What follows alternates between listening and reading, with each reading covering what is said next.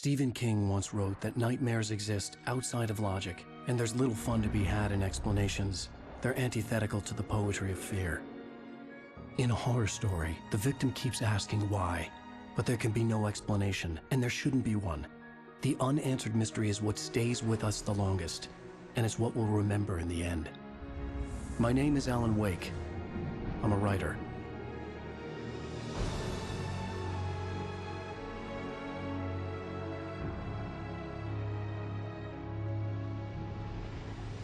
I've always had a vivid imagination, but this dream unsettled me. It was wild and dark and weird, even by my standards. So yes, it began with a dream. Following a typical nightmare pattern, I was late, desperately trying to reach my destination, a lighthouse. For some urgent reason, I couldn't remember. I'd been driving too fast down a coastal road to get there.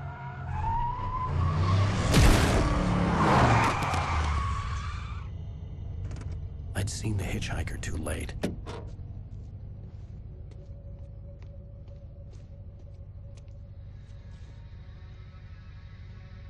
He was dead.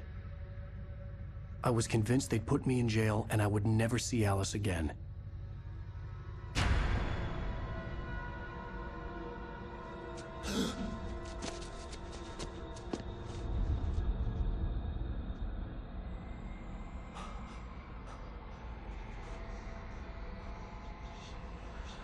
Suddenly, his body was gone. I was in shock from the crash. I could hardly stay on my feet.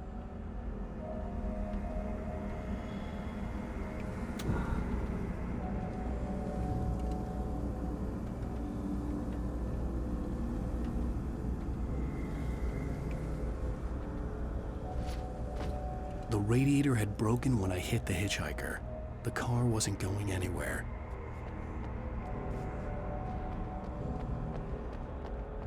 I was certain I had just driven from this direction, but now the road was blocked.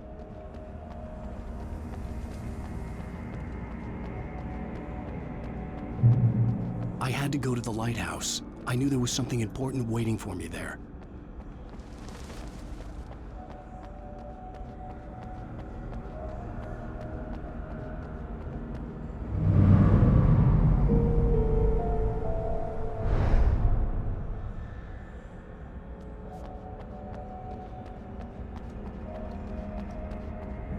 The bridge had collapsed.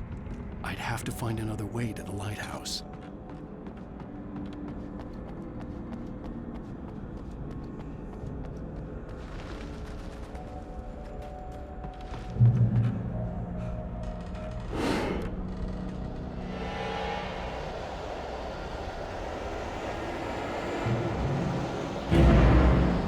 You don't even recognize me, do you, Ryder? You think you're God? You think you could just make up stuff? Play with people's lives and kill them when you think it adds to the drama?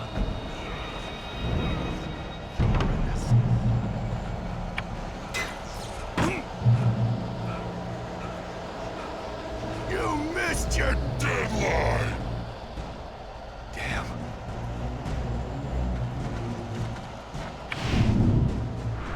You can't stop me!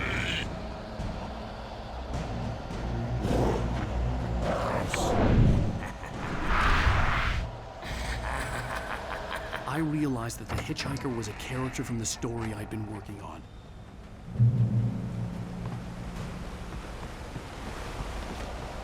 How does it feel to die by the hands of your own? Please.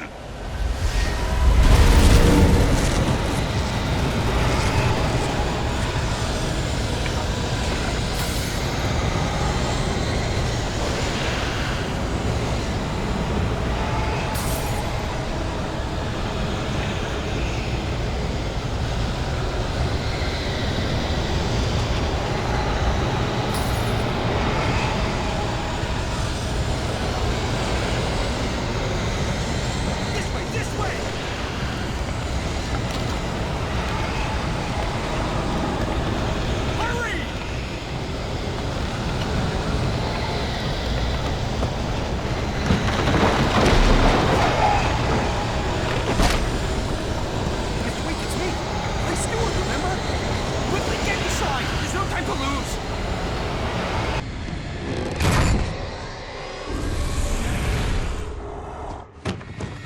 no! Stop! No! Damn it, die! No! No! No!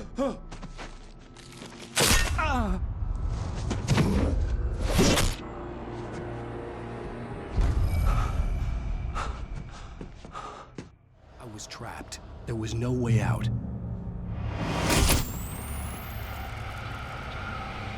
Die, die, die, die, die, die, die, damn, die.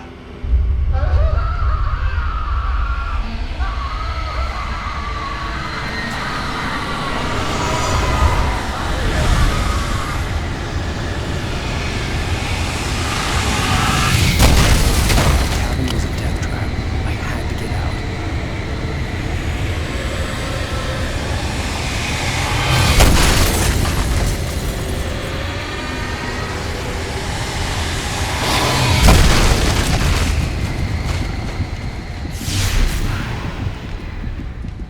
Follow the light.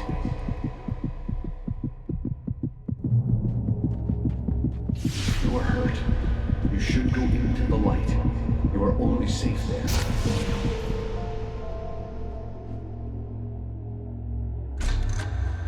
Well done. I have something important to tell you. It goes like this. For he did not know that beyond the lake he called home lies a deeper, darker ocean green, where waves are both wilder and more serene. To its ports I've been. To its ports I've been. Do you understand?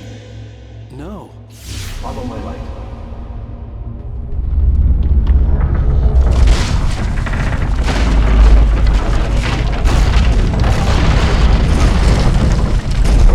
I entered your dream to teach you.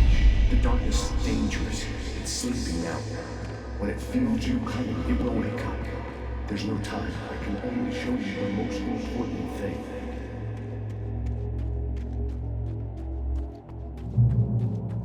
This way. There's no time.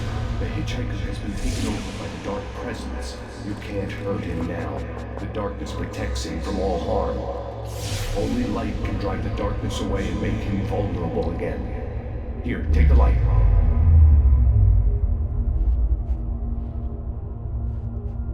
Turn your flashlight toward him and burn the darkness away.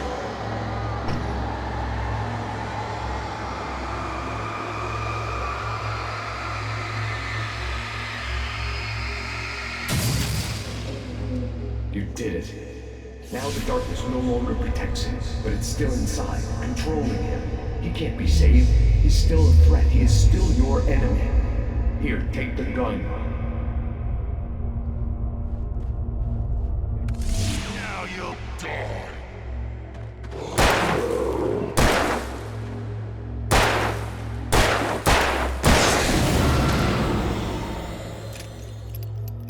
Good. You've done well. Remember what I've taught you. That is all. I will give you back your dream now. In the nightmare, a terrible darkness was taking over the world. The lighthouse was the last safe place on Earth.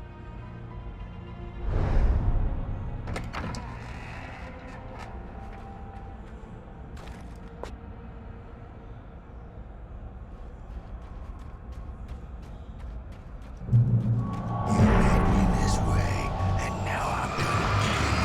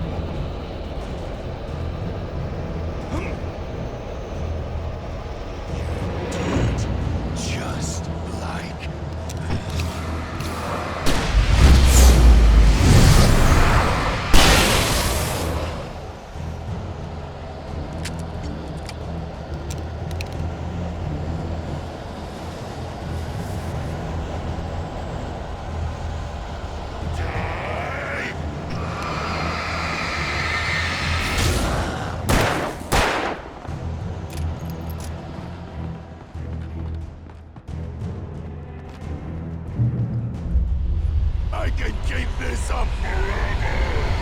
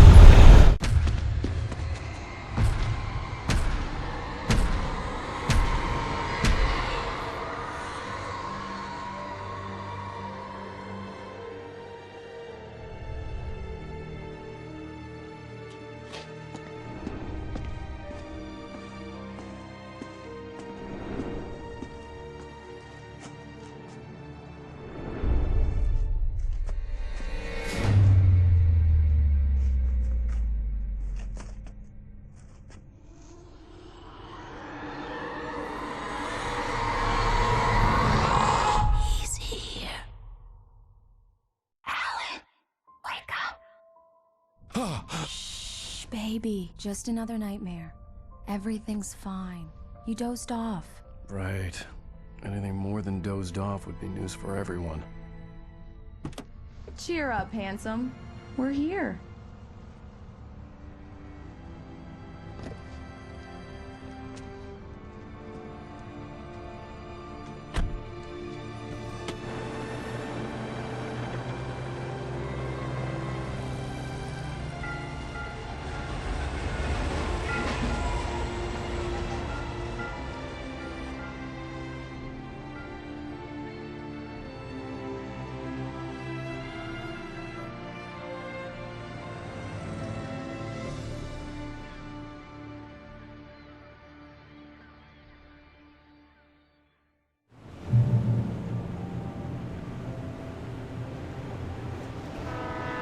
Let's act like we're on vacation. Go stand next to that old gentleman there. I want a shot of you with the town in the background. Sure. I'll even give you a title for the shot. A city boy, moments before he got eaten by a bear. Hi. Hello there. You picked a good time to visit our town. Deerfest is just 2 weeks away. Deerfest, huh? Did you hear that, honey? You have a lovely wife. If you don't mind me saying. I'm Pat Maine, by the way. Nice to meet you. Yeah, I'm Alan Wake. I won't pretend I don't recognize a famous writer such as yourself, Mr. Wake. A pleasure. I'm an avid reader myself. I hope this isn't too presumptuous of me, but I'm the night host at the local radio station. Any chance I could get an interview? Look, Mr. Maine, I'm on vacation. In fact, I'd appreciate it if we could keep my being here just between the two of us. I'm sure you understand. Fair enough. You can trust me to be discreet. Not a hard man to track down if you change your mind, though. I hope you two have a lovely holiday. Very nice. I got a couple of really good ones. So you made a friend. That's cute. Right. Yeah? Hey, bestseller. How's my favorite writer? Are you there yet? Barry. Yeah. We just got here. Are the locals giving you trouble? Just say the word and I'll hop on a plane and come make sure that you're left alone, Al. No, Barry, we're fine. Great, great. Just want to make sure you can relax and recharge. So, how is the place? Has it gotten your creative juices flowing? Barry, we're just settling in. Okay, Al. Damn I'll call back yuppies. later to make sure you're doing okay. And you call me if there's a problem, okay? Okay. I'm just looking out for you, buddy. Talk to you later. I love you too, Barry. Let's see who has the last Every laugh. 5 minutes. Barry is Barry. I can always turn off the phone. What did I tell you? Text message from Barry. He says hi to you too. Alan, we're here. Come on, let's get back to the car.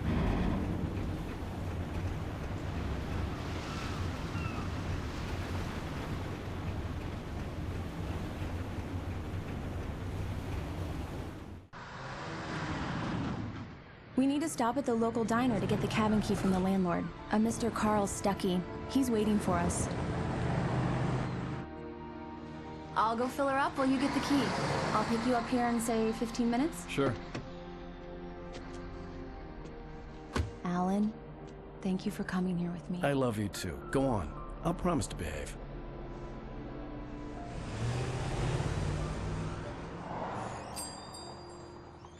I'd forgotten there were still places like this.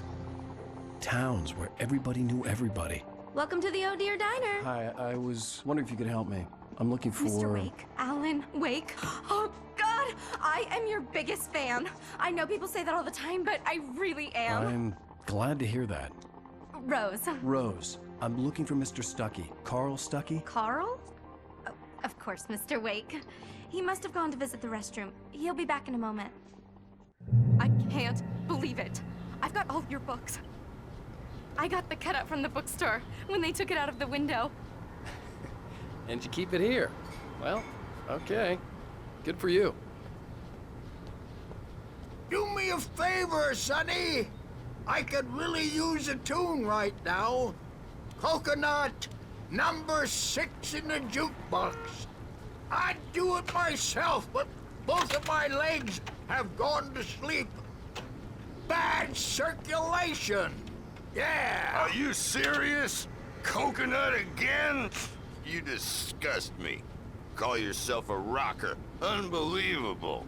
Ha! It does that. Get stuck. Yeah, you need to give it a good solid whack.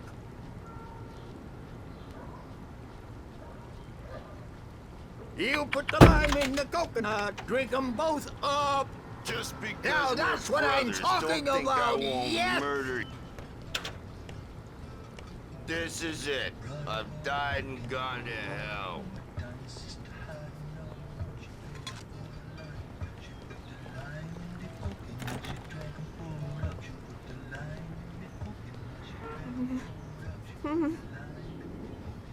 Don't go in there, young man.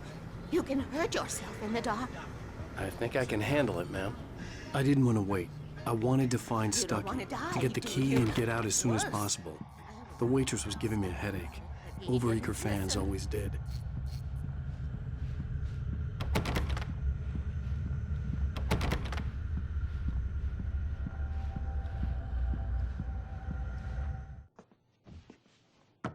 Hello? Mr. Stuckey? Carl couldn't make it. Unfortunately, he was taken ill. But I have the key for you and instructions on how to get to the lake. Okay. I wish you a good stay in my cabin. I'll come by later to check how you've settled in. And to meet your wife. I insist. Thanks.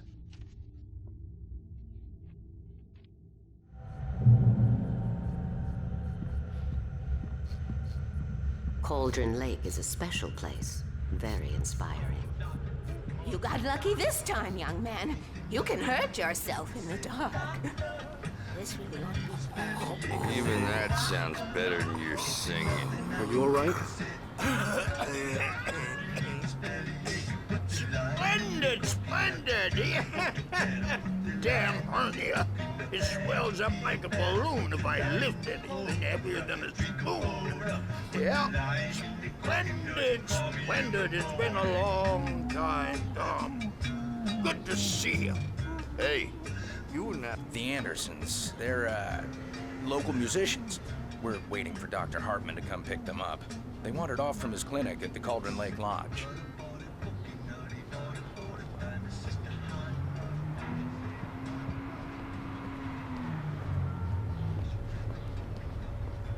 I'll be heading back to work as soon as Dr. Hartman gets here, Rose. Bye, Mr. Wake.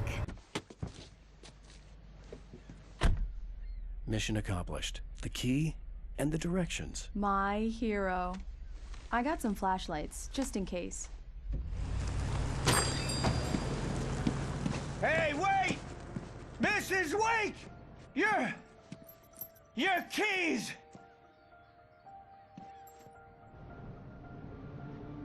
That diner was a real nut house.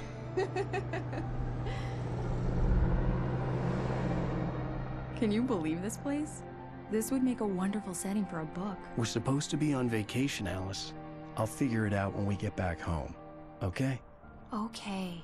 We can talk about this later. Pat Main here on KBFF. I didn't want to talk about it. I wanted to bury my head in sand. Here's another one of my favorites to go with it. Once upon a time, I was a successful writer, but that was a long time ago. I hadn't been able to write a word in 2 years, not since my last book. And now the weather.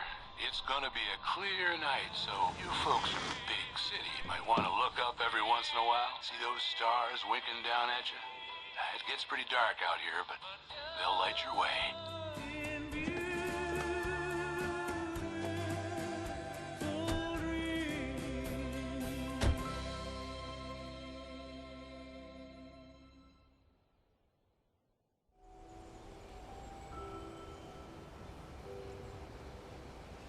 Wow. It's gorgeous, Alan. It's something, all right. Don't worry, honey. I'll get you inside safe and sound before it gets dark. And I've got the flashlight. I know. I'm okay. Alice had a phobia, the fear of darkness. I wanted to make sure we were inside with the lights on before sunset.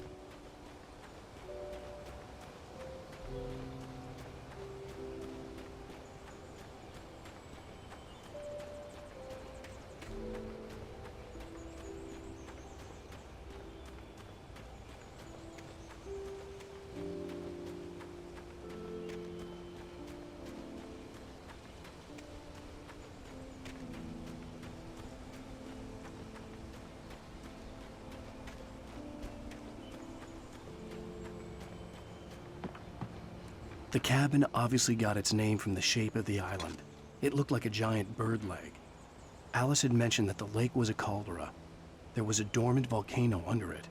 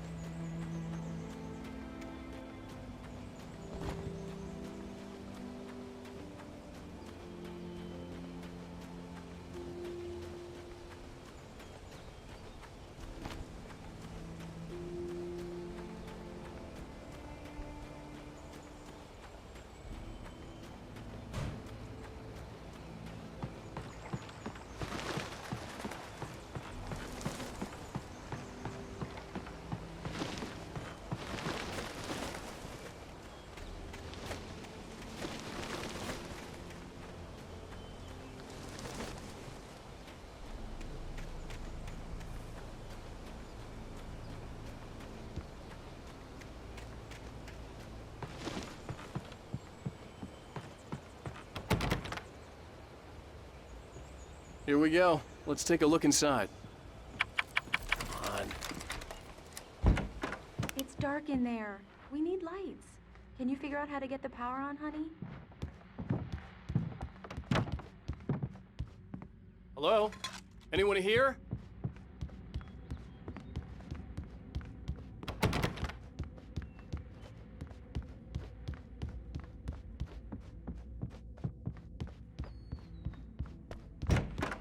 For a moment, the oppressive feel of the nightmare I had seen on the ferry returned. Damn.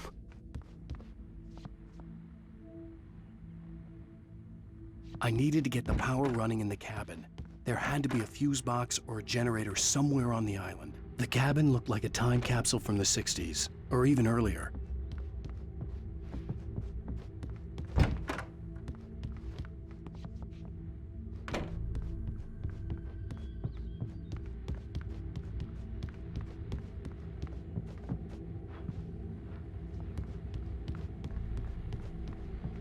The power cable goes to that shed over there.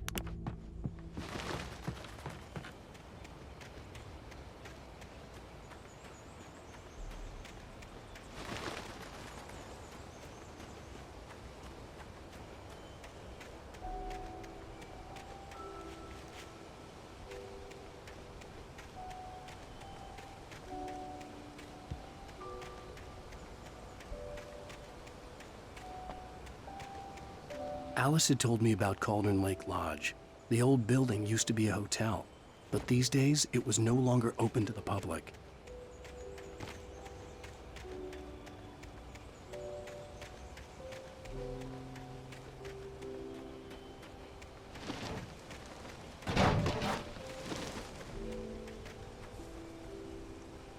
An old generator had been connected to the power cable.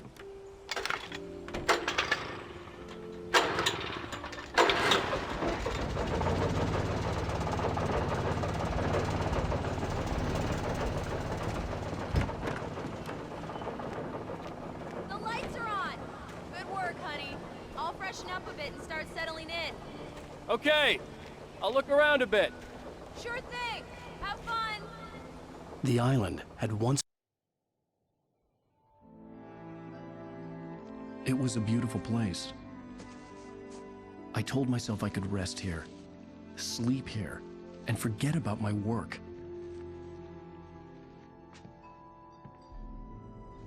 I thought we could be happy here. For a love story.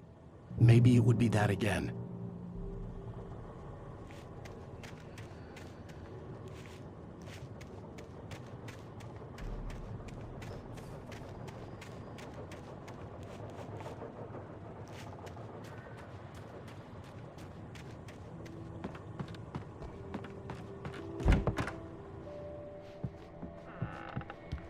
Alice? Honey? A shoebox filled with books by Thomas Zane sat on the shelf. I'd never heard of him before.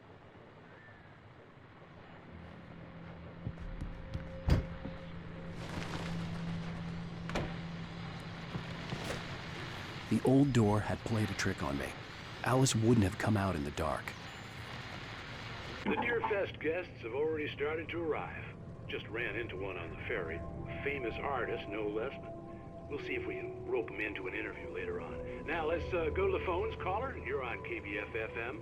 Hi, Pat. It's Rose. Why, hello, Rose. What's on your mind? I know who that famous artist was. It was Alan Wake, wasn't it? He's my favorite writer. Well, Rose, I just saw him at the diner. Oh, I am so excited he's here. I'm sure he's glad to be here, too. Well, folks, I guess the secret's out. Pat Maine on KBF-FM.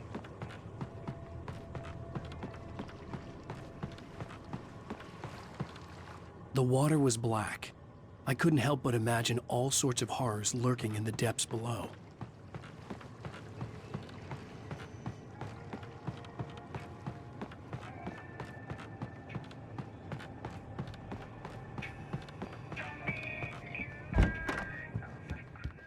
Alan, I'm upstairs.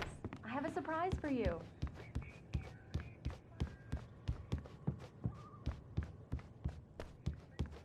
Well, hello there.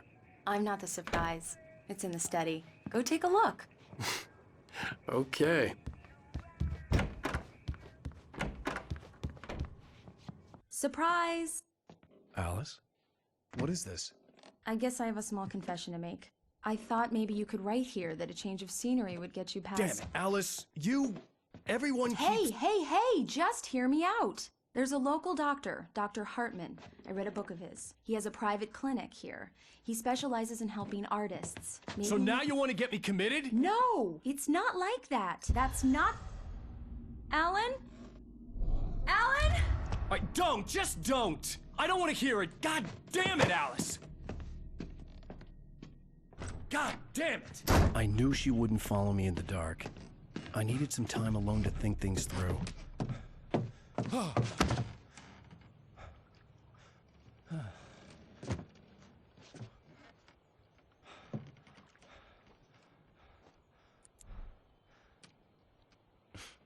Damn it.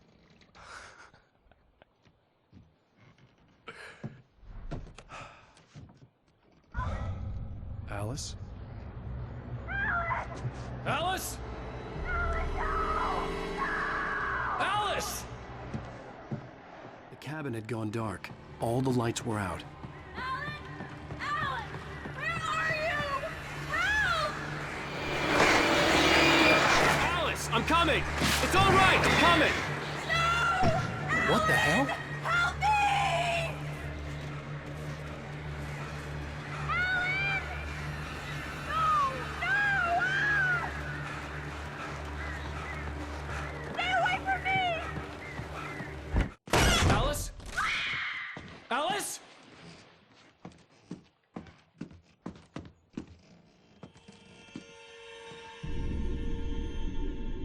Oh, no!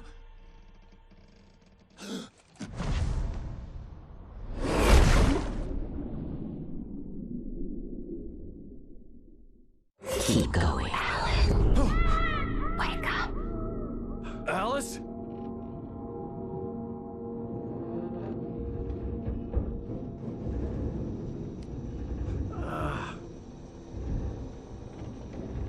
Waking up in the crashed car felt like I had woken from one nightmare and entered another. I couldn't remember how I got there. All I knew was that something terrible had happened to Alice. The phone was dead. I'd have to find help on foot.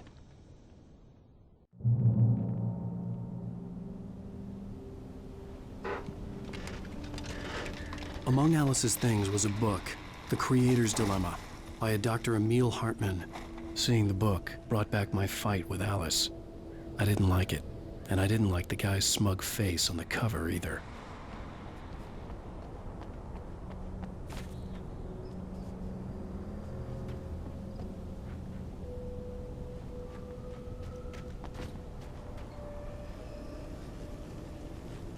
The gas station was my best bet. They'd have a phone I could use. It looked like a long hike through the forest to get there.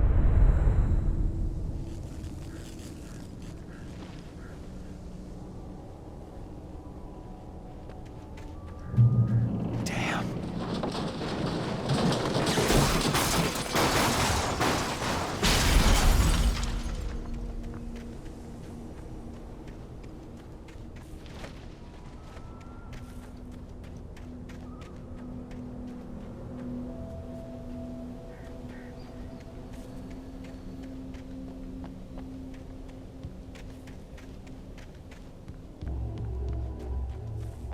Hello?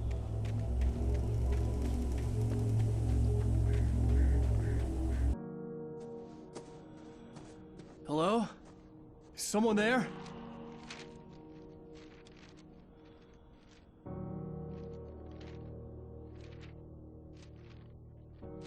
The loose sheets of paper were pages from a manuscript entitled Departure. That was the name I planned to use for the next novel I had never gotten started. I was named the author. I hadn't written it. I couldn't remember writing it. In the scene on the page, the hero was attacked by an axe murderer in the woods at night.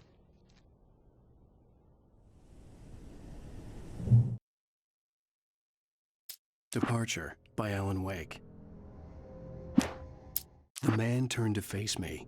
His face was covered in shadows. It was hard to make him out in the darkness of the forest that surrounded us, but the axe he lifted was plain to see. It glistened with the blood of his victim. He grinned madly. The shadows were alive, distorting his features. It was a scene from a nightmare, but I was awake.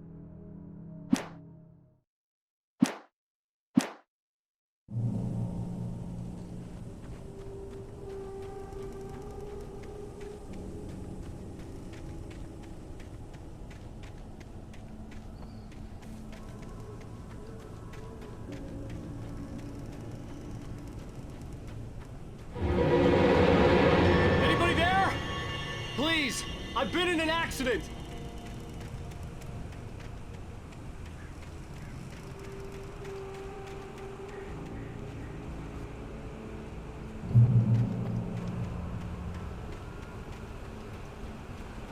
The lights up ahead were a good sign. Maybe I wouldn't have to hike all the way down to the gas station to find a phone.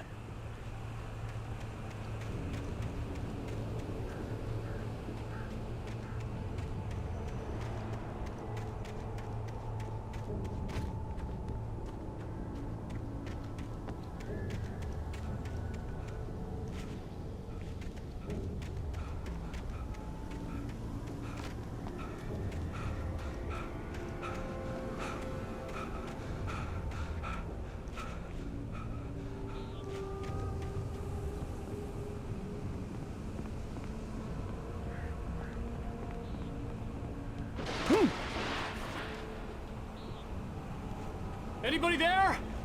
Please, I've been in an accident!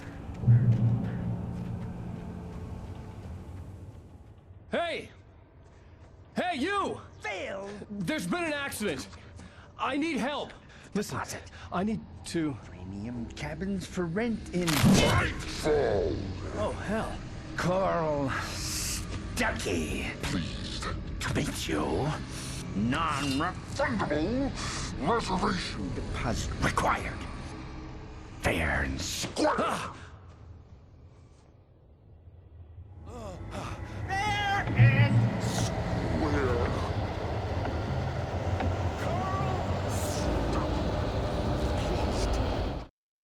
The Taken stood before me. It was impossible to focus on it, as if it stood in a blind spot caused by a brain tumor and eye disease. It was bleeding shadows like ink underwater, like a cloud of blood from a shark bite. I was terrified. I squeezed the flashlight like my life depended on it, willing it to stop coming any closer. Suddenly something gave, and the light seemed to shine brighter.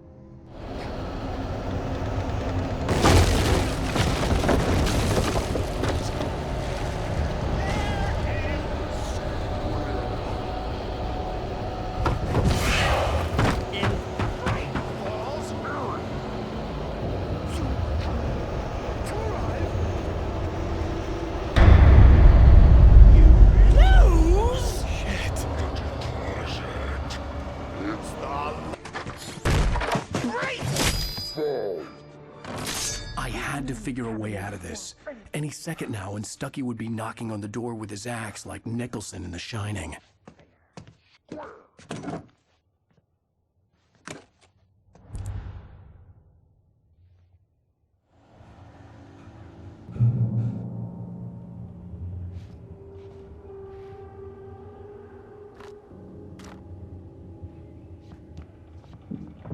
During your trying walking, it's the latest thing in Yes. Bright Falls Sheriff Station. Hello? One stone.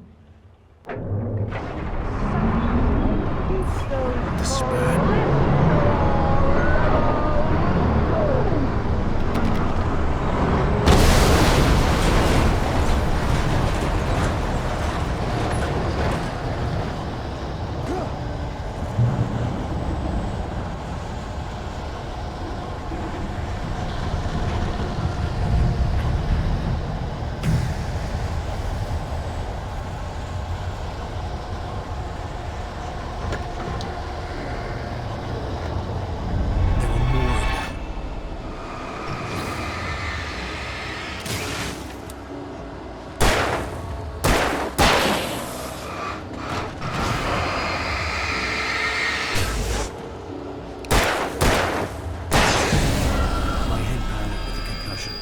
I'd never fired a gun outside a shooting range, and now I just killed someone.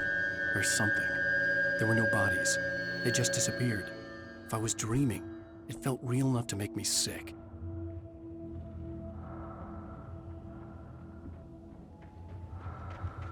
Eerie hand-painted graffiti was revealed by my flashlight. Someone had hidden a chest of supplies near it.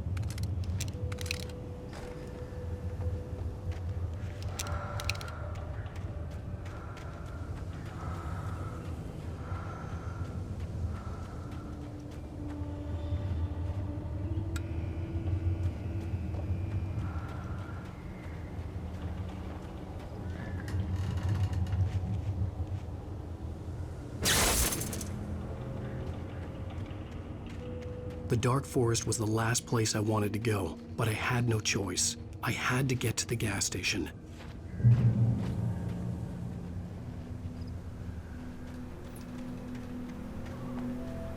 It's rabbit season.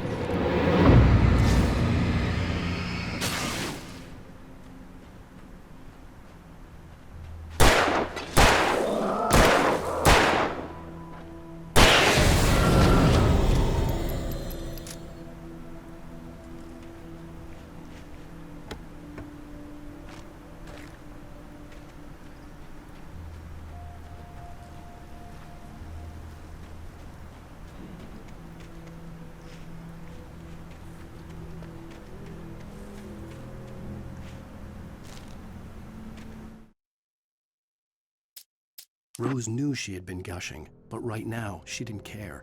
As far as she was concerned, her brief meeting with Alan Wake was literally the high point of her life. She watched as he got in the car with his wife. She was pretty, confident, at ease with Wake. Not like Rose. They were perfect for each other. She'd have given anything to be called their friend.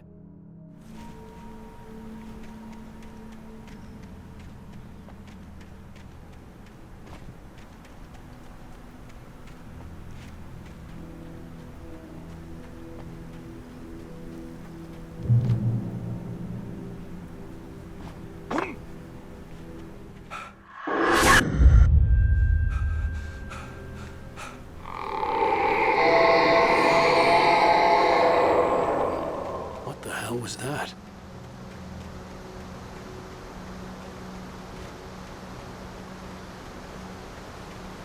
When I saw the river below, something uncoiled itself inside my head. I realized that I'd have to find a way across. I didn't even want to look at the water.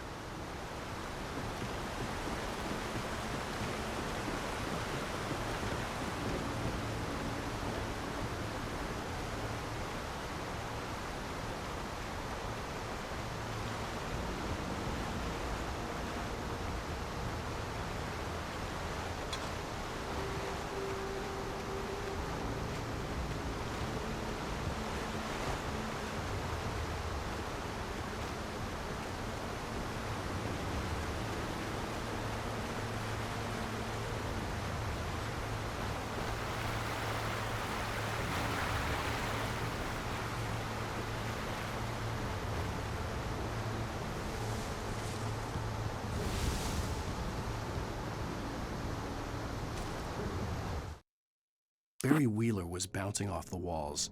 He jumped on a plane after his calls were ignored by both Al and Alice for several days. It could mean that they were both on a second honeymoon, but Barry didn't buy it. Al had been way too unstable for that, not sleeping, messed up.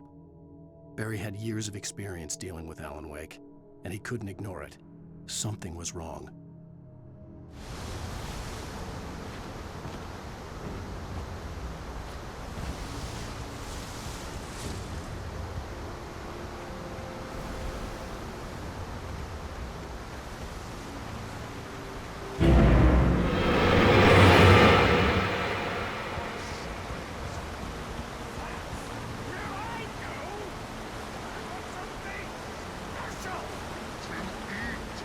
Stucky was still out there, in the dark, stalking me.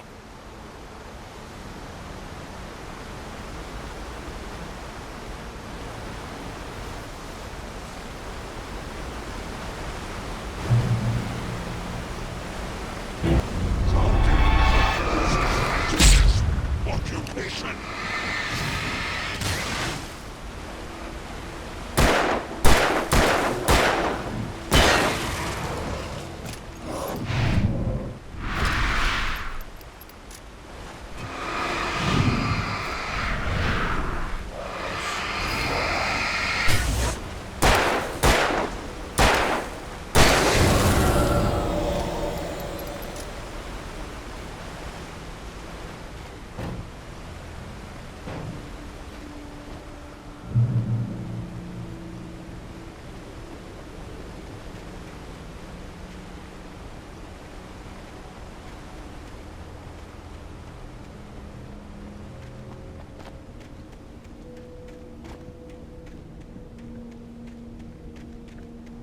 The staircase was broken. I had to make my way up some other way.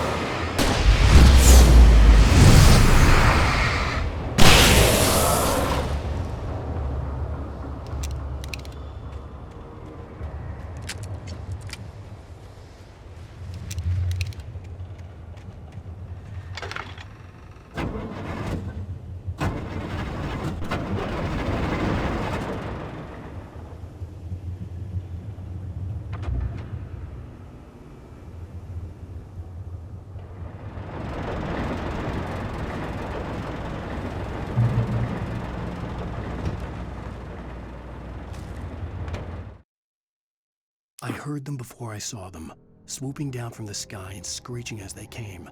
I spun around just as the cloud was upon me. For an instant, I stared into 100 dead eyes, black pearls glittering in the darkness. I raised the flashlight and the swarm exploded like fireworks. Feathers burned, turned into ash. I couldn't hear my scream above theirs.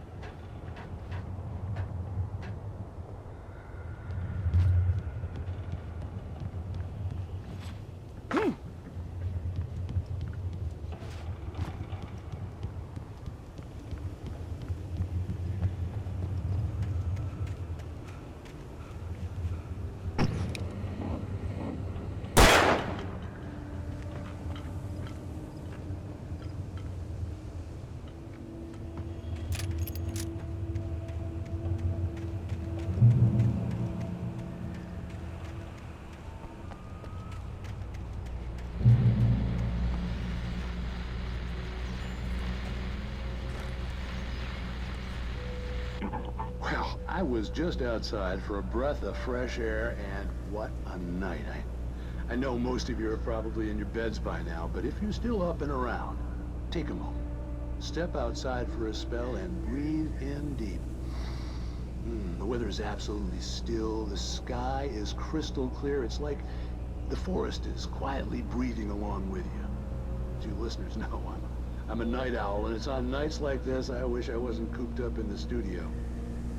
Makes an old man like me wish I could just roam wild. But here I am, and it would keep you company all night long if I weren't. It looks like I'm not the only one staying up late. Caller, you're on the air. Hey, Pat, it's Maurice Horton. Hello, Maurice. What are you up to? Well, I was just taking Toby on his walkies. Oh, isn't it beautiful out there? Sure, but Pat, the reason I called is that Toby heard something rustling in the undergrowth and took off after it, and I couldn't find it. Probably a rabbit. Sure. Toby loves rabbits. Well, sure. Anyway, I figured that, if anyone runs into Toby, they could grab him. My number's on his collar. And Toby's a friendly dog? Toby loves people. Usually he comes back, but we were pretty far from home, and it sounds like he went pretty wild there. Great dog, but just too dumb for his own good. Well, Maurice, it's out there now. Hope Toby comes home soon. Yeah, thanks. You have a good night now.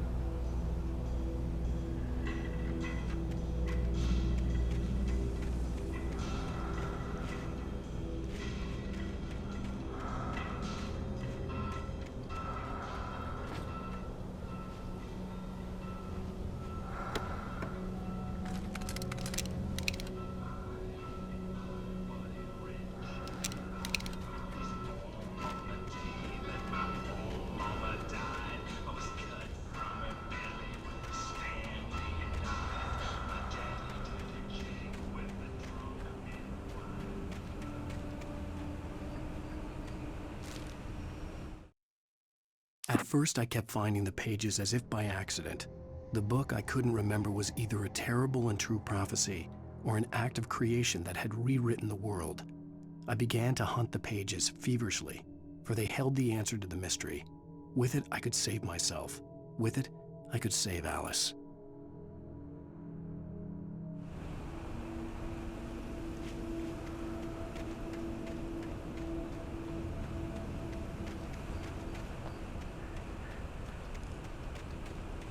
The gas station was closer now, its light welcoming in the darkness. Paul makes the best dogs in the state. Belly Burster is the best with Monster Dog is second best. The famous dog is...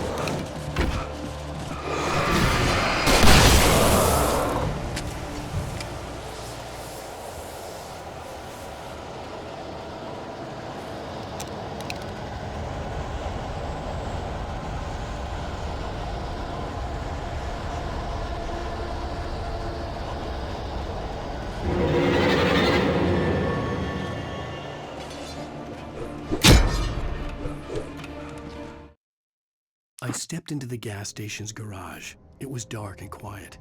The place was a mess. It looked like someone trashed the place or that there'd been some kind of fight. Light spilled into the room through an open door at the back, and I made my way toward it. Without any warning, I was blinded by a bright light.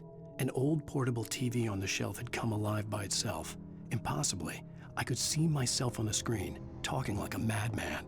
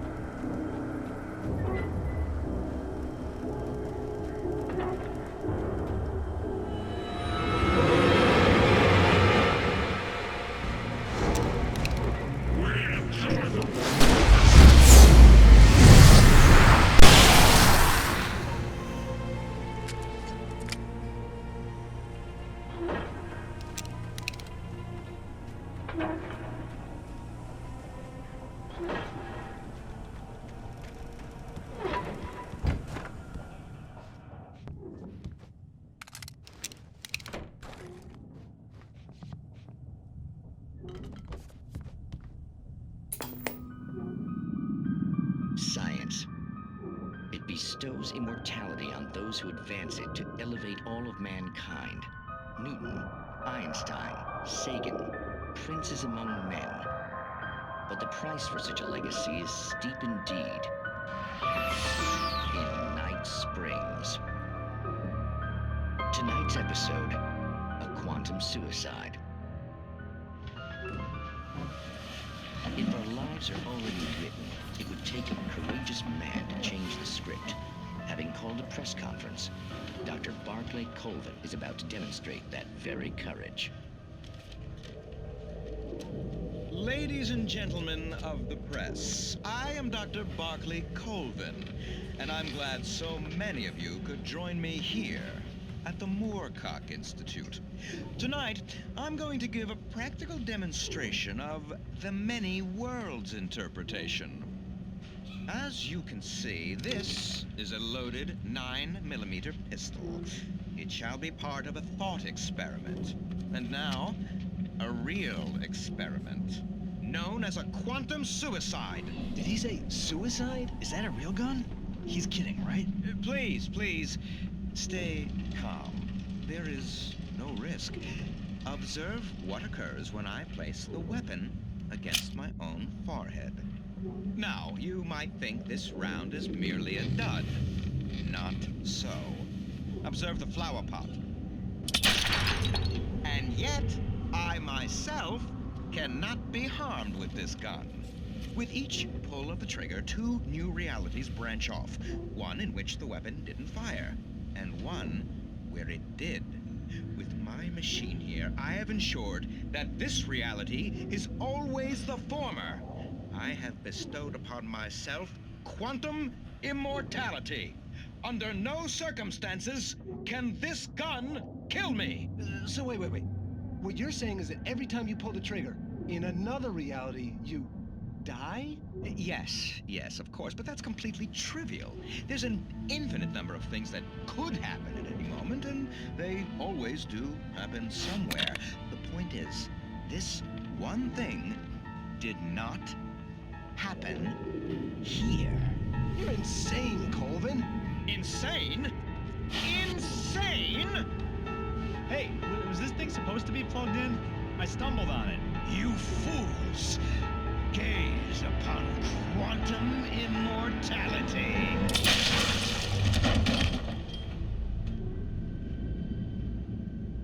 Poor Dr. Colvin, felled by his own hubris or the ignorance of the masses. Perhaps he should have left the crate unopened, the decaying atom unobserved. Curiosity often kills the cat. Night Springs.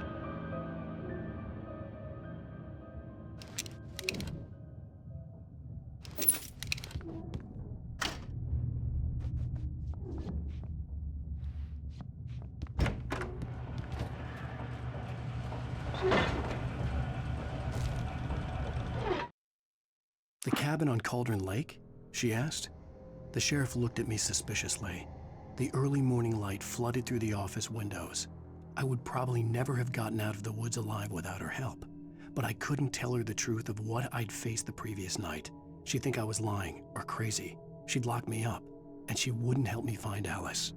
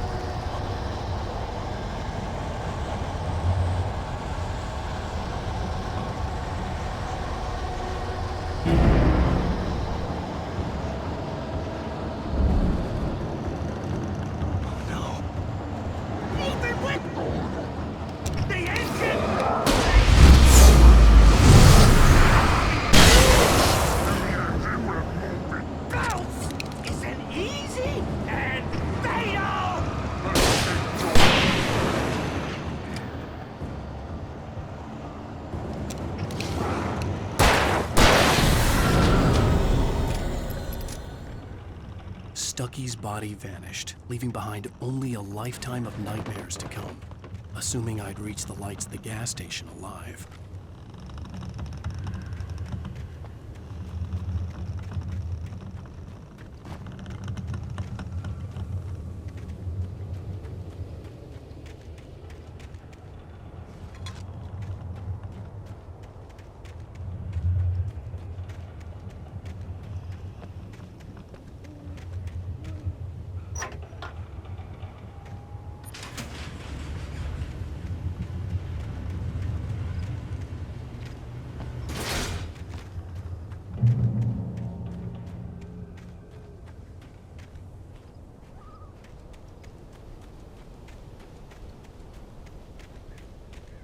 I recognized the parade float I had seen in Bright Falls when I first arrived with Alice.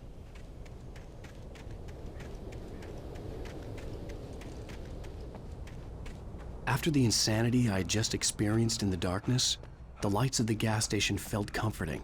At least for a moment, the sane world reasserted itself.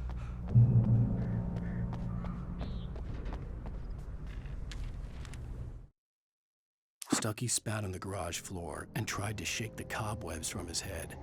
Ever since the couple never showed to pick up the keys, things had been fuzzy. Something, a feeling, caught his attention. Stucky looked up and stared as his brain tried in vain to process the horror before him. He stumbled back, knocking over a can of oil. A black pool spread across the floor while he struggled for a brief moment, then let go as the unrelenting darkness engulfed him. The Deer Fest had been 2 weeks away when we arrived. If the day count on the banner was right, I was missing a whole week between the night we got here and now.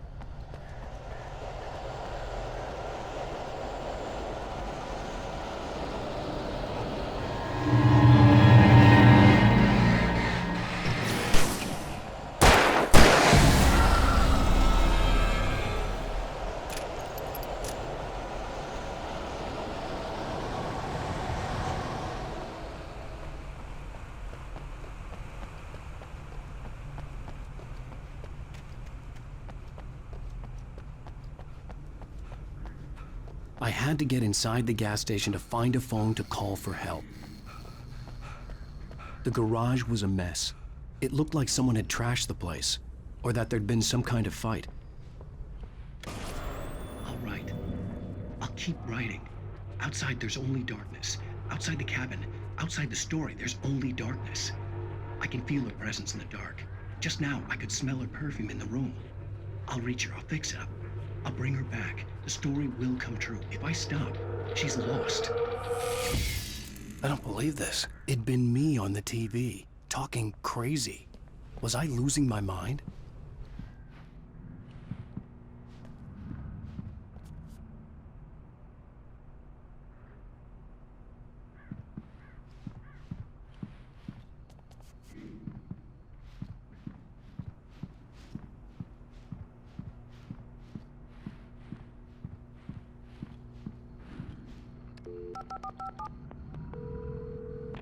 Bright Falls Sheriff Station.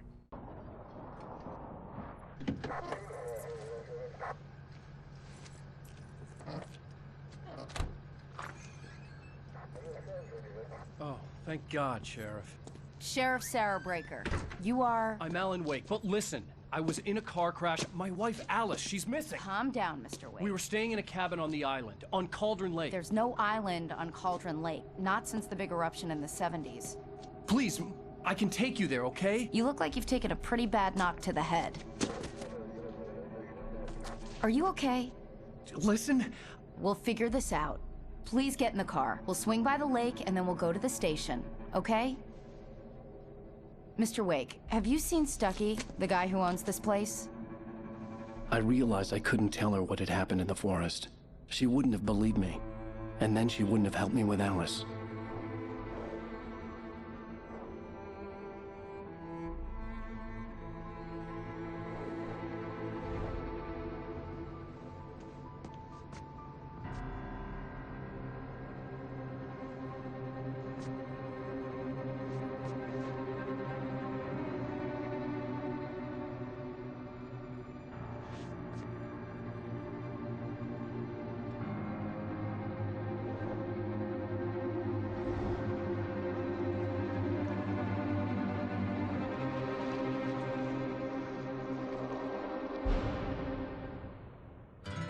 A candy-colored clown they call the Sandman tiptoes to my room every night, and just to sprinkle stardust. Previously on Alan Wake. I came to Bright Falls with my wife, Alice. Thank you for coming here with me. I thought maybe you could write here. I don't want to hear it! God damn it, Alice! Now, she's missing. Alice? Alice? I woke up behind the wheel of a crashed car. I'm missing a week. I was attacked by shadowy men straight from a nightmare. The sheriff took me to the lake Alice and I had stayed at. But the cabin had disappeared.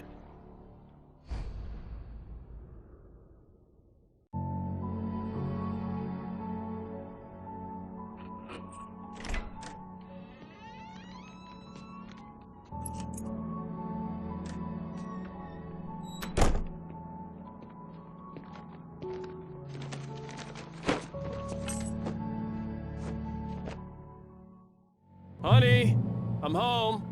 Back here, sweetie. How was it? Worst weather I've ever seen. You should put some coffee on. It'll warm you up.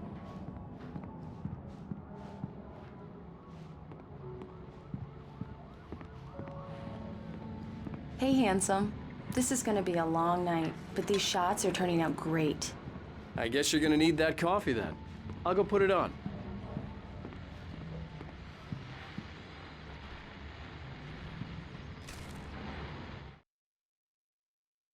It's true what they say about the fall and the sudden stop at the end. I'd lain here in the snow while the lurid chain of scenes that had led me here kept playing in my head. A rerun of my own private snuff movie. A memory of my corpse. Alone at my own wake. Thinking in metaphors again. The femme fatale was gone. Only a sour taste remained of the kiss that killed me. This was a late goodbye. 13 years after I'd gotten my revenge, it had finally caught up with me. It had been a long time to bear the pain.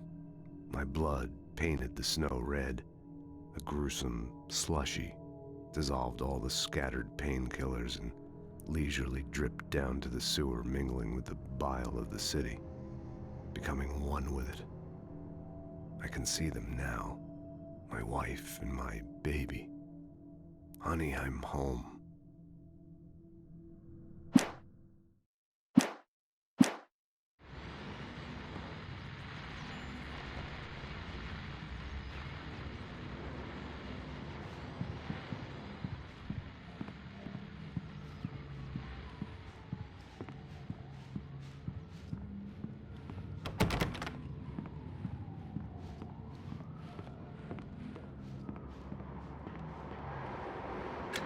Coffee's on.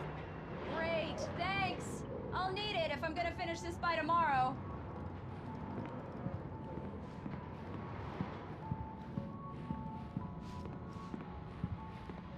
Oh, hey, I just finished those cover mock-ups. They're on your desk. Tell me what you think. No kidding. I didn't think you'd get them done this quickly. On occasion, I can perform all sorts of miracles, my dear. These look really good. Oh, sure, until Barry gets his hands on them. Which, by the way, will happen over my dead body.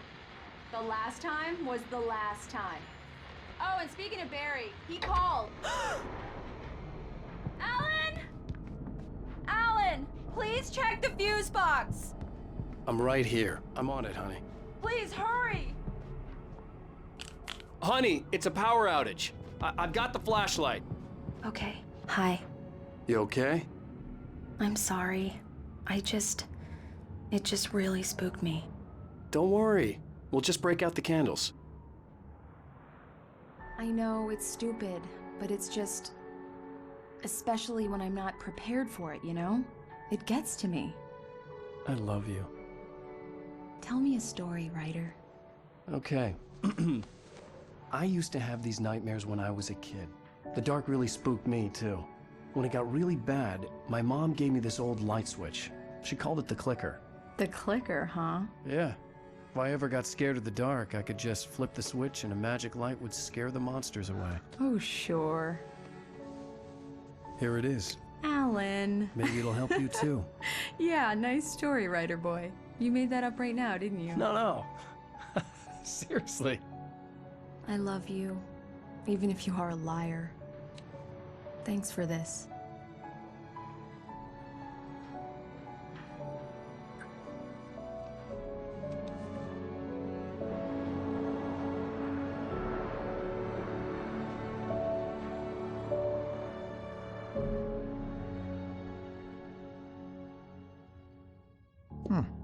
How do you feel, Mr. Wake? Any nausea, disorientation, anything like that? Mr. Wake, how are you feeling? I'm okay. My head's fine. I had to lie about my headache and memory loss. He'd send me to a hospital for tests. I couldn't leave without Alice. Very well. I don't think you have a concussion, but you've obviously been through quite a shock. You should take it easy for a couple of days. Thanks. Well then, Mr. Wake, we're done here. If the pain gets any worse or you experience any other symptoms, you should come see me. I'll let you get on with it then. Sarah, Sheriff Breaker, is waiting for you. She's very good at her job. I'm sure she can locate your wife in no time. Doc Nelson was the image of a small-town doctor. Sheriff Breaker had called him to the station to take a look at the cut in my head. I'm sorry you had to cut your morning fishing short for this, Doc. Oh, she's a beauty, ain't she? Not the biggest I ever caught, if you can believe that coming from an old fisherman like me, but she's right up there. Now, she's a largemouth bass, which is what you're after if you prefer a lure. Now, if you want either trout or salmon, on the other hand, then it's fly fishing for you. You a fishing man, Mr. Wake? Oh, doesn't really matter, I suppose. But it can be very relaxing out there. You can't get me off the water this time of year. Closest thing to heaven. I'll take your word for it, Doc.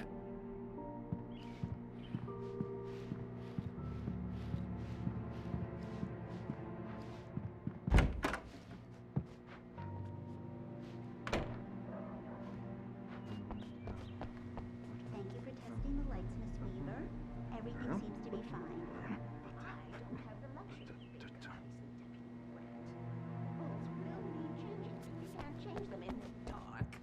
I'll be sure to take care of it, Miss Weaver. Have a nice day now. Very good. I'll come back later on to remind you, just in case. Mr. Wake, the sheriff is waiting for you in her office down the corridor.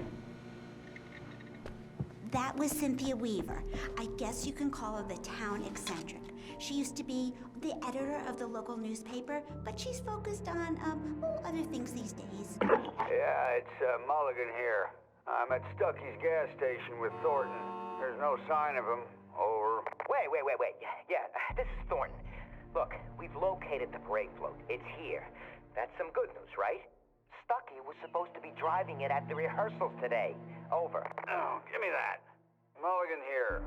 Looks like someone really thrashed the garage. Over. Okay, roger that, guys. Keep looking for Stucky. Jane's out.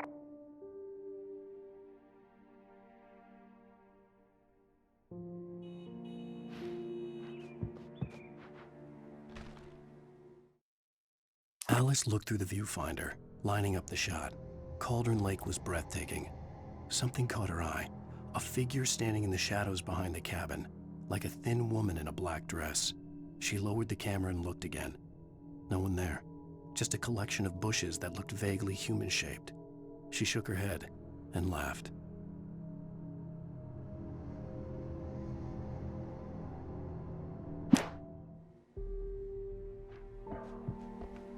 The sheriff wants to see you in her office, Mr. Wake.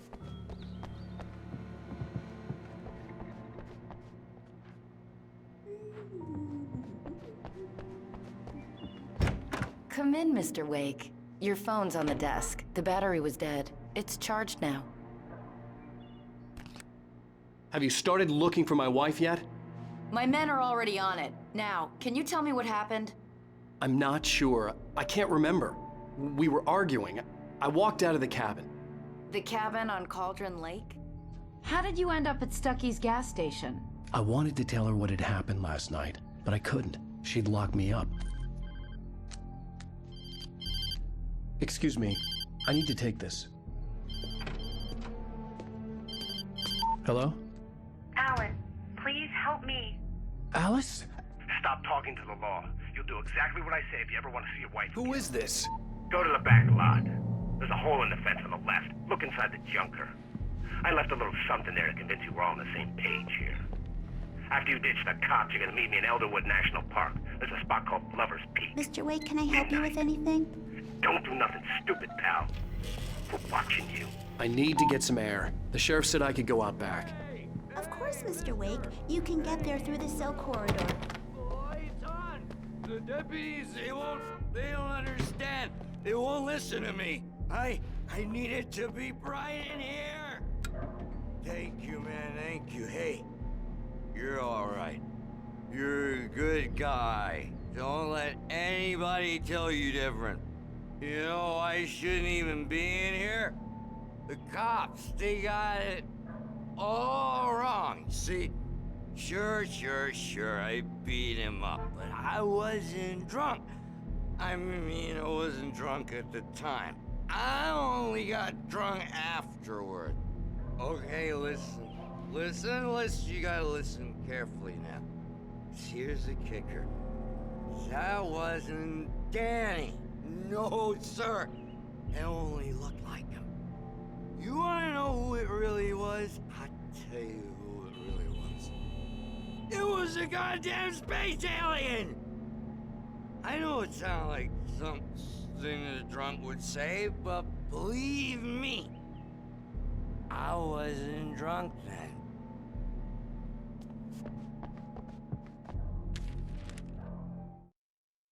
In spite of its human mask, to describe the dark presence as intelligent would have implied human qualities on something decidedly inhuman. Nonetheless, it found the one spot in the diner that was dark enough. Some light spilled into the corridor, ravaging it. But it took the pain. Horrible as it was, the writer would soon fix that. He would be coming to the one place where it still had power.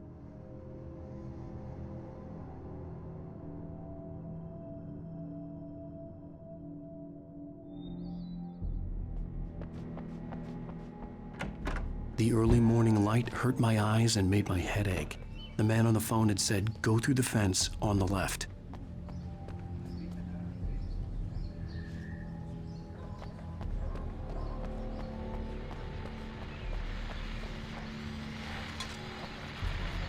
Well, folks, it's been another long night, and it's about time for me to sign off for a while. God knows I need my beauty sleep. Just one more item before I go. It's been a busy night for the sheriff's department. We've had a few broken windows, even a report of shots fired on Main Street. Deputies Mulligan and Thornton had to deal with two intoxicated young men who were celebrating the completion of their Deer Fest float. Now, folks, we get this every year. I know it's exciting that the big day's almost here, but let's save it for the party and leave the gunplay for the shooting competition, huh? There's no point in getting all worked up yet.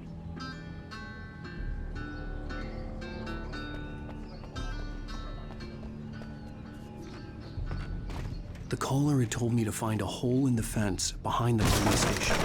There was something for me in an abandoned car.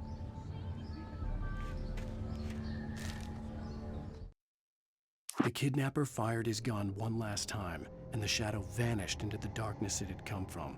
See? Nothing to it, Wake. The thought of Alice in his hands was revolting. We stood on the wooden platform of Lover's Peak, the waterfall on the mountain behind us, the lights of the radio mast blinking red in the heights above.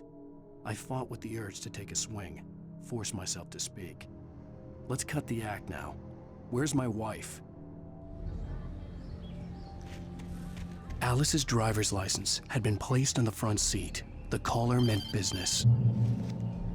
Barry? Ow! Ow! Thank God! Where the hell have you been?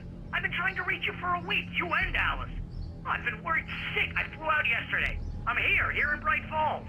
Barry, listen to me. I'm at the sheriff's station. Come and get me. I can't talk now. Al, what the hell is going on? I had to get the sheriff to let me go. I needed to get to Elderwood National Park to meet Alice's kidnappers.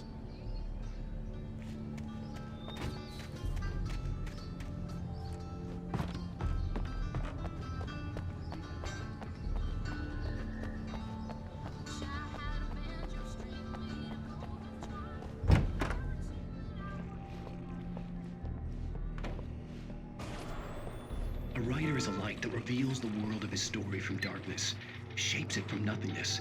The way a sculptor carves a statue from a block of granite.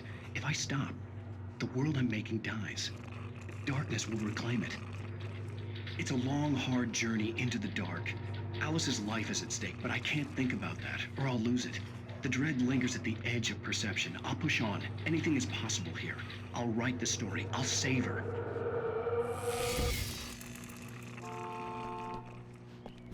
Marvelous, Sarah. I just wanted to settle all the damage the Anderson brothers might have inadvertently caused on their recent and regrettable little outing. They are not accountable for their actions, of course. I can assure you that my staff has been reprimanded. Tor and Odin never caused any trouble to anyone when they were still living at their farm. Indeed. All we can do is to slow down the progress of their dementia.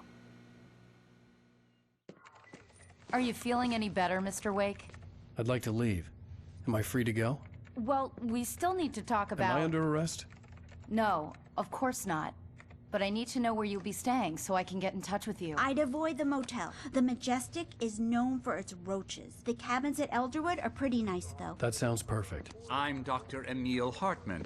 I'd like to invite you to stay at Cauldron Lake Lodge. Did you talk to my wife? I had the pleasure of discussing your situation with her on several occasions. Did you set something up with her? I invited her here. My clinic is a place where... Oh! Hey! Oh, my! Take it easy. Hey, nobody move! Get your hands off of my client! Who are you? I'm Barry Wheeler, his agent. If you have business with Mr. Wake, you talk to me. You yokels won't know what hit you once I sick my lawyers on your asses. No harm done, Sarah. I'm all right. I don't want to press charges. Mr. Wake, my offer still stands. Get me out of here. What the hell was that about, Al? We don't need a replay of that thing with the paparazzi. I thought they were gonna lock you up. I had to talk to someone. I told Barry everything. He thought I was certifiable, but when he heard about the manuscript, I had him. The fact that I'd written something, even if I couldn't remember it, was enough for him. He smelled money. And he believed that Alice had been kidnapped. Anything beyond that was another story. I had a midnight appointment with the kidnapper in a place called Lover's Peak, somewhere in Elderwood National Park. The plan was to rent a cabin. I don't like it, Al. I don't like any of it. It's not good. In fact, it's the absolute opposite of good. Mr. Wake! Barry, you found him. Hi, Rose. Oh, wow. I was just thinking about you, too. Great. I was just bringing Rusty some coffee. He's on the balcony, looking after Max. Poor thing. I really need to go. Great to see you again, Mr. Wake. Later! Who's Max?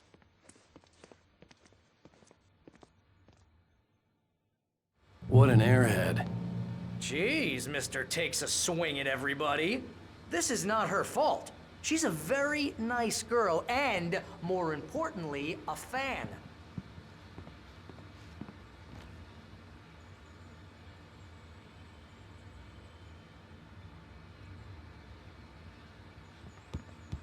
Seriously, Al, what you were saying in the car, just listen to yourself.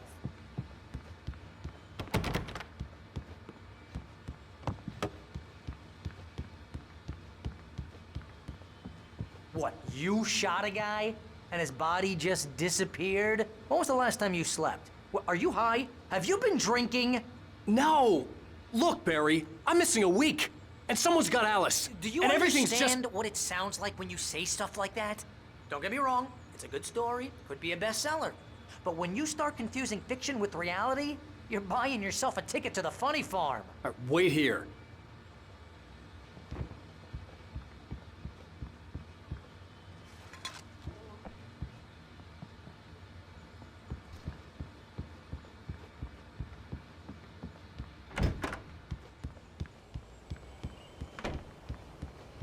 Easy there, boy.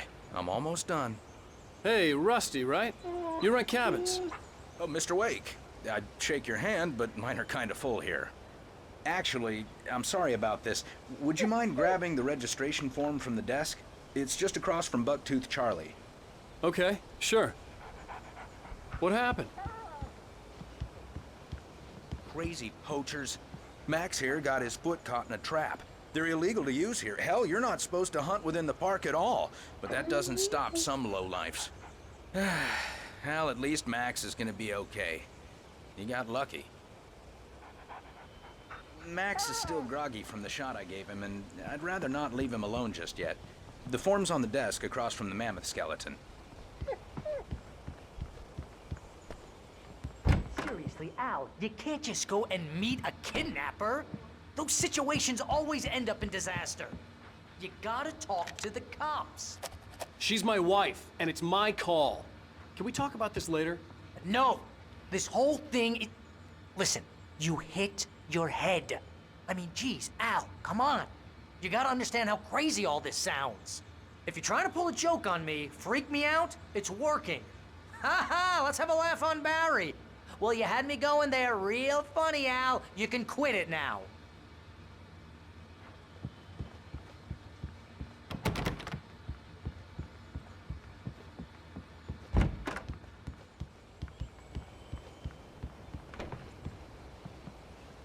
I think this is the form you wanted. And here are the keys. Okay, you're all set, Mr. Wake. Glad to have you staying here. Thanks. Can you tell me how to get to Lover's Peak? Oh, sure. It's at the end of the nature trail. Just follow the paths, you'll get to it eventually. It's an easy walk.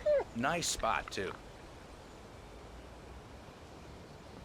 If you have any trouble finding it, just keep your eyes on the radio mast. It's right below that.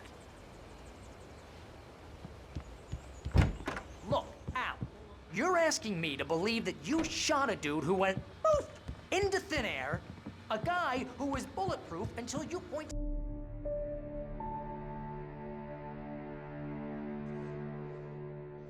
That's just crazy talk, Al. Al? Al? We should go to the sheriff or call the FBI. Damn it, Barry, they'll kill her! This is not a goddamn debate, Barry. I'm going to Lover's Peak. He said to come alone. Okay then. I understand. You're my best friend, and I'm worried that you're not right in the head. Tell me what to do to help, and I'll do it. You stay here, and if I'm not back by morning, call the cavalry. Achoo! Achoo! Just be careful with the natives, Al. These yokels are dangerous. Everybody hates a tourist, or it'll be deliverance all over again. Achoo!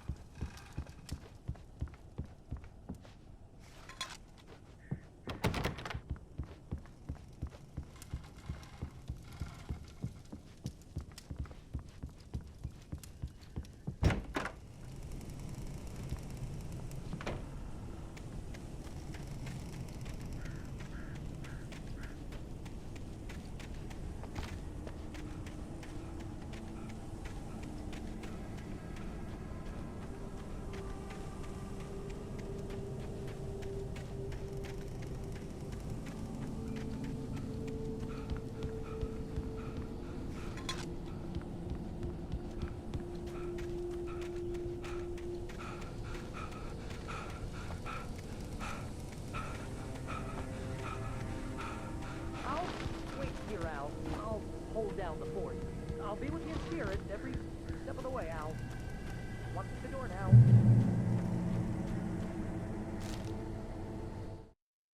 Barry had never gotten along with Alice, but he knew Alan loved her with an almost frightening intensity. And now something had happened to Alice. And here was Al armed with a gun and saying things people got put in padded cells for. It was as if his friend had experienced a massive psychotic episode and was now totally disconnected from reality. It scared the shit out of Barry.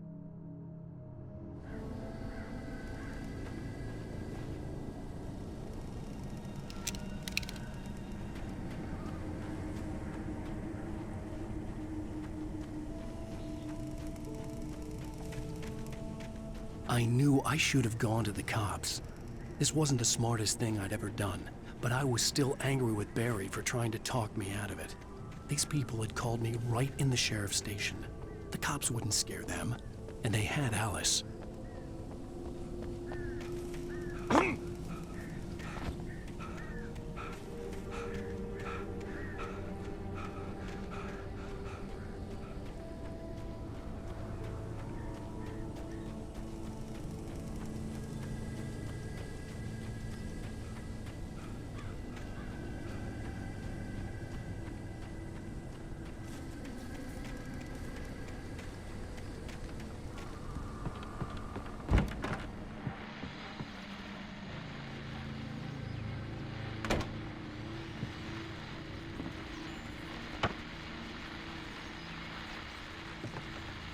Welcome back to the show, folks. As promised, our very own Dr. Nelson has just parked his rear end in the studio. Doc, what's your Deerfest plan like?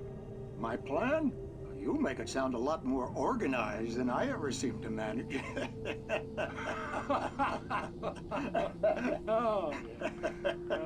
No plan, really. Just taking the atmosphere. I'm getting a little too rickety to do much more than that, you know. Oh, tell me about it. No sack race for us older gentlemen, huh? Yes, exactly, Pat. But I'm gonna check out the parade, of course.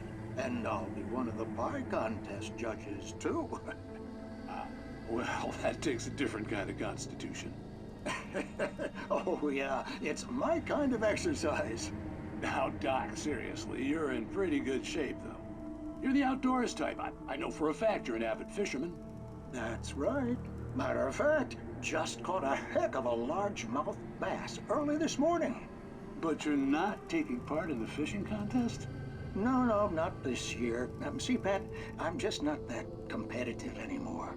Now I just like to take my time and enjoy the peace of it. It's no fun if I need to worry about what I'm catching, you know? Well, considering your track record, the participants are probably pretty happy you feel that way. Well, Pat, that's kind of you to say.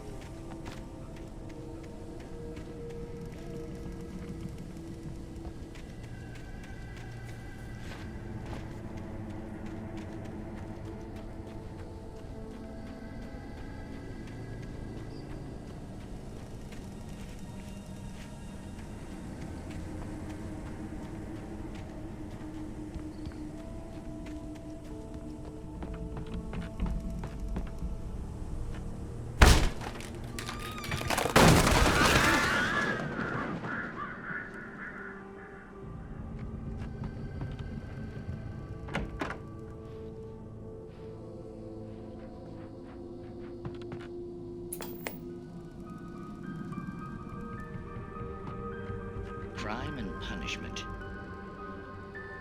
cancer and cure of civilization.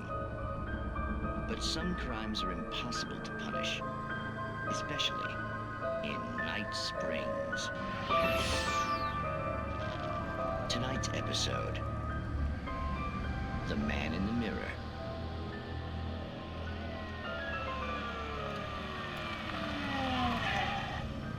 He's inside, Agent. He's a weird one. So, you're confessing to killing that guy, huh? Why? Had it coming? Yeah, but why would you do that? I mean, you're a nice guy. Normal. Took your kid to a soccer game. So how come at the game, you pick a guy and, quoting from the arresting officer's report here, assault the victim's head area repeatedly with the weapon of choice being a pair of bare fists? Wow, that sentence really flows, huh? Maybe you're not the literary type. Okay, so you mess him up. But why? Who was that guy? We couldn't ID him. Why would a guy like you do him like that? I didn't like his face? Well, you must have hated it, because you really went to town there. I mean, there's no way to tell what he looked like. No ID on him either. That must be difficult. But then we ran the fingerprints. Got a match. Your prints. Identical. Huh, how about that? Your son said you were wearing a white shirt when you took him to the game, but the white shirt is on the dead guy. It's plenty red now. You won't get away with this. Do you really think that's in any way relevant to me? I had plenty of time to talk to my boy before the cops arrived, you know? He won't stop screaming, am I right? You think he's ever gonna be okay? I left my mark. Believe me. You bastard. What? You gonna shoot me? What's the point? I'm going to prison. You got me. I don't understand any of this. And you never will. Don't worry. Maybe you'll see me again, Agent. Maybe in the mirror.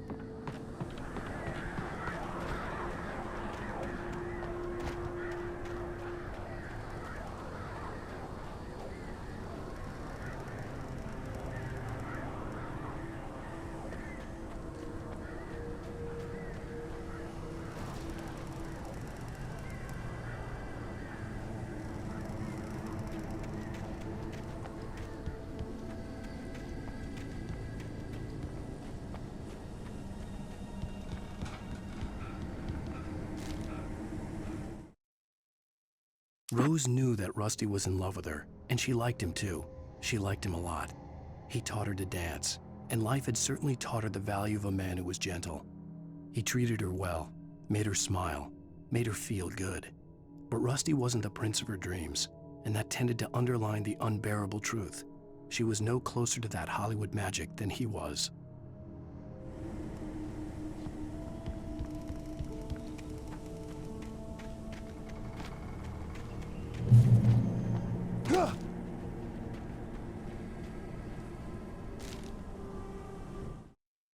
The air in the visitor center was heavy with an awful smell, as if some rotten drowned thing had crawled up from its grave. Rusty kept coughing blood. My eyes were drawn to the twisted shape of his broken leg. The attack had been vicious. Max whined in his cage. Rusty's eyes were wild with fear and terror. He gasped, "Mr. Wake, it happened just the way it was on that page."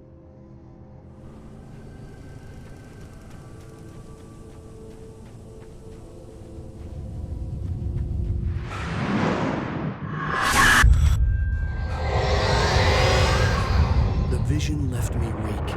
This was no head injury.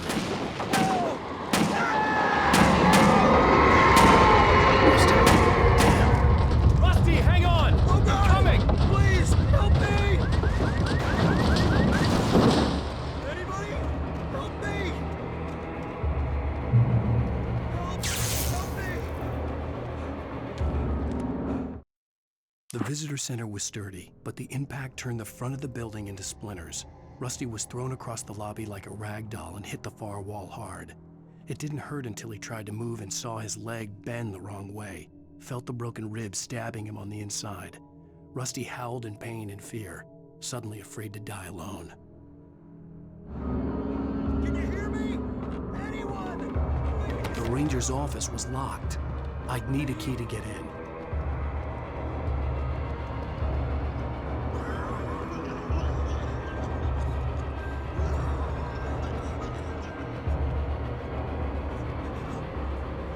Help me. Somebody.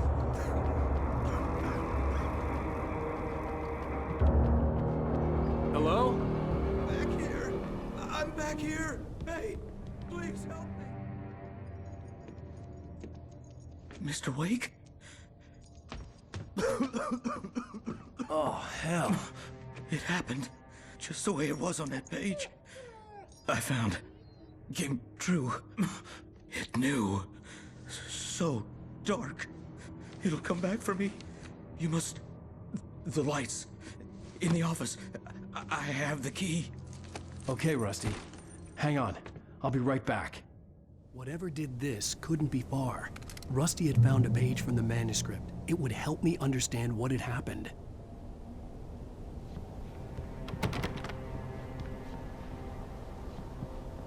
Shh. Good boy.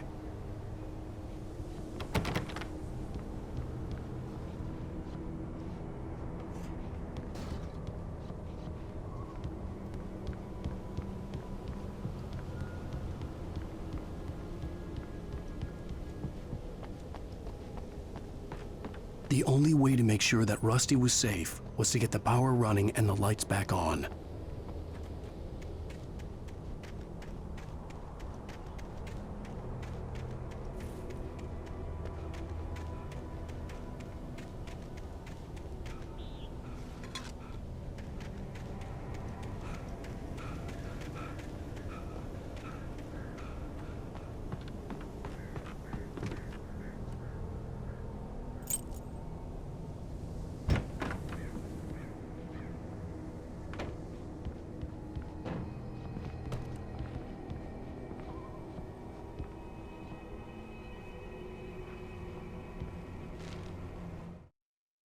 At the last instant, I changed direction and threw myself down. The axe splintered the trunk of a tree. I stumbled into the pool of bright light. My lungs burned. I was too exhausted to move. I tensed as I waited for the killing blow, but it never came. I raised my head. Nothing moved in the darkness beyond. For the moment, bathed in the cold light, I was safe.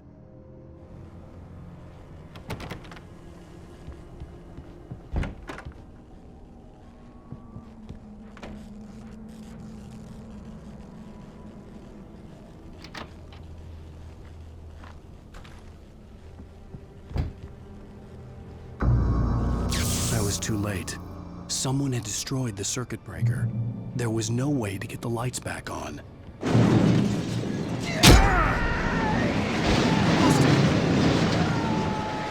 Rusty!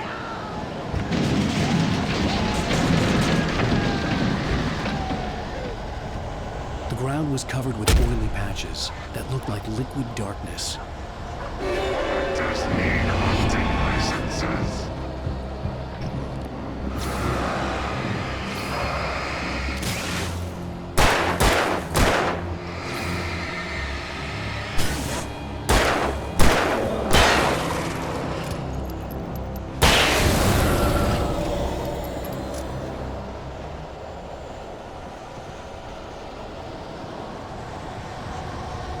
Something had torn a mammoth-sized hole in the wall.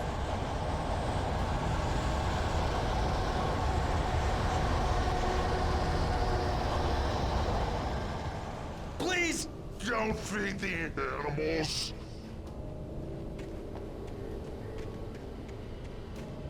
Fishing! For those visitors who purchase a park Fishing license, obey the park ranger's instructions. Rusty, no! Never. Don't go closer than 100 yards. Do bears and wolves Never approached any other closer than 25 yards. Pets must be leashed.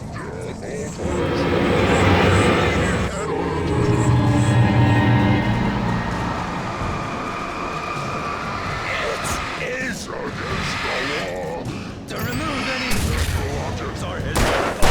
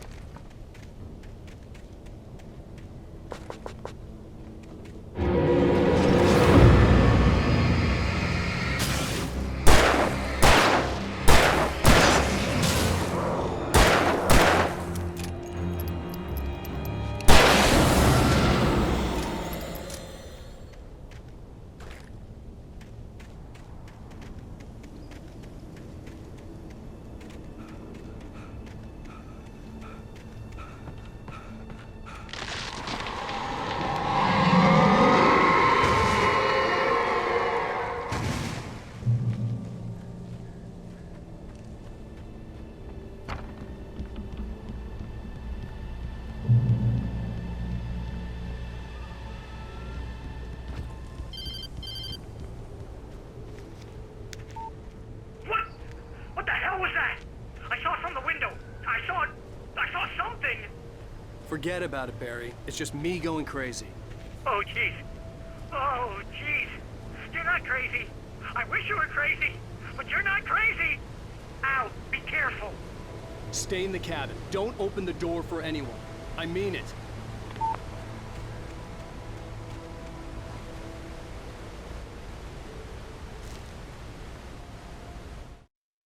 In that last instant of consciousness, Rusty thought about Rose. He was older than she was. Rose was barely out of her teens, but she made him feel young and forget what a train wreck his long-dead marriage had been. He still wore the ring. He'd been waiting for her to tell him to take it off. Now she never would.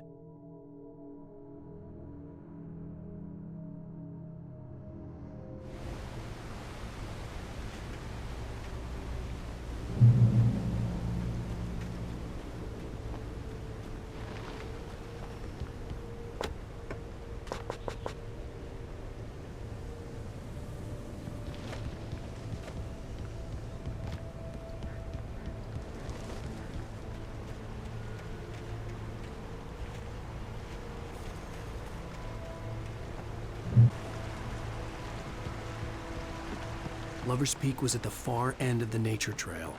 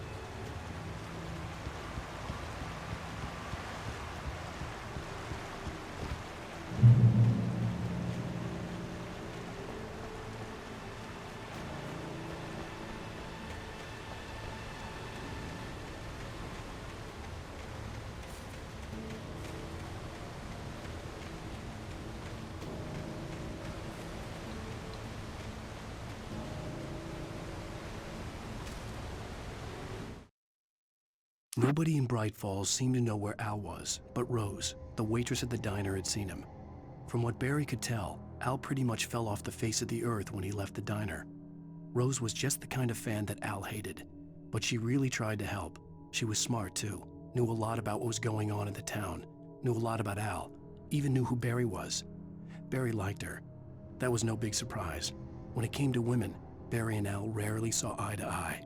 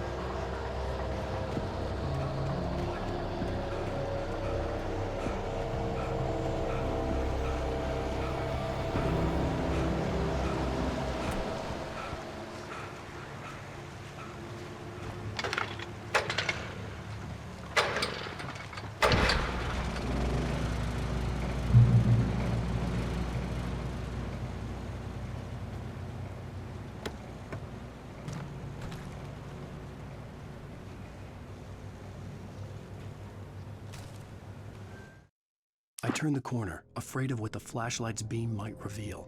Suddenly, a roughly painted symbol of a torch glowed in the light. Behind it, hidden by a rock, sat a battered metal trunk. It was here for a reason, packed with supplies, batteries, flares, ammo, things you need to make it through the darkness of the night.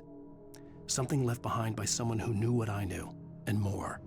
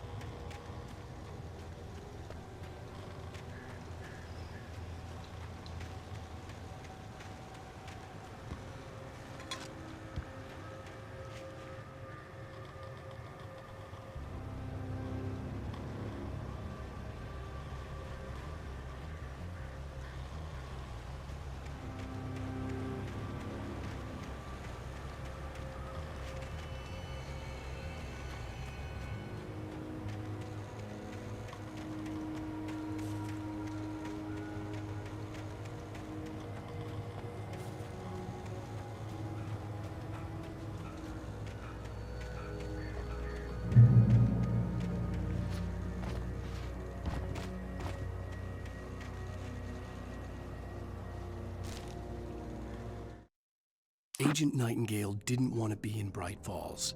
These little communities revolted him, and he didn't like the trees or the coffee. He now knew that impossible horrors lurked behind the storefronts and smiles.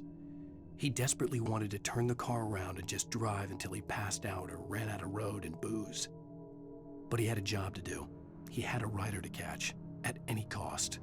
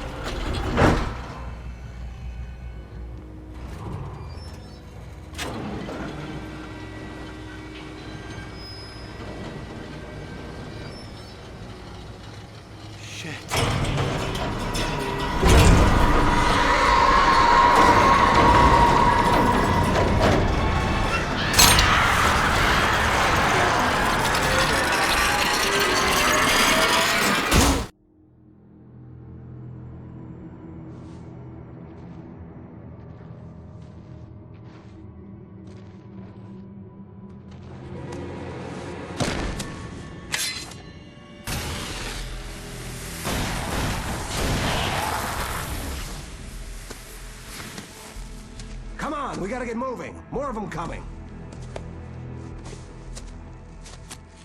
That flashlight's kid stuff. The flares will keep the bastards away.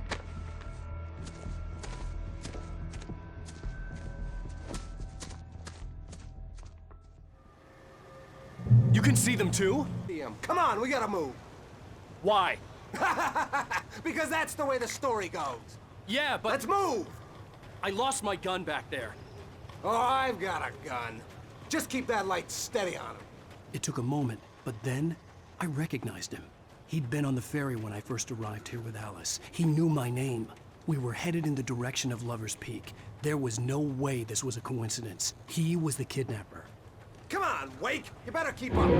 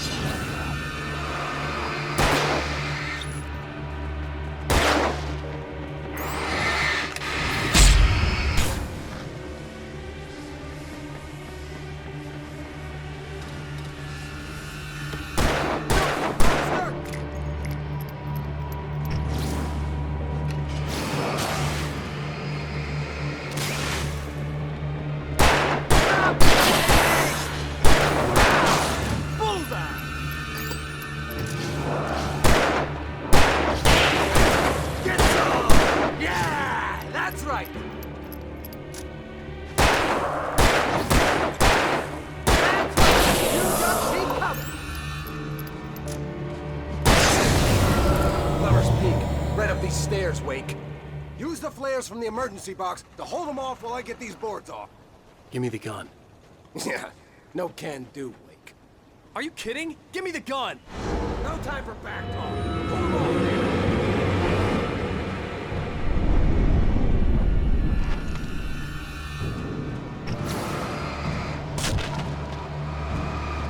Just a little longer. Scare them off.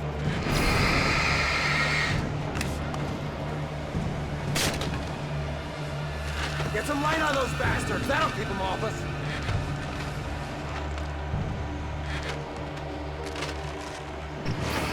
Just a little longer. I almost got it. Okay, it's open. Move it or lose it. Ah, damn it.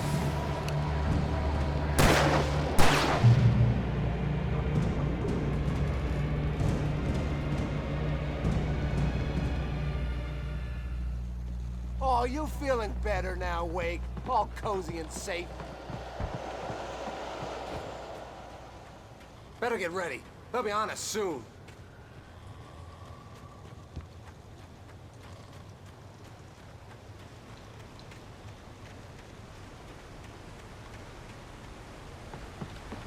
This is it, Wake.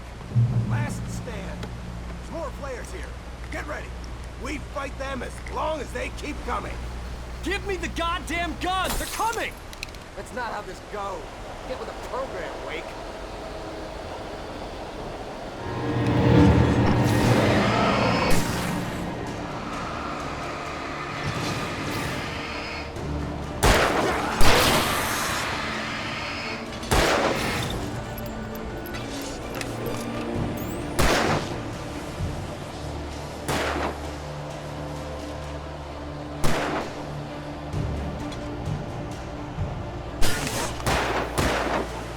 Move it!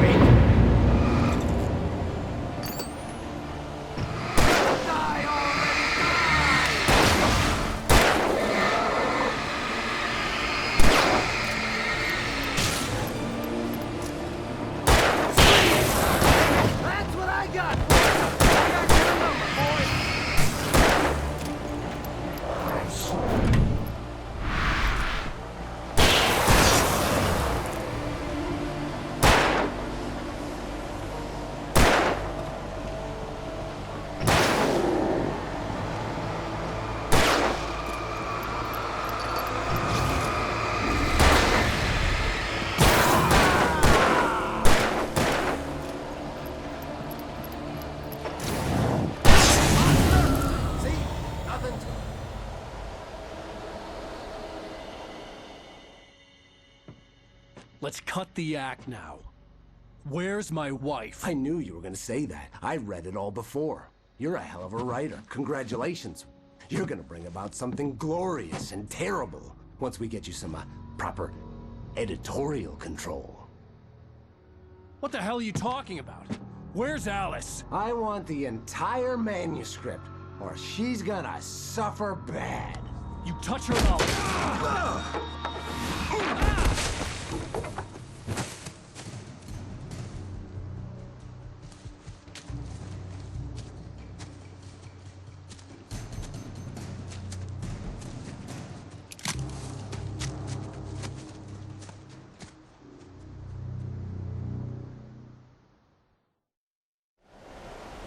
You're gonna give me the manuscript or you'll be sorry.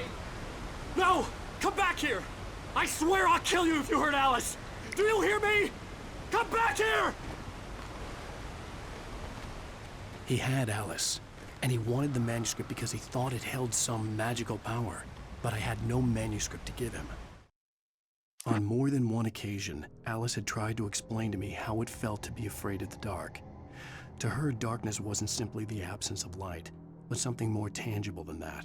It was something you could touch and feel. Worse than that, it was something with a mind of its own, something malicious and malign. For her, things changed when they were wrapped in darkness. They turned into something else, something foreign, and nothing was safe or innocent anymore. I'd never really understood what she meant, until now. I had to get back to Barry and figure out my next move.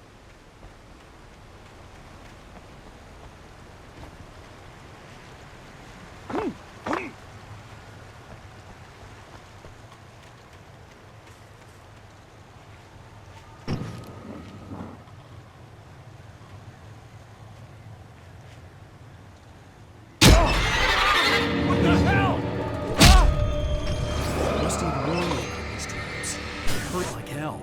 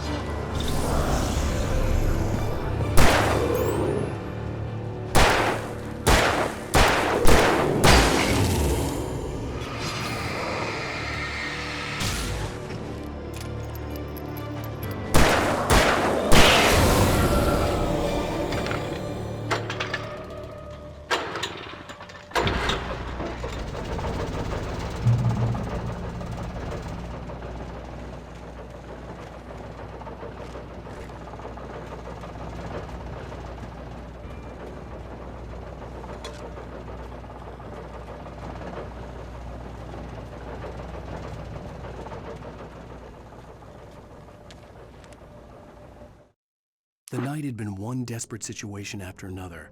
I was exhausted, and my body felt as though it had been chewed up and spat out. The flashlight was heavy in my hand, and each pull of the trigger sent a painful shock up my arm. But I was finally out of the woods, and things were looking up. That's when I heard the chainsaw.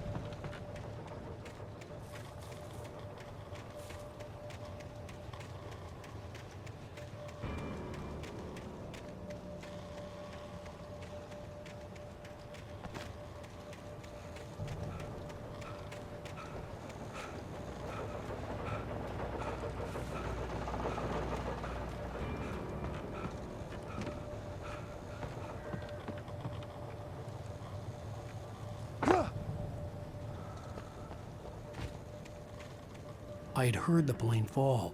It made no sense. It was clear that it had just fallen here, but it was very old and obviously hadn't flown in decades. Looking at it sent a shiver down my spine.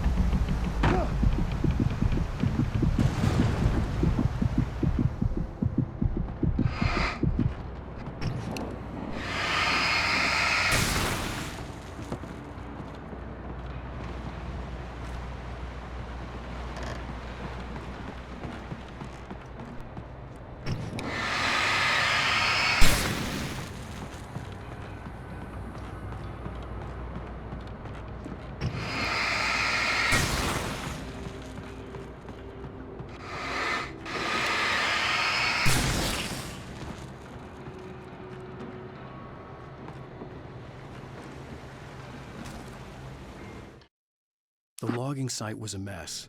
The modular office had been pushed off the cliff. Deputy Thornton climbed up from the wreckage excited, breathing hard from the exertion. Nobody there. It's weird. Don't you think that's weird? Bored, Mulligan let out a mighty snort. Hell, it's always weird, Thornton. Just a question of sorting out what kind of weird it is this time around.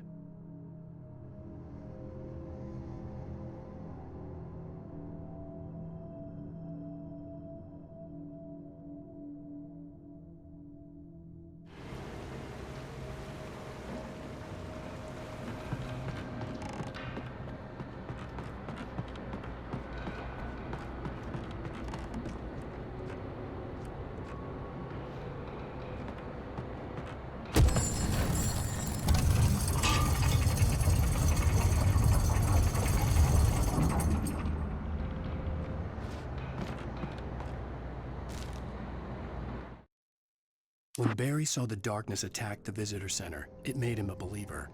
The men Al said he'd shot, they hadn't been just locals on crank.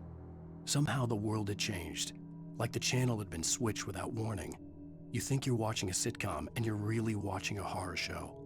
When the birds started attacking the cabin, Barry wasn't surprised, just terrified.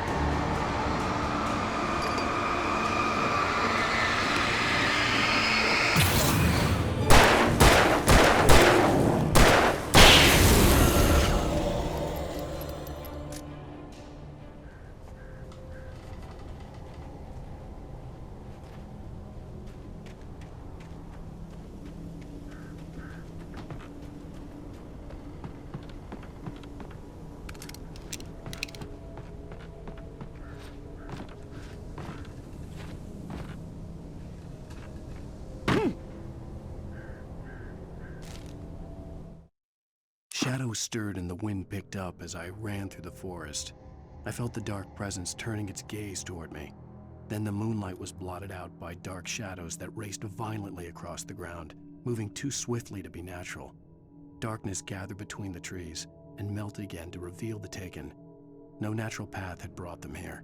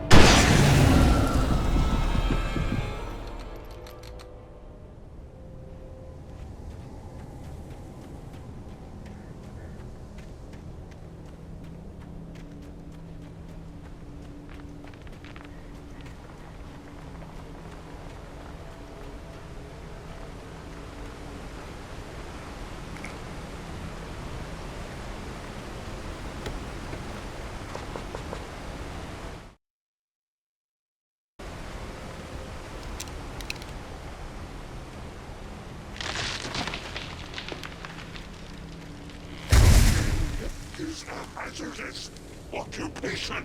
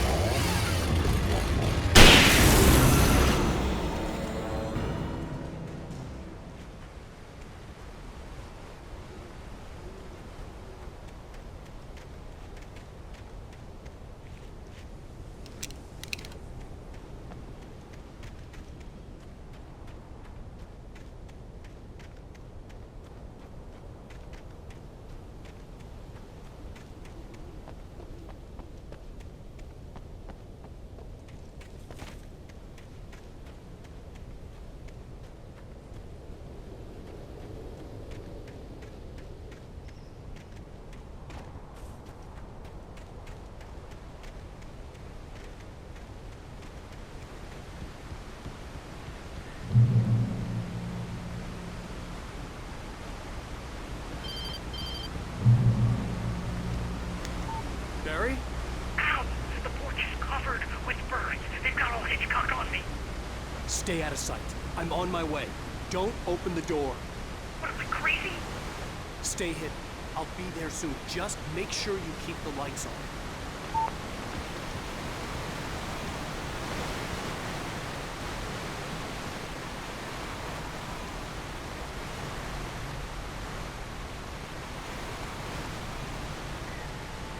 I still had to reach Barry at the cabin, but at least I was out of the woods.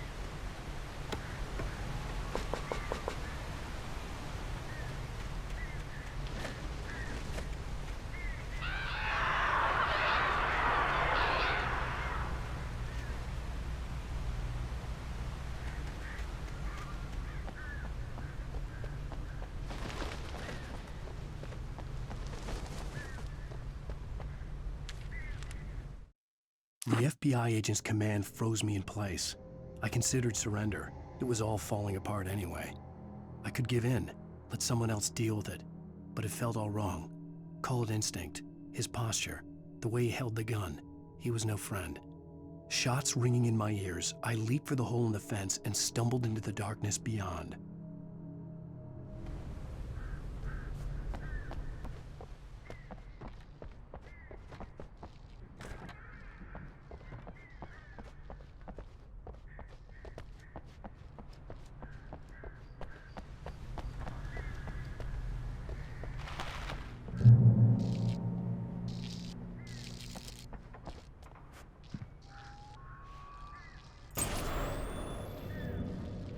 A story is not a machine that does what you tell it.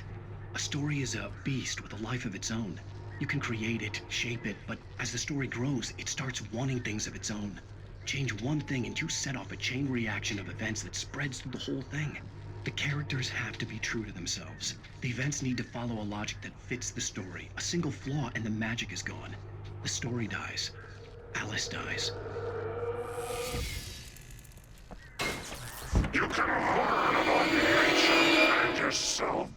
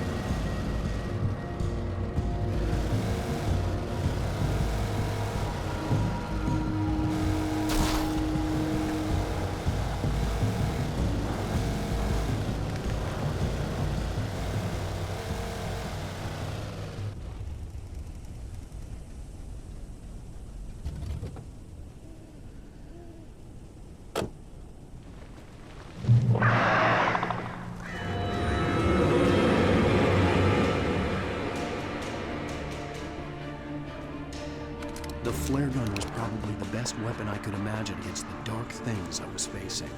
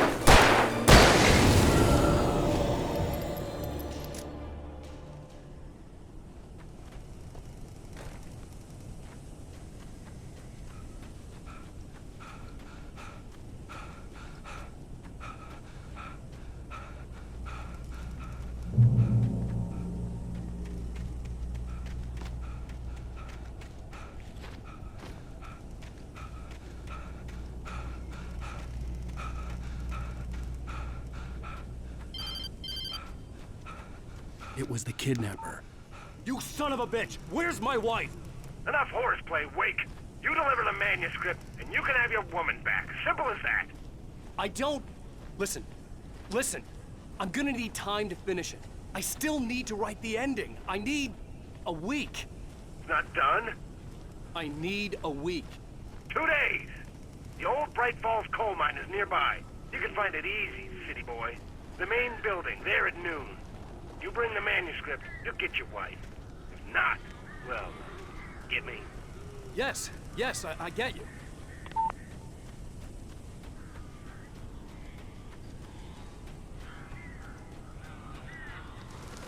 Barry had talked about birds over the phone.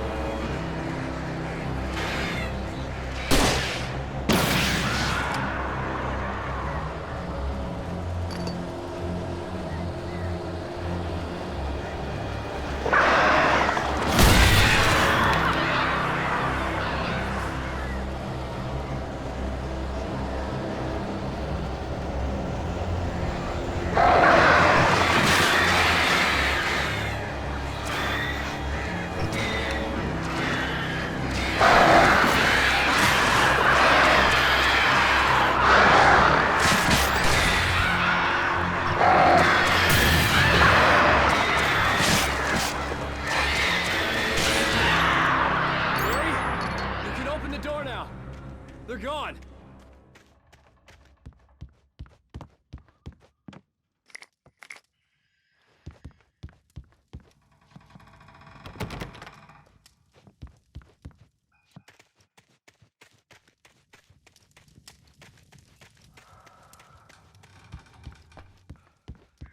Hey, Al. I'm sorry for thinking you were having a psychotic episode, man. I sent Barry to the town to ask around about a man fitting the kidnapper's description. He'd go through the archives of the local paper. Perhaps he could learn something. Anything about the island and the cabin that had disappeared. The man wanted a manuscript. I had to try to write him one to get Alice back.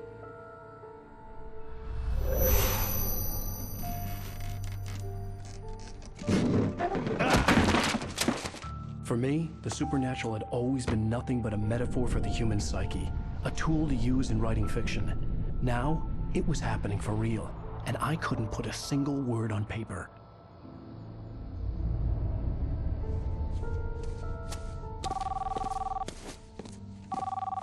Barry Wheeler speaking. This is Rose. Rose? I found Mr. Wake's pages. Oh, you sweet, brilliant girl. Could you and Mr. Wake come get them? I live in the trailer park outside the town. We'll be there in less than an hour. I know. See you soon.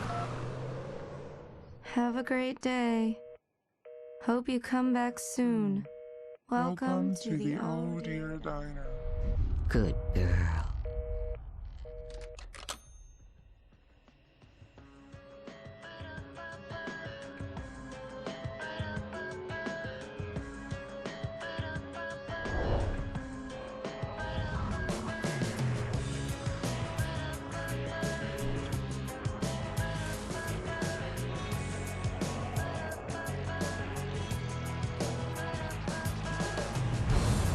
Come here.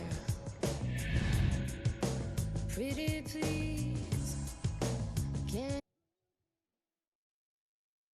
Previously on Alan Wake, Alice has been kidnapped. Alan, please help me. Alice? You'll do exactly what I say if you ever want to see your wife again. I can't tell anyone except my agent Barry. Damn it, Barry, they'll kill her. You're my best friend, and I'm worried that you're not right in the head. The ransom is a manuscript I supposedly wrote that's coming true before my eyes. It happened just the way it was on that page. So dark. I have found only a few scattered pages. I want the entire manuscript. The deadline is in 2 days. I found Mr. Wake's pages. Good girl. How the hell did she get her hands on the manuscript anyway? I don't know. She's resourceful. I told you were too hard on her.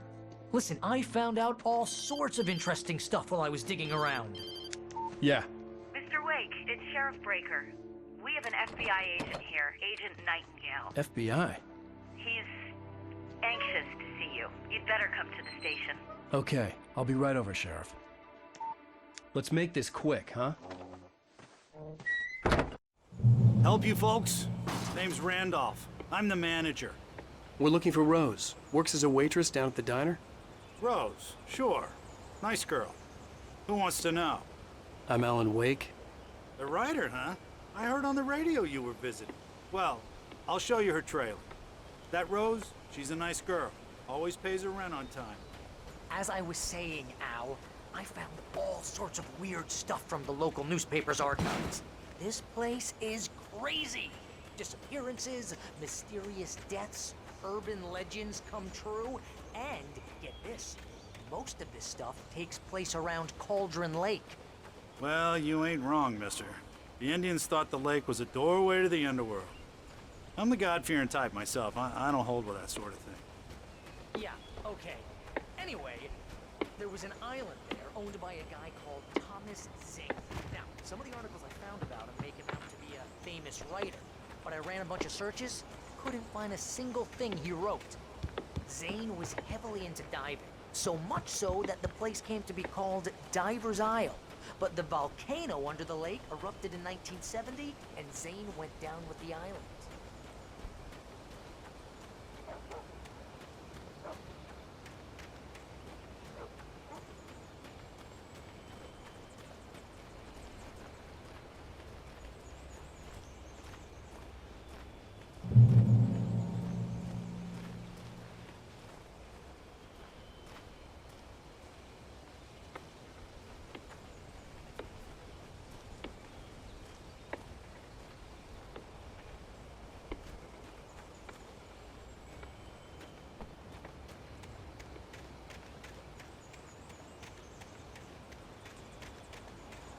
Come on, mister. I'll take you to Rose's trailer.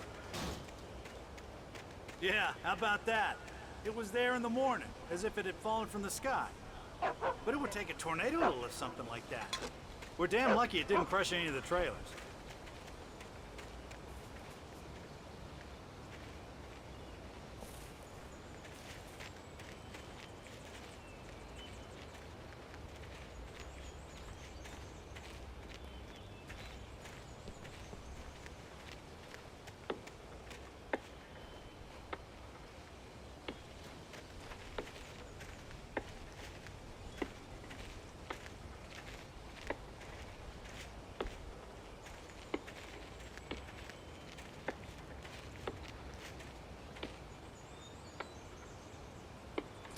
Gets better.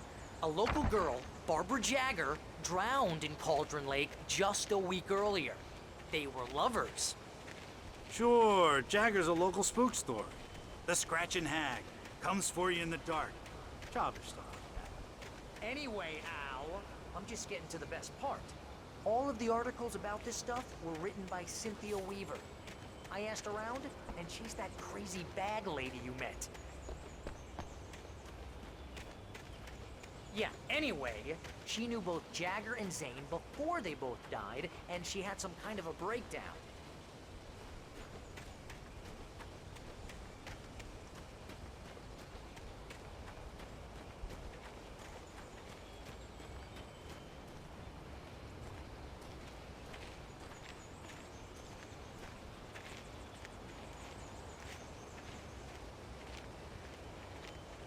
Well, mister, this here's Rose's trailer.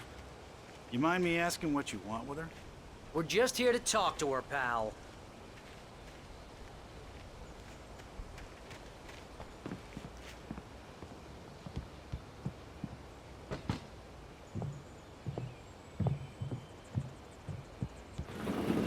Welcome to...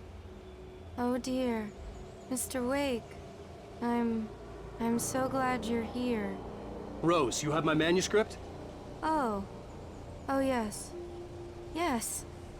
Please, come in. Hey, this is really good. Rose, Yes, my manuscript. I really need it. I understand. I know what you need. A muse to inspire you. Oh, for Barry? She doesn't have anything. Yeah, hey, Al? Al, what's... Oh... Barry! What? What?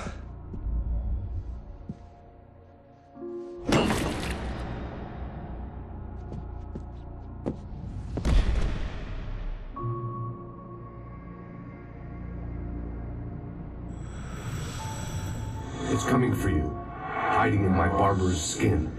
I'm too weak to stop it. You must turn the lights on. I promised I'd come visit you and your lovely wife. You must finish what you started. I insist. You must turn the lights on. Turn the light on. Back to work, boy.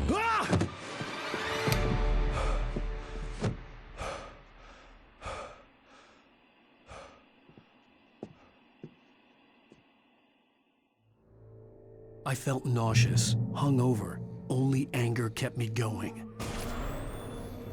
I can't tell reality from dream anymore, but it seems I have an imaginary editor to help me.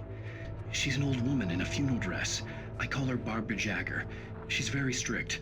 I'm writing faster and faster. My manuscript is being heavily revised. The edits are getting very aggressive, and each day there's less of me and more of her. I hate it, but I know she's right. She promises me I can save Alice this way. She knows more of this than I do. About the complex incantation I'm attempting. About this place. She's worked with another writer under similar circumstances, Thomas Zane. The genre of the story seems to be shifting. It's turning into a horror story. I'm getting close. I can feel it.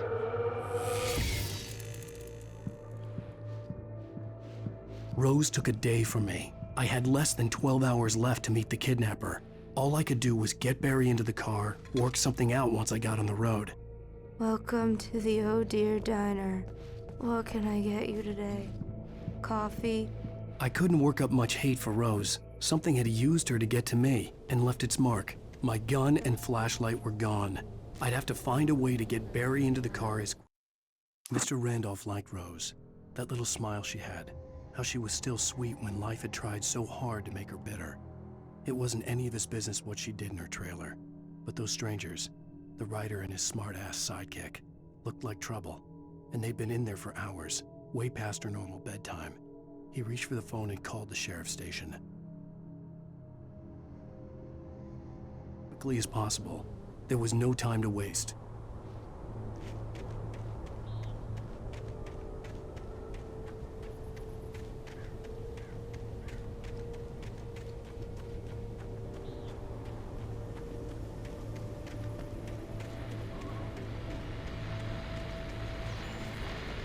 I just stepped outside to catch a breath of fresh air. Let me tell you, the weather's getting heavy. Nights like this make me especially glad I'm here talking to you and not home in bed. Once the weather takes a turn like this, I can't sleep at all. It's all tangled bed sheets and dark thoughts, punctuated by the occasional plunge into nightmare. Is it just me?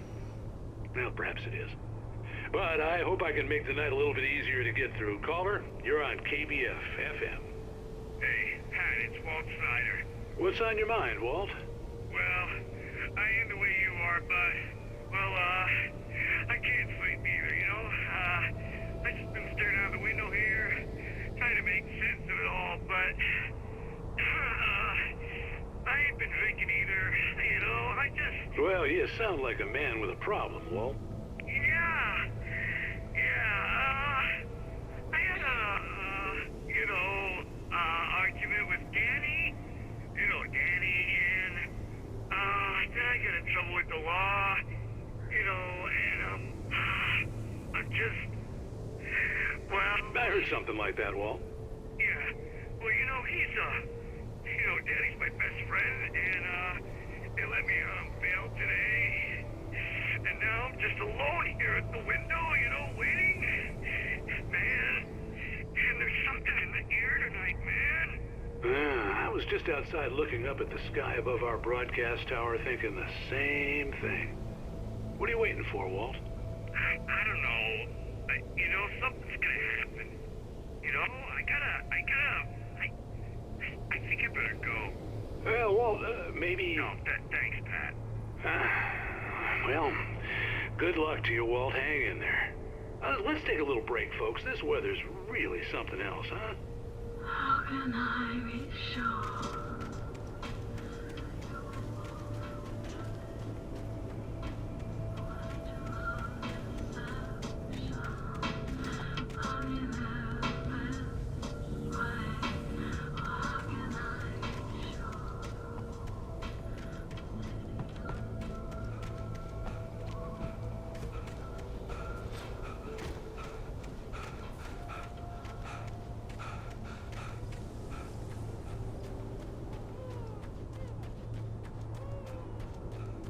Oh, you're gonna get it now.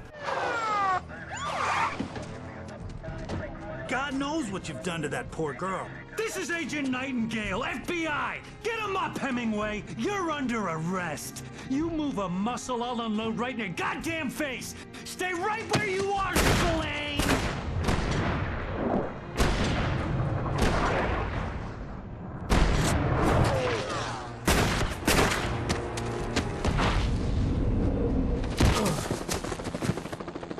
What are you? I'm standing right here, you goddamn maniac!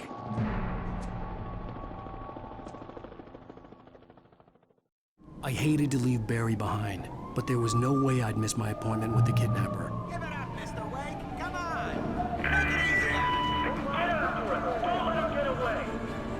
Move it, move it, move it. I'm sure you won't let him get away.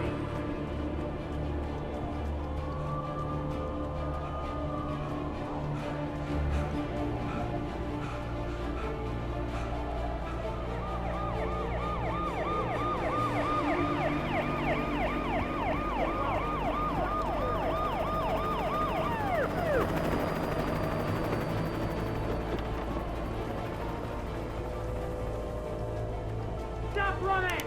Freeze! Okay, men, keep your eyes peeled. He's gonna try to make it through here. Damn.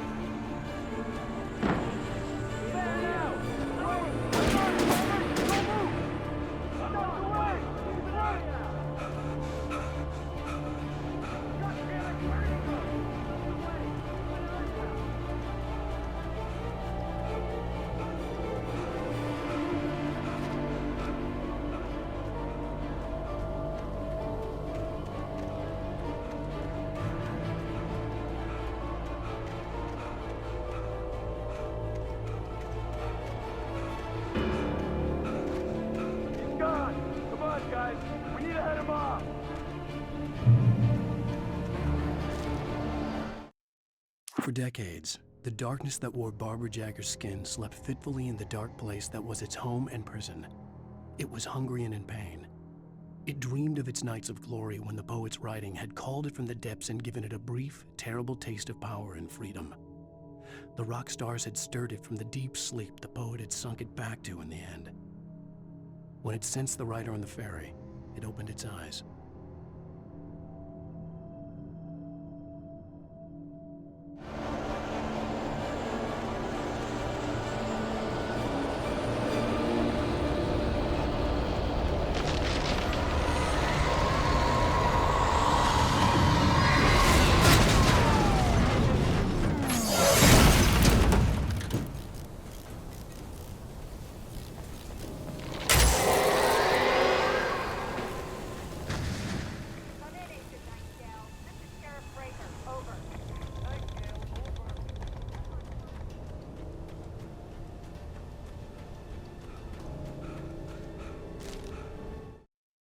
Rose didn't know how the strange old lady got in her trailer, and she looked wrong somehow. The woman showed her teeth in an approximation of a smile and traced a finger down Rose's cheek. "Pretty girl," she said. Rose felt as if she was falling asleep, but her knees didn't buckle. The crone spoke in a whisper, her words ice cold and dark in Rose's ear.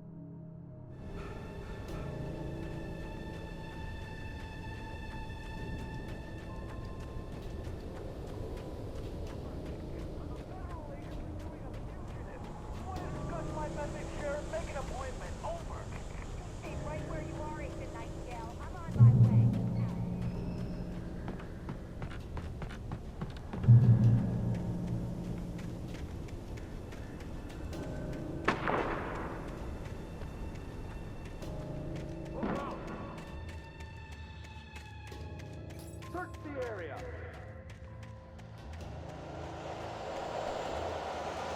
Stay sharp.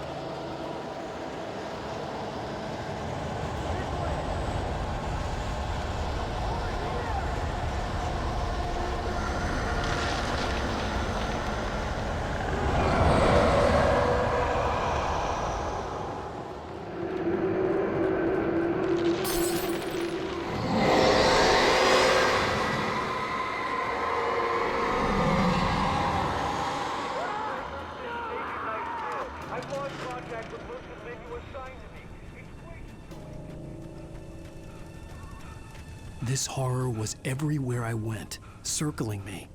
The cops didn't stand a chance. They were after a writer, not a monster.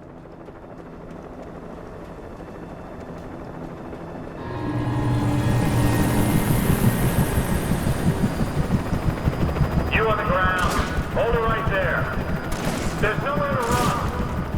Freeze!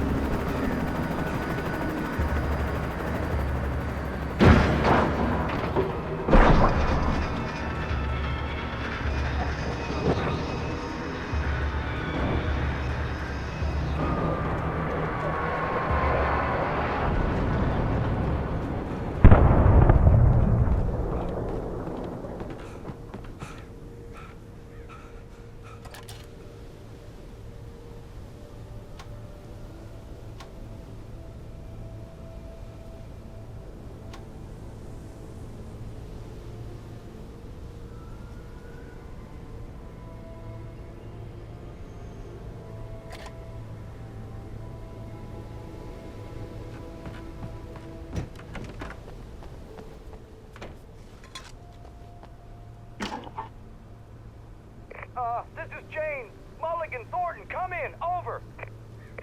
Thornton here. Gates, we got both Wheeler and Rose in custody. They didn't put up a fight or anything. Why, they were... Hey, Mulligan, what are you doing? Come on.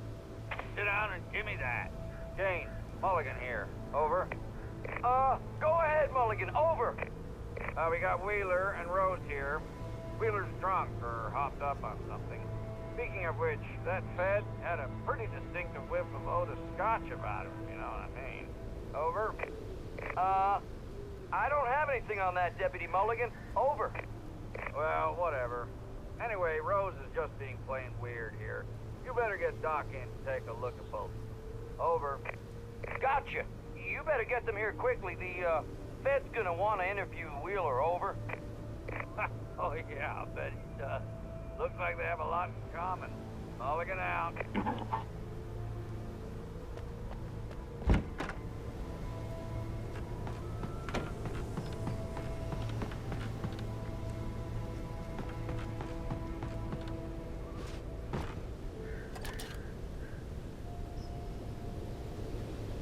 I could see the lights of the radio station in the distance.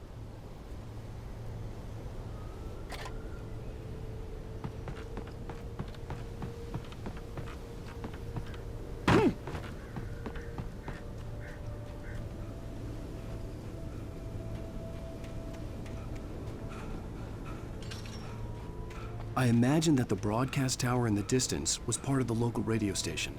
Maine seemed like a decent guy. Perhaps he could give me directions to the coal mine.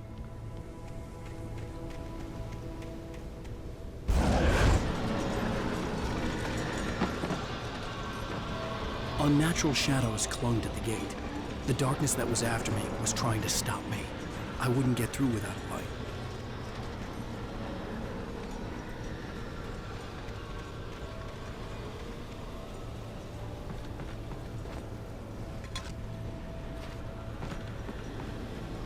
There was no power to the searchlight.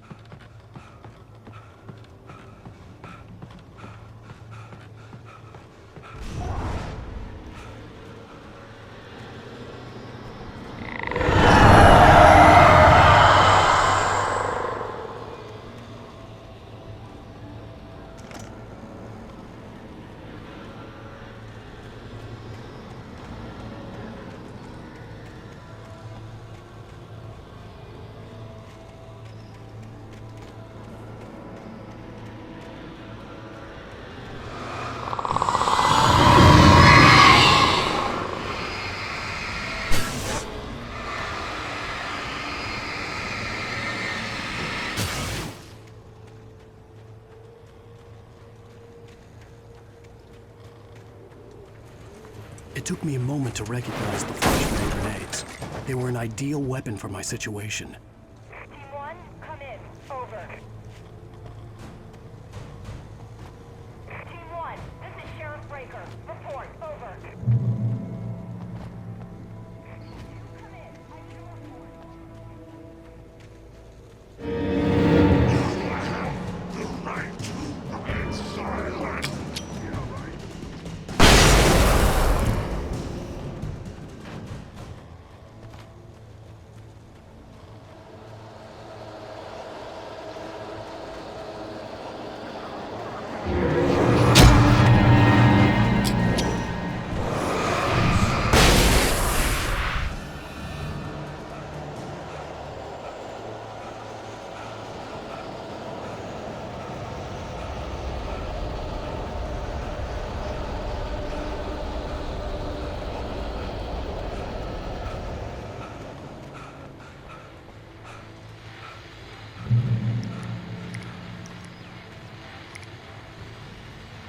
And here's another call. You're on KBF-FM with Pat Maine. It's Milt Peabody, Pat.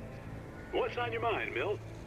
Well, I live near the trailer park, Pat, and there's a big ruckus going on over there. Well, that's just up the road from me, too. What's going on, do you know? I don't know, but there's a bunch of police cars there, lots of sirens, a helicopter buzzing around, and I think I heard some gunshots. Gunshots? Yes, sir, like from a pistol. So can you find out what's going on? Because it's just next door and they're popping off guns there. They're still shooting? No, it was maybe 10-15 minutes ago. It sounds serious, Pat. I'm telling you, it don't sound like no party. Well, I'm certainly going to give the station a call, Milt. Okay. You'll hear it here as soon as I hear from them. Okay, thanks.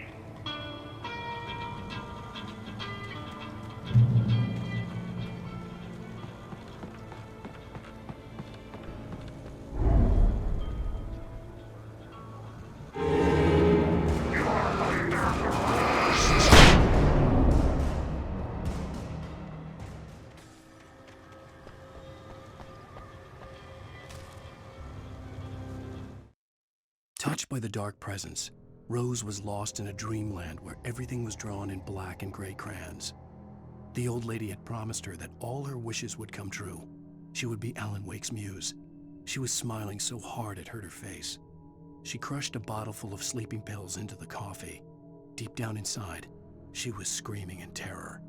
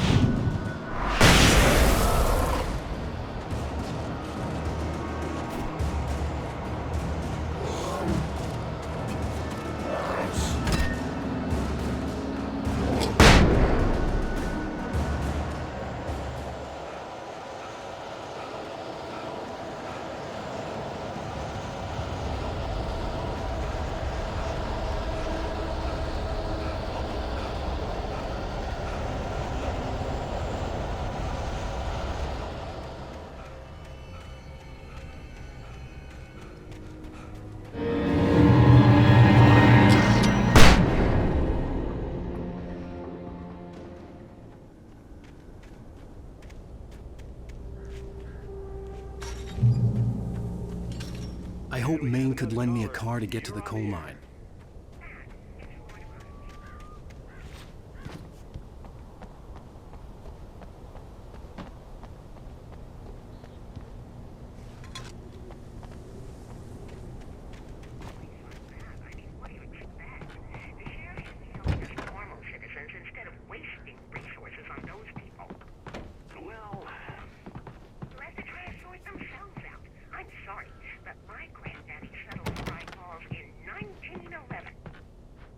Thank you very much for that compassionate viewpoint, Lorna. Oh, here's a little surprise. The famous writer Alan Wake just walked in. Folks, I'm going to see if I can talk him into an interview. Come on in, Mr. Wake. Oh, I'm so glad you could find the time to do this, Mr. Wake. Nowhere to run now, Dan Brown. You back away from me. Don't hurt it. Whoa. Everyone calm down. Put the gun down. We're all friends here, right? Cool your jets, Nightingale. We got him. Judas Priest! What the hell's the matter with you? There's a civilian in there.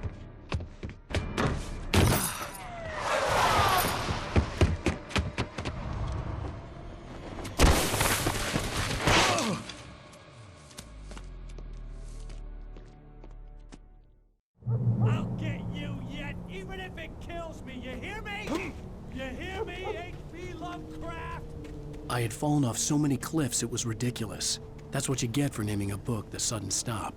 It was probably good I hadn't had the chance to tell Maine where I was going. I'd have...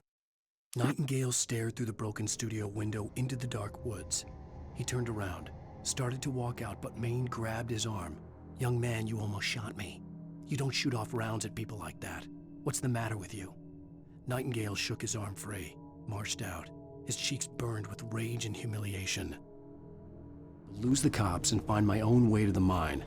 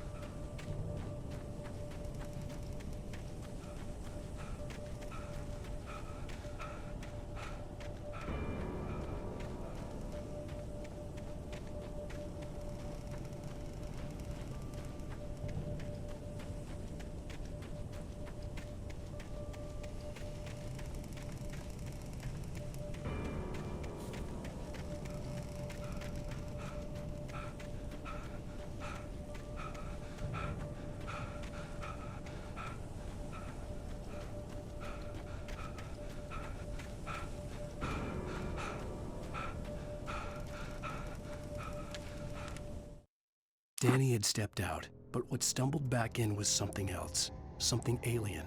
A monster. Walter tried to kill it, first with his fists, then a chair. It wouldn't die. Instead, it kept coming, unaffected by the beating it had taken. After Walter managed to kick it down the cellar stairs, fear took over. He ran, got behind the wheel, gunned the engine. The booze wouldn't make him forget, but he knew he had to try.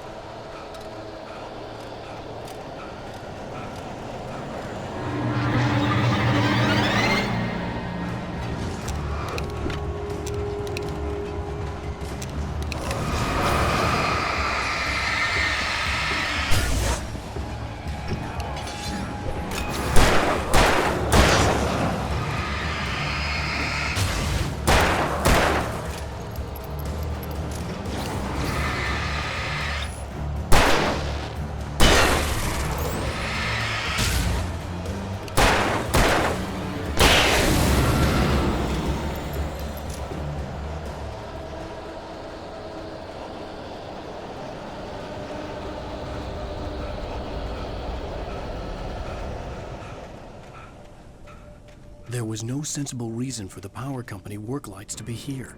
It was almost as if they'd been left for someone like me to use.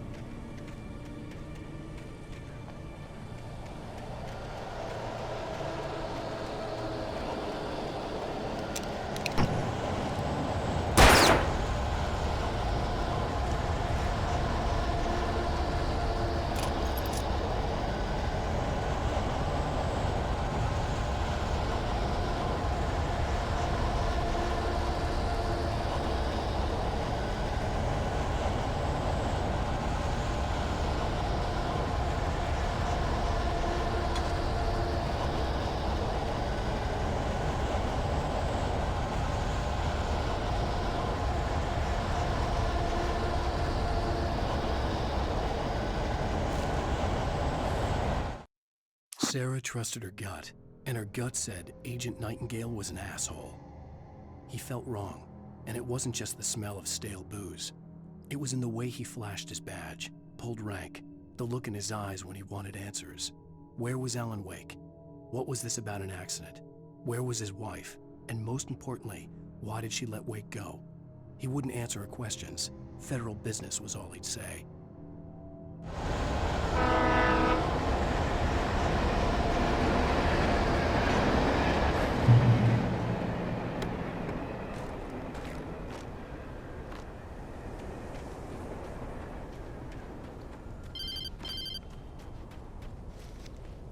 Hello? The most stubborn man I've ever met. Alice? Alice? Alan. Alan. I'm so afraid. Keeps me in the dark. Please help me. I look at you, Alan, and it's not you. Something else. Looking out from behind your eyes. Alice, I'm here. I'm so alone here. It's all gonna go to hell. You need to be careful. Cooperate. The connection had been terrible, but that wasn't the only thing that hadn't been right with the call. She sounded wrong somehow, but she had called me. The pipe wrenched itself loose from the bridge's steel framework. Wrapped in darkness, it floated in midair, twitching. For a moment, I didn't understand what I was looking at. The heavy object lurched at me with impossible force. I threw myself out of the way, but just barely. When I turned my flashlight on it, it shook in a dark rage before it flew at me again.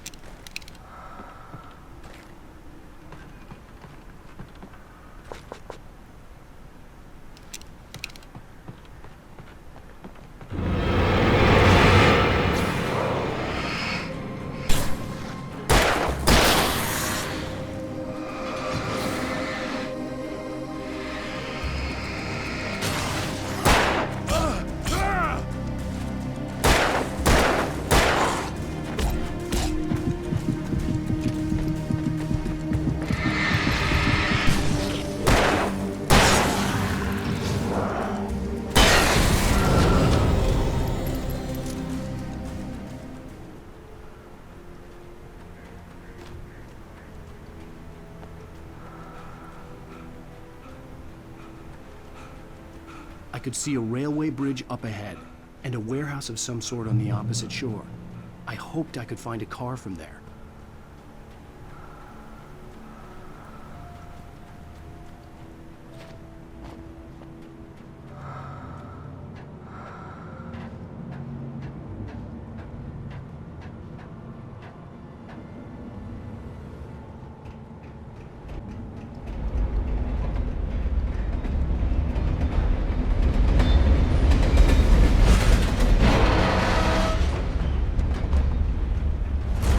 That was pursuing me was growing stronger, and it was taking over everything in its path.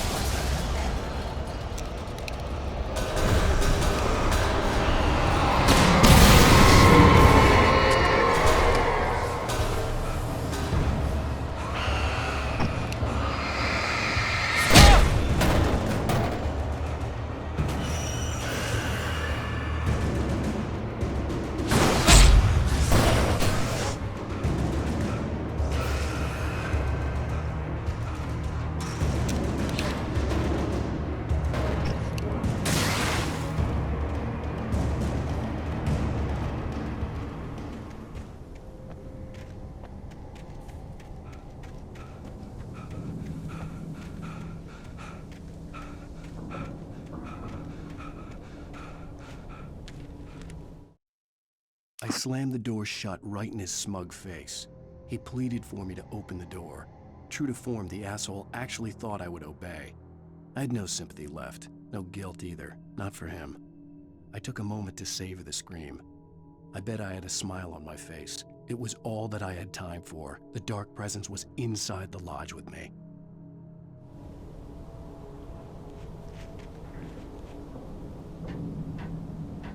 As a teenager, just starting to get interested in writing, Stephen King had been a source of inspiration to me.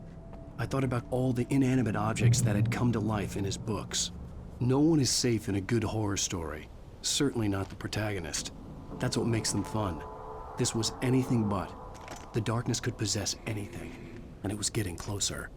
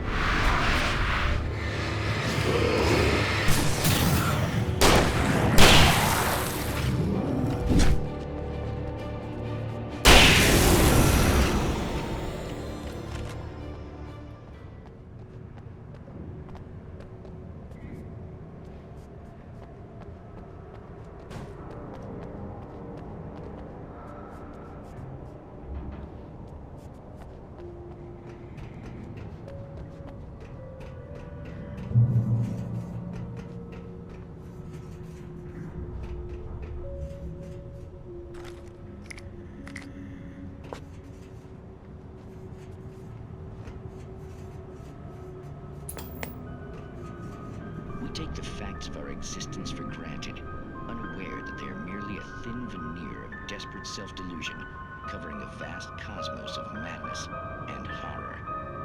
All too often, the stars are right. In Night Springs. Tonight's episode, a family occasion. this trip to study the local customs of an insular community in Night Springs has been less than successful. Until tonight. Well, I'm glad you changed your minds about this. Ancient customs, local mythology. My editor loves this kind of stuff. Well, Mr. Derleth, we don't want to feel like we're on exhibition, but you have demonstrated the seriousness of your intent. Oh, I am serious. Really, just do your thing. I'll stay out of your way and observe. Actually, I thought you could assist us. I'm afraid we are a man short. It would provide you with an intimate perspective. Could I really? Of course, Mr. Derleth. Well, I guess that's the least What would I have to do? Oh, here. Let me show you with a kiss.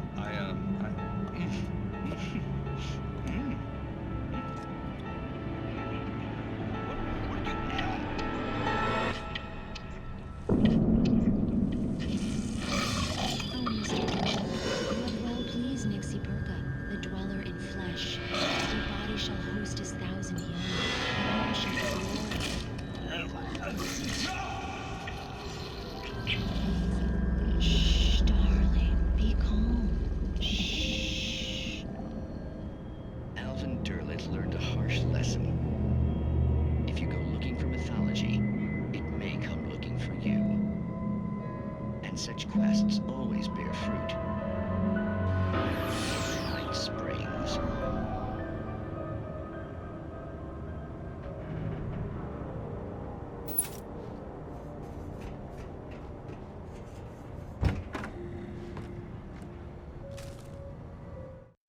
The darkness surged toward, sucking everything loose from the ground into its depths, tugging at my clothes. I saw the flare the kidnapper had dropped and threw myself towards it just as I felt my feet leave the ground. The darkness embraced me with the force of a tornado. Somehow I managed to light the flare. The darkness roared and cast me away. I fell toward the dark waters of the lake far below.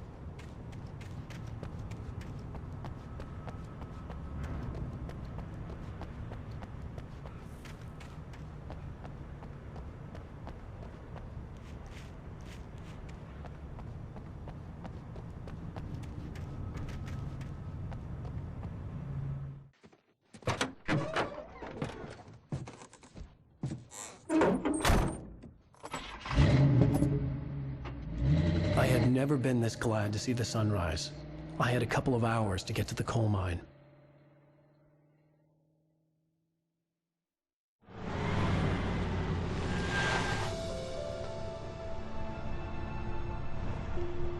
The coal mine wasn't far now.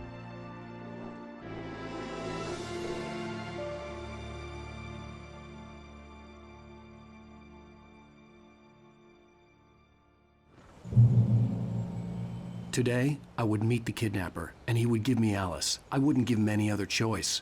A drowning man will clutch at a straw.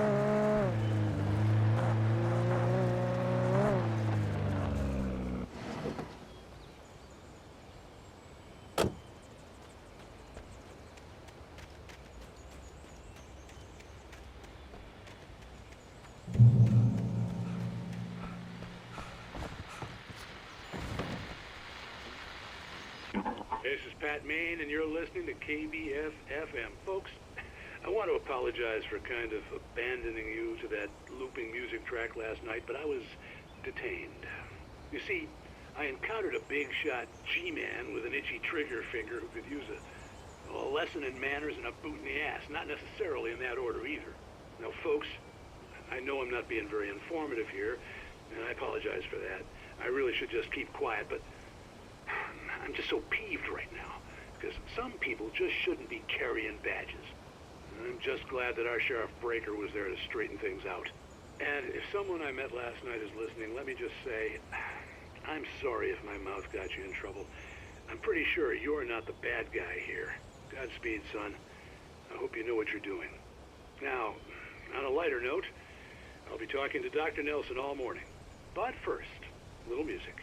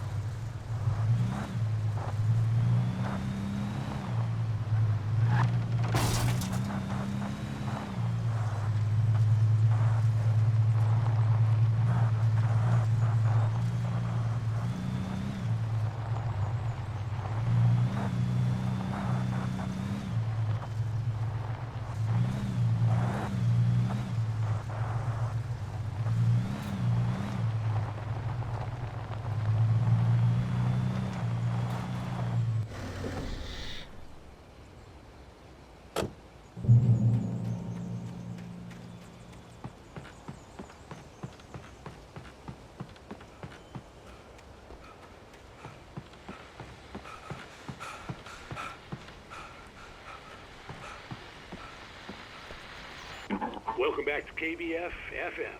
Hope you enjoyed that tune.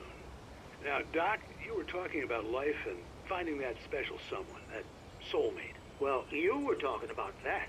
I was saying I don't buy it. Well, see, to me that's strange because I always pegged you as a hopeless romantic. You got me there, Pat.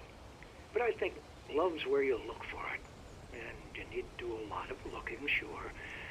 But the idea that there's that one special person out there for you, and if you miss that chance, it's gone forever and you're forever incomplete. I mean, isn't that depressing? Or heck, childish even? There's plenty of fish in the sea.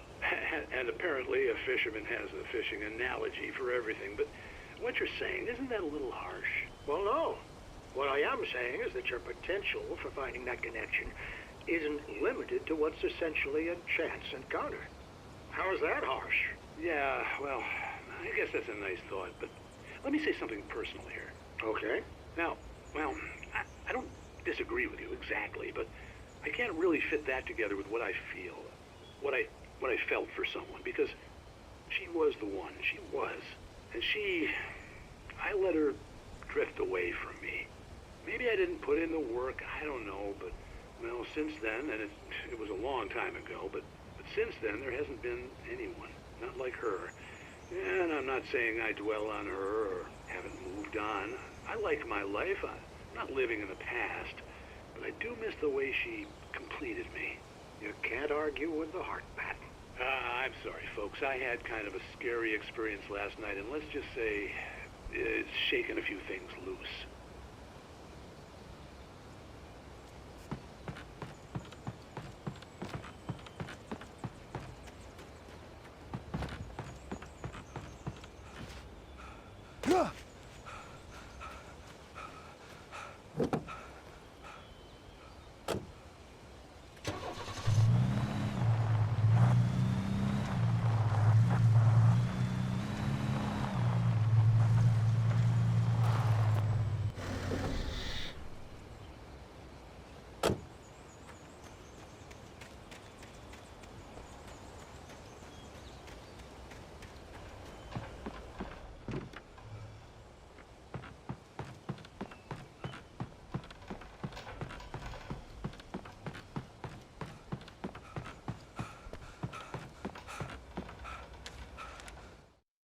For Mott, spying on the writer on the ferry had been a disappointment. His boss had made Wake out to be something special, but Mott hadn't been impressed. He'd gotten a good long look at the wife, though, and he liked what he saw. Mott had fantasized about goading Wake into a fight, but it hadn't happened. Still, he'd get his chance to see if the writer had anything in him. He'd been promised as much.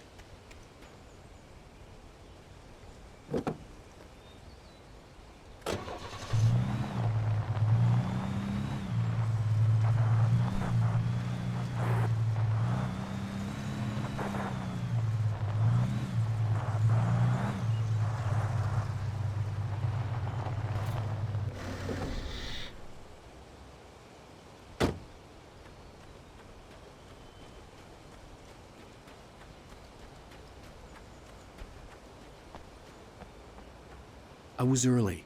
I was supposed to meet the kidnapper at noon in the main building. The coal mine was quiet. It was a museum now.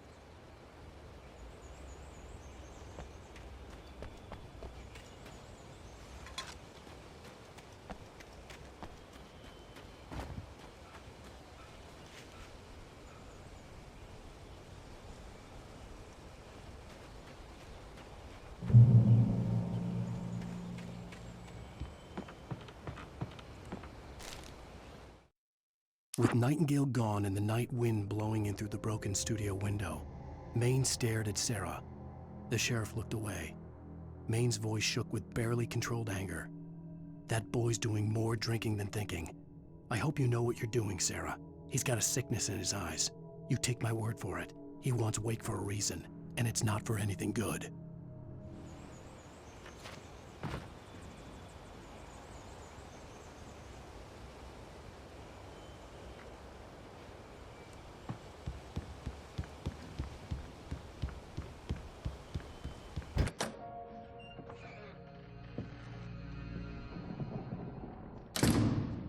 I didn't want to go outside. Cops had to be looking for me. The noon sun turned the place into a sauna. The day dragged on. Different scenarios ran through my mind. Ways of how I'd torture the kidnapper to get Alice back. Or the different horrible things he could have done to her. I imagined her dead. I had no way of knowing she was still alive. It was killing me. I was running on blind hope. It was all a waste of time. The bastard never showed up.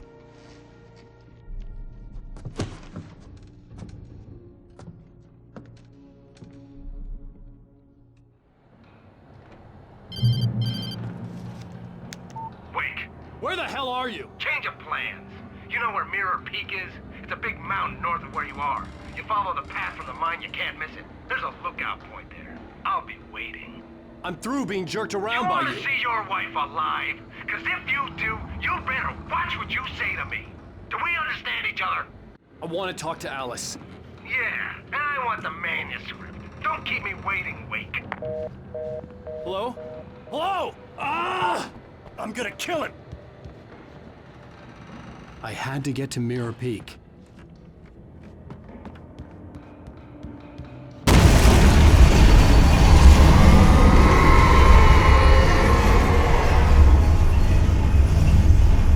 It was close, maybe closer than ever before.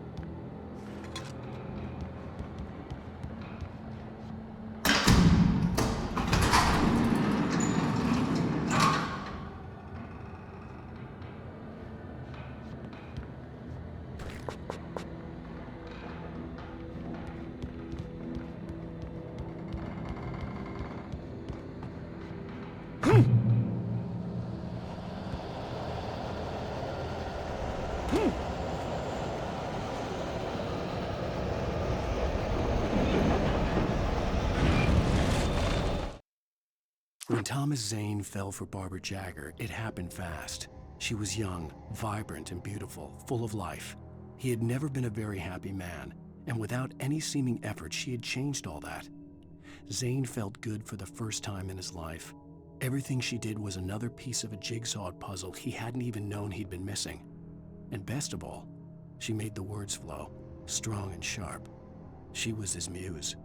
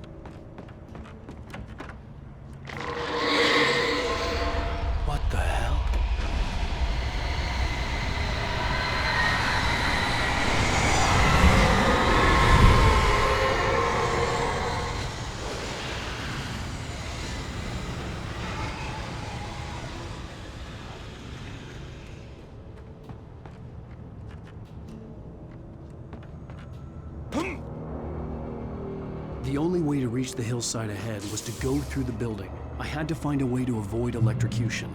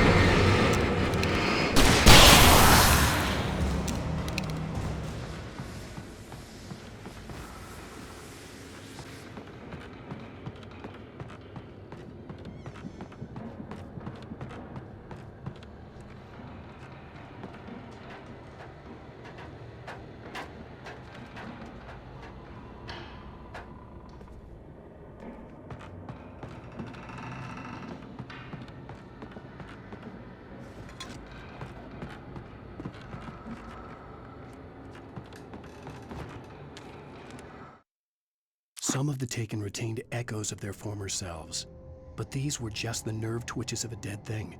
Nothing remained but a shell covered and filled with darkness. In most cases, these puppets were enough for the purposes of the dark presence. But for anything more elaborate, as with the writer, it was different. It needed his mind. And so rather than taking him over completely, it merely touched him.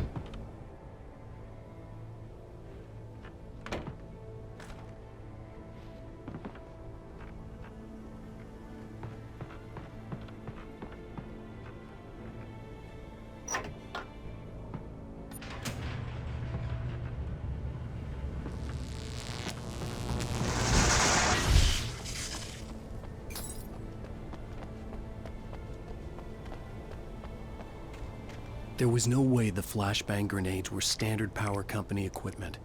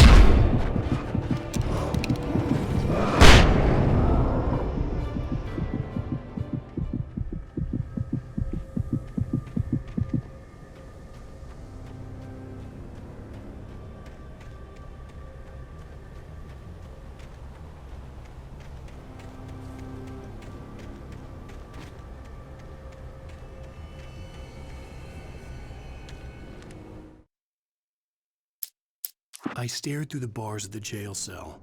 Barry stood behind me, swaying on his feet, looking as ill as I felt. Agent Nightingale stood on the other side of the bars with Sheriff Breaker. Nightingale had a stack of manuscript pages in his hand. He seemed unhinged as he gloated. "Well, I've got you now, Raymond Chandler. It's all here, all the evidence, including conspiracy to murder a federal agent."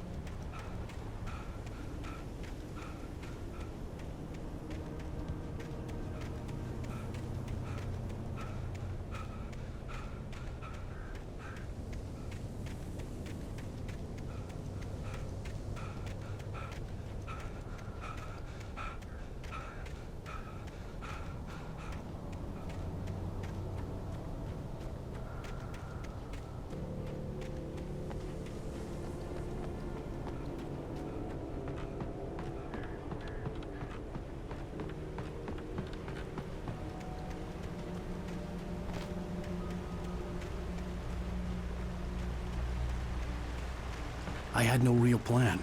I was going to give the kidnapper all the manuscript pages I had for Alice. If that wasn't enough, I'd hold him at gunpoint and make him talk.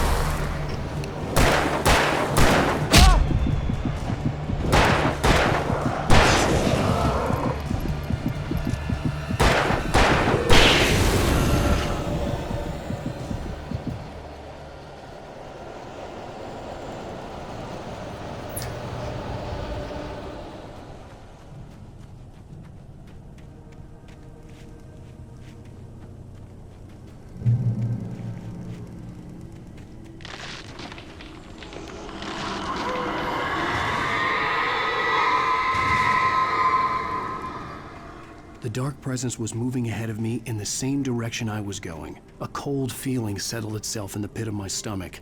Was it going for Alice?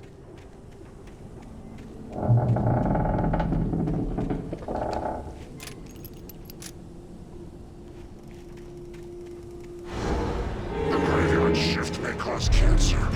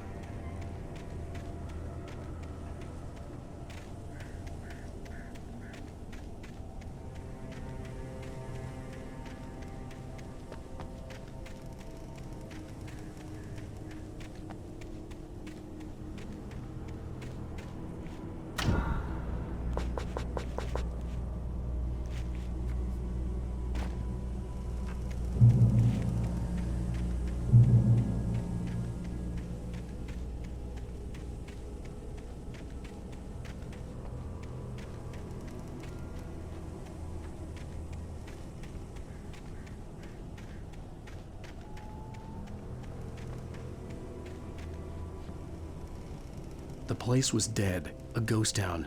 Had been for decades, maybe a century.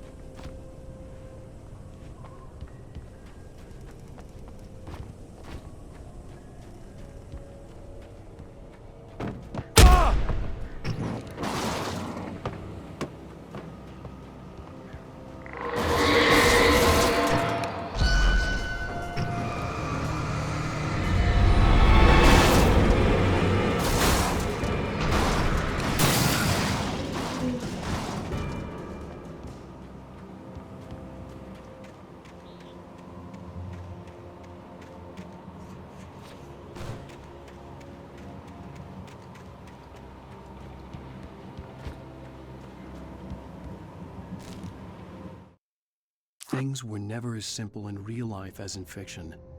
I had lost count of the times I had wished there'd be a clear reason for my writer's block. Something to fight, something to lash out on. There wasn't. I was filled with doubt. I was nothing like the hero in my books. Alex Casey had gone through his life with single-minded determination, never wavering from his goal. Even now, I was angry at myself, angry at Alice, angry at Barry. I was fumbling and I had no plan.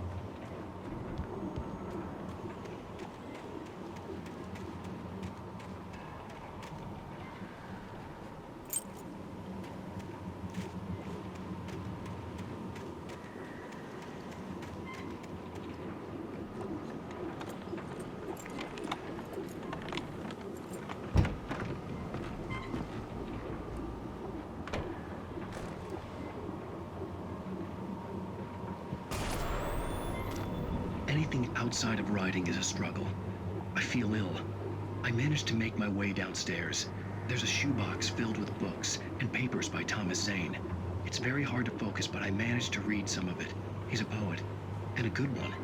He writes of muses and creators summoning fabulous things from a magic lake, using his powers to shape the world of a realm of gods and dreams and demons, dark things that wait for a chance to slip through, wearing the flesh of men as disguise.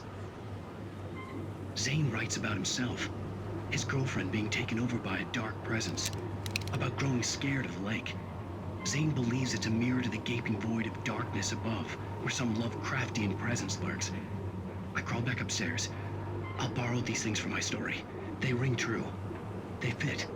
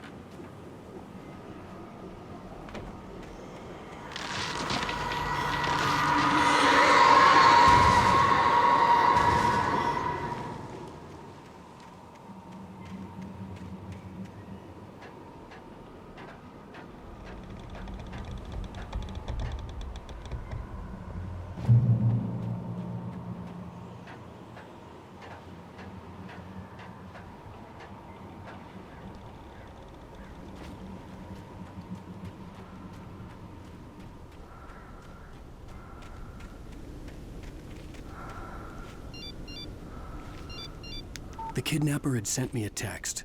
The message was full of spelling errors and insults. It was telling me to hurry up.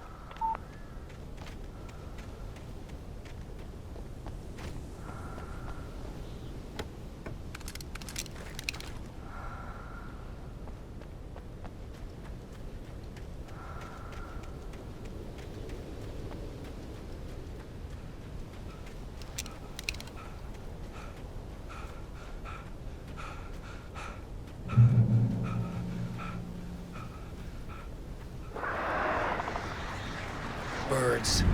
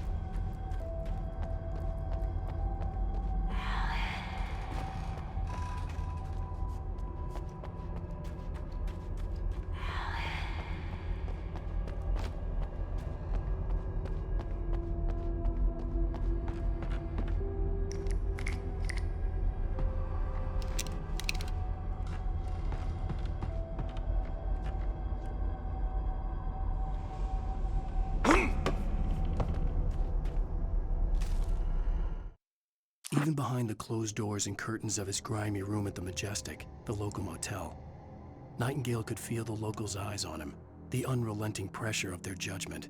He forced it out of his mind. For all he knew, they could all be under Wake's spell already. You do what you have to do to get the job done. He took comfort from the bottle in his hand.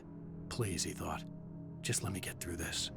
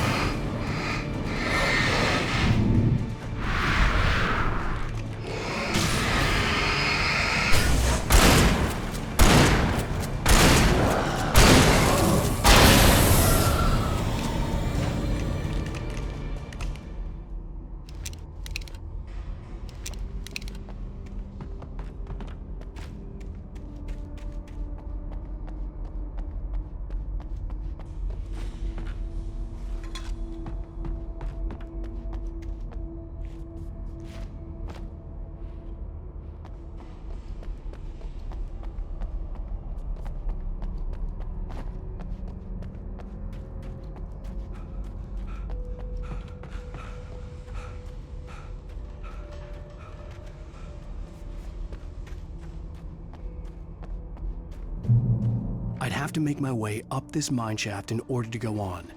Maybe the machinery could help me with that.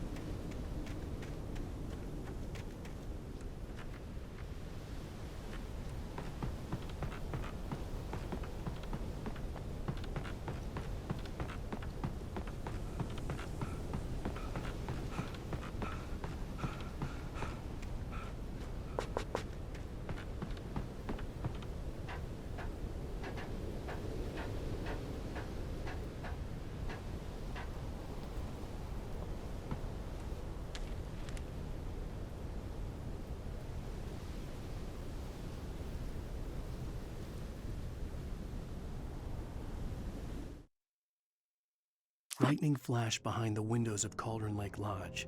Tor Anderson laughed and held the steel hammer above his head. Nurse Sinclair was trying to calm him down without success. Tor grinned madly and shouted, "My hammer's up. Here's a friendly poke from Molnir, wench." He brought the hammer down with all his might on Sinclair's head. "We're on a comeback tour, baby."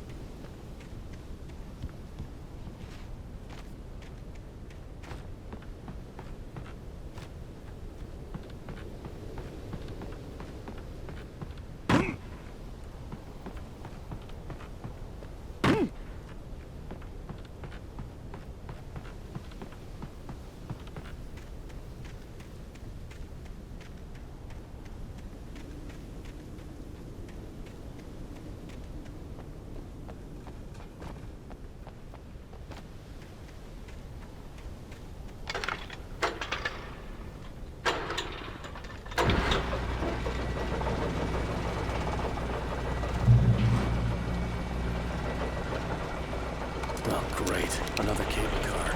Just great.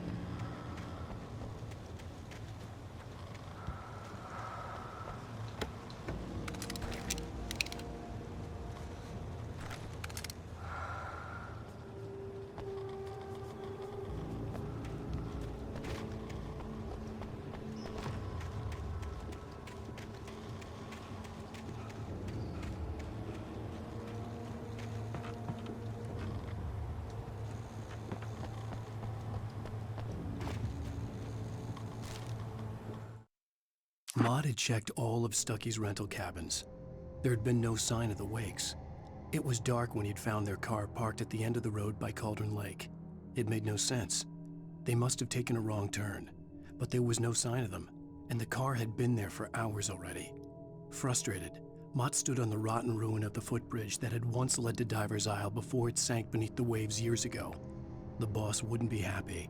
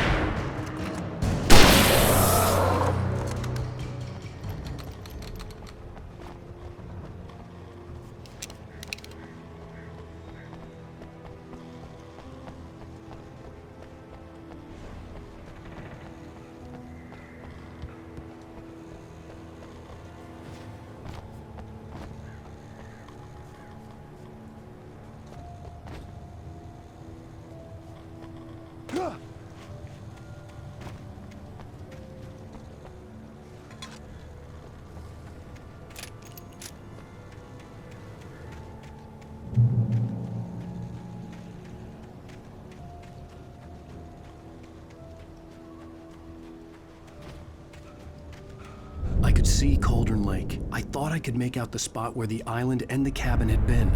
There was a light near it. It had to be a boat.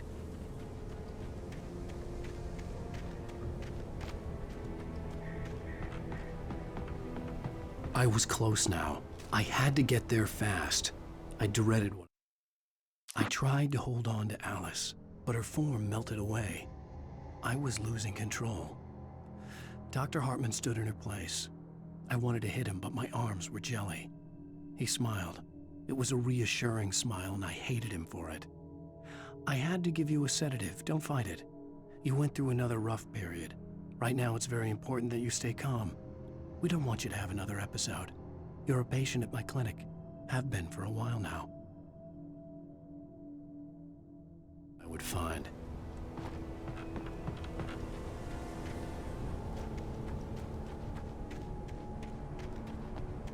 Wait! Are you? Wait!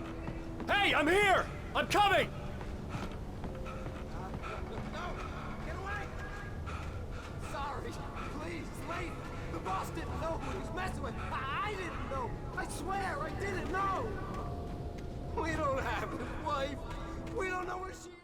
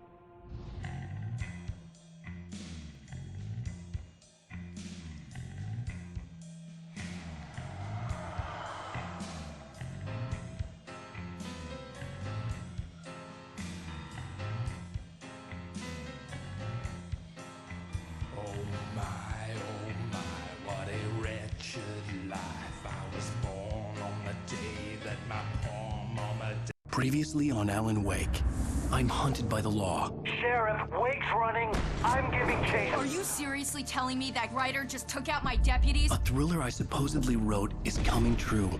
The genre of the story seems to be shifting.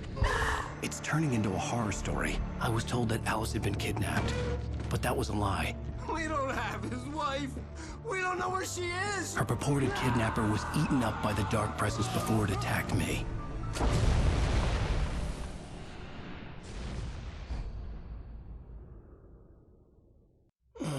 Alan, shh, baby.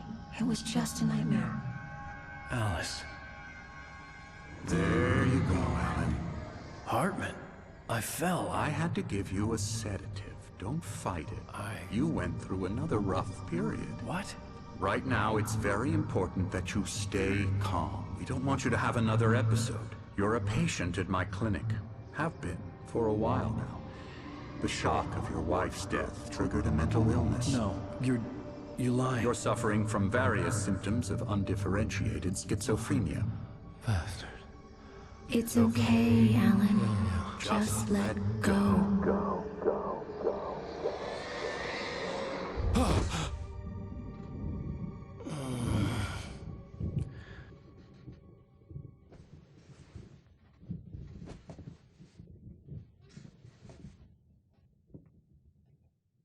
I felt groggy. Whatever Hartman had bumped in me was making me numb. I felt like this was happening to someone else. Someone I was watching on television. I couldn't think. Couldn't focus.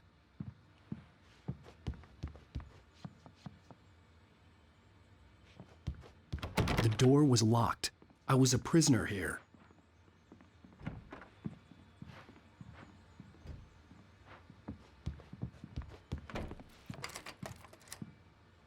Good evening, Alan. Are we feeling better now? Feeling calm? Yeah. I see you brought your pet gorilla with you. So sure, I'm calm. I get the message. Loud and clear. Why, right. That's the spirit. You're being very brave, Alan. I understand you're confused. I would be more concerned if you weren't suspicious of me. I don't blame you for it.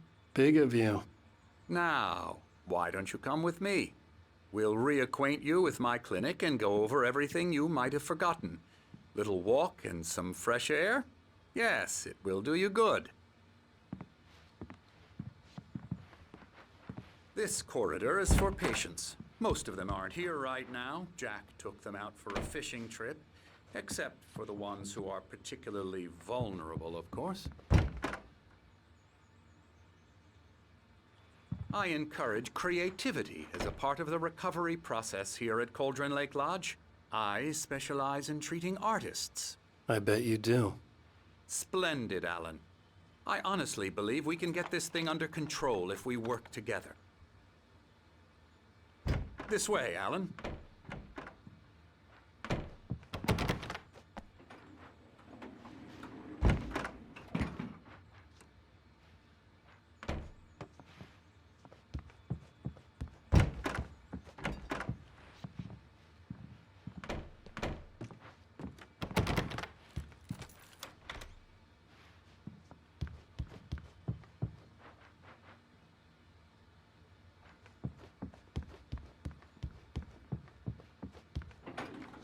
Now, Alan, from past experience with you, I know I need to get right into the heart of the matter as quickly as I can after an episode.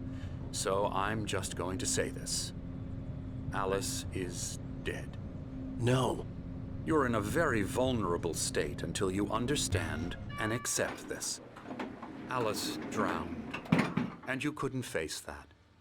You're suffering from hallucinations, paranoid delusions, unusual thinking, an obsession about light and darkness, a feeling that everything revolves around you, your thoughts and dreams. Your mind has constructed an elaborate fantasy scenario in which your writings are affecting reality. She has been kidnapped and supernatural forces of darkness are trying to stop you.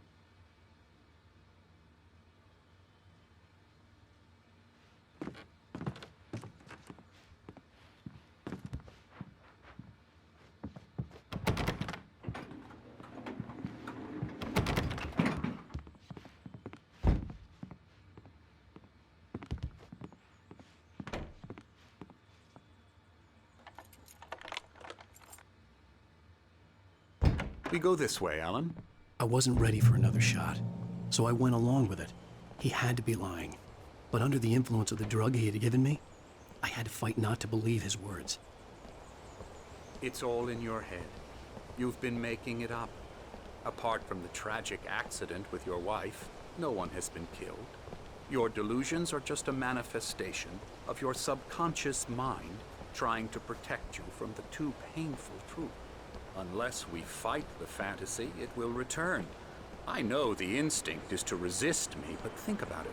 Doesn't this make far more sense than the insane supernatural conspiracy you have concocted in your mind? You're a skeptic by nature, Alan. We both know this. Everything can be explained logically.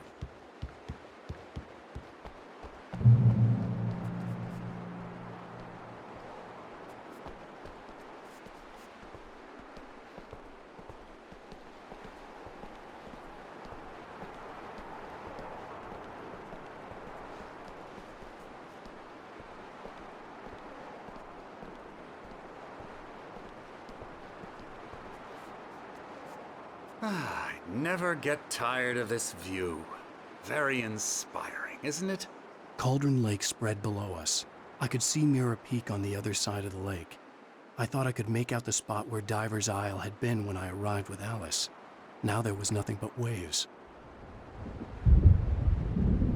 It seems there's a storm coming. Funny, I don't recall there being a mention of that in the weather forecast. Well, no matter. This way. Follow me. Alan, what I'm telling you is good news. Right now we're in control. Every time you have a relapse, it gets more and more difficult to resurface from the dark depths of your imagination. Not surprising, considering your profession. Imagination is what you work with. After all your nightmares, this should come as an immense relief to you. If it doesn't, why is that? Because I'm lying? Or because you don't want to admit that you're not well? It's very natural for you to think of me as your enemy. It's part of the illness. I let him talk. Hartman obviously loved his own voice. His words echoed madly inside my head. I dug my nails into the palms of my hands to stay focused. You need to work with me. Once you accept that, we can begin the journey towards your recovery. Come along. Let's go inside.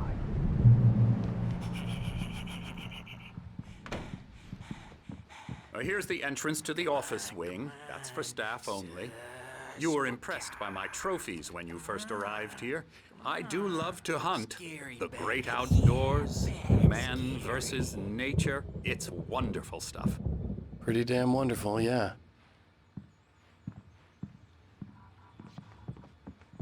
Scary, scary, scary.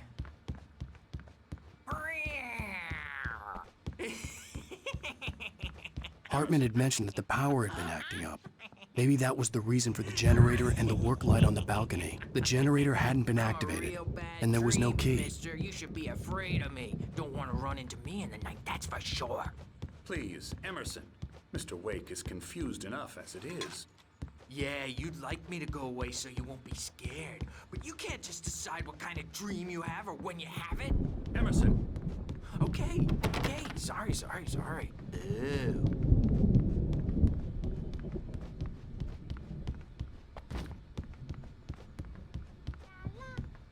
Elbow strike. Ooh, yeah. I'll get him to the head. Now, you might have noticed the typewriter in your room. You've been writing as a part of the therapy. As soon as you feel up to it, you should continue. Oh, hello. I've painted you. Okay. I was just struck by inspiration a couple of days ago. Dr. Hartman wanted me to paint landscapes. But now I've been doing these things. A lot of them. The images just keep coming. Dr. Hartman likes them. He has them in his office.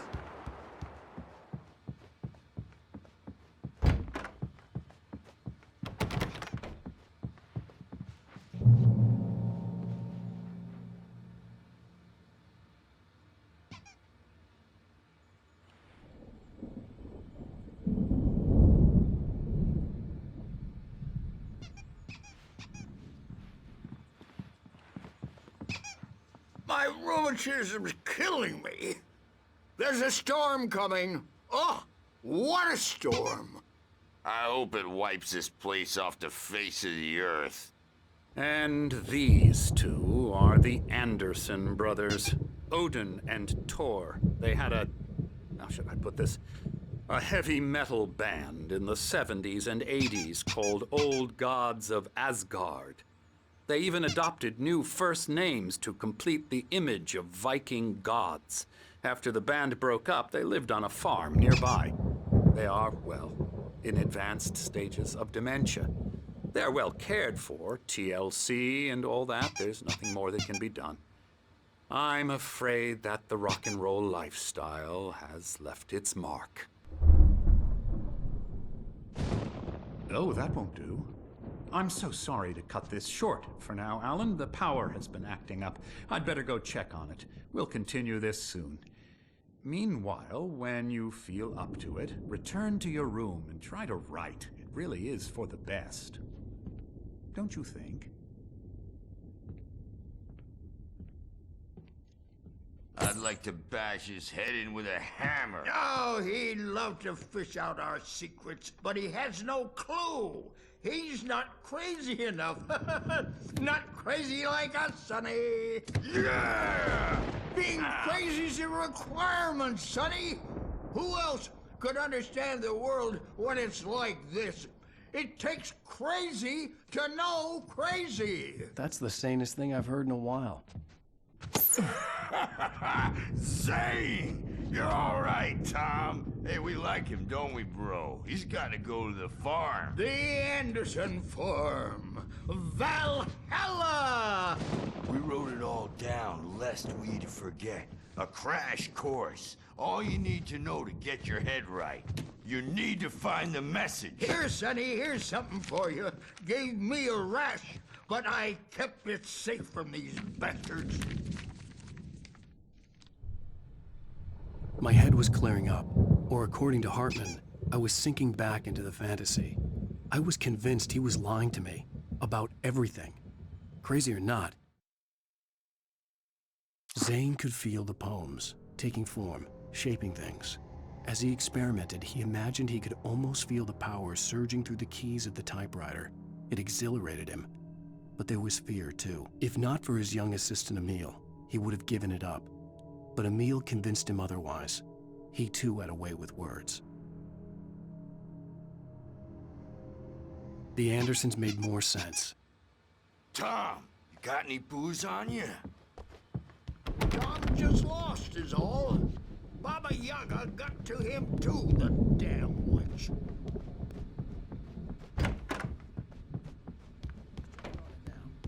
Yeah, good thing he's not overreacting or anything. Well, he's the boss. I may need a hand here later on, Birch. The storm's bound to make you-know-who jumpy. You know how they get. Gotcha. The doc's got me looking after Wake here, but holler if they get too rowdy. I'll do that, Birch. Hey, Wake, why don't you humor Dr. Hartman and give the writing a shot, huh? Typewriter's in your room. Something's wrong. I'm not myself. You can get to your room by those stairs, Wake. Shadow inside my head. I can only focus on writing. Everything else is a blur. I'm trapped in this cabin. Have been for days, but it's always dark outside. My energy... The white glare of the blank page in front of me hurt my eyes. My hands began to shake uncontrollably. Everybody, calm down. Put that down. Bert, I need help. Hey, Wake, you stay here. I'm gonna go see what's up. You just keep doing what you're doing. Be cool, okay?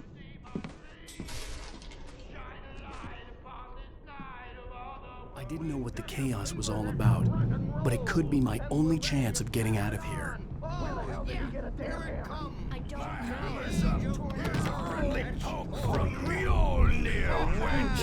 Oh, afraid of the crazy brothers, are ya? Not so weak now, are we?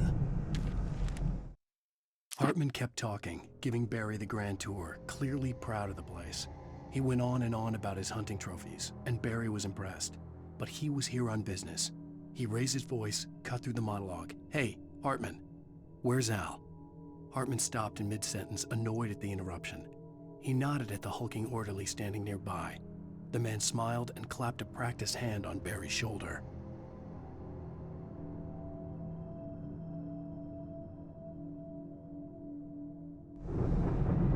Well, things are unraveling fast, aren't they? Sinclair looked bad. That wasn't a love tap. The crazy old fart hit her hard. And if she was one of Hartman's goons, she had it coming. I had to get to Hartman's office. He had taken all my manuscript pages. That's where he'd been keeping them. Come out and face the music, Birch. It's time to pay the piper. Maybe you could come out and beat our wicked.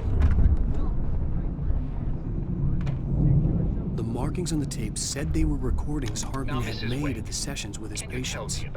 I saw Alice's name on one of them. For a moment, I couldn't breathe right. The parties, he's so angry all the time. He's getting violent. Do you mean with you? No, not with me. No, never. Sometimes I almost wish Alan would take a swing at me, because at least that'd lead to a conversation he couldn't just march out of. But no. Alan doesn't really sleep. And the work, well, he's not writing at all. He sits there for hours and just gets more and more frustrated. And I can't talk to him. Yes. Tell me, Mrs. Wake. What would you say to him if he'd listen? I don't know. I want to say, I look at you, and it's not you. Just some stranger who resembles you. Looking out from behind your eyes, and I don't like that guy much. And now it's all gonna go to hell. But you don't ever say this. No.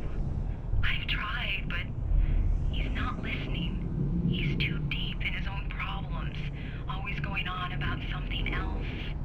I'm so afraid I'm gonna lose him, and we're not even talking anymore. He doesn't let me in anymore. He just keeps me in the dark. I'm so alone here, even when he's home. Please help me, Doctor, because I'm at my wit's end. Well, if you can just get him here, I'll absolutely do my very best. Yeah, but Doctor, you need to be careful with him. He's not just going to listen to you and cooperate. He's the most stubborn man I've ever met. Well, I'll be sure to bear that in mind. Hearing her voice, what she was saying made me happy and sick and guilty all at once. Worst of all, I recognized the words. The phone call from her. It had been a cut-up of this. Just a recording.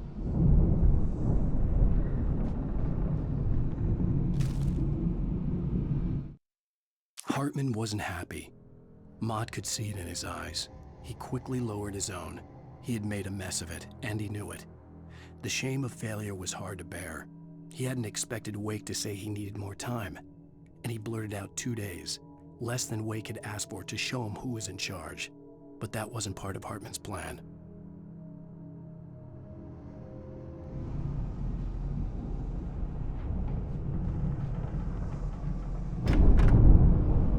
The photo on the wall caught my attention. In it, the clinic staff was standing outside the lodge. I knew the man next to Hartman. He was the kidnapper. Hartman had been playing me all along.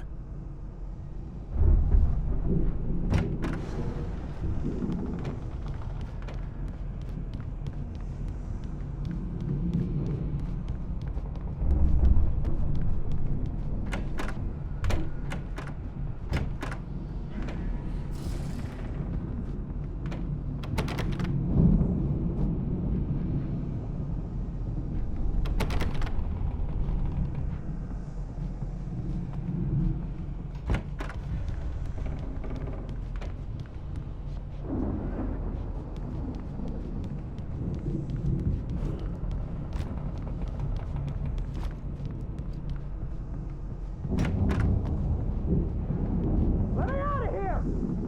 Hartman, do you hear me? Or I'm gonna do your crazy quack ass to shreds! Barry? Ow! About time! Barry, man, am I glad to see you. We need to get to Hartman's office. It's right next door. You okay? Yeah. I mean, no! The cops found me at Rose's trailer, but they didn't hassle me too much. I'm obviously a victim in this, and I demanded to be treated as such. Or else I'd sue their asses.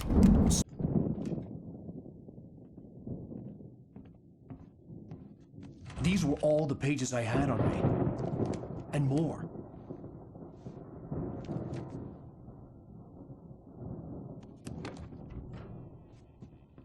Alan, please. You're sliding back into the... Tell me one more lie and I'll shoot you in the face. Ah, well, it was worth a shot. Really, Wake, come on. Let's work together on this. You have no idea... Hartman, shut up! Barry, get out of here. I'll catch up with you. Get a car. Oh, Al, let's just... Go! Wake, listen to me. This is a mistake. Don't you see? Together we can create something absolutely wonderful. With your ability and mine.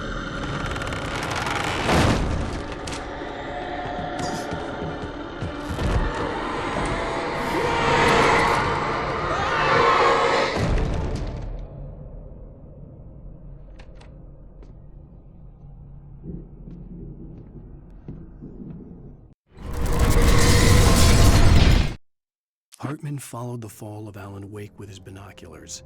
When the rider hit the water, he ordered Jack to take the boat to him. The spot was easy to see in the dark, even with all the extra lights in the boat. The flare floated and kept burning even in the water. Jack turned the radio louder as the engine sputtered. The music was rough and clanking, something the Anderson brothers would no doubt have enjoyed. But Hartman chose to ignore it. Wake was finally within his reach. The dark presence would call me in a moment. I had to find a way out.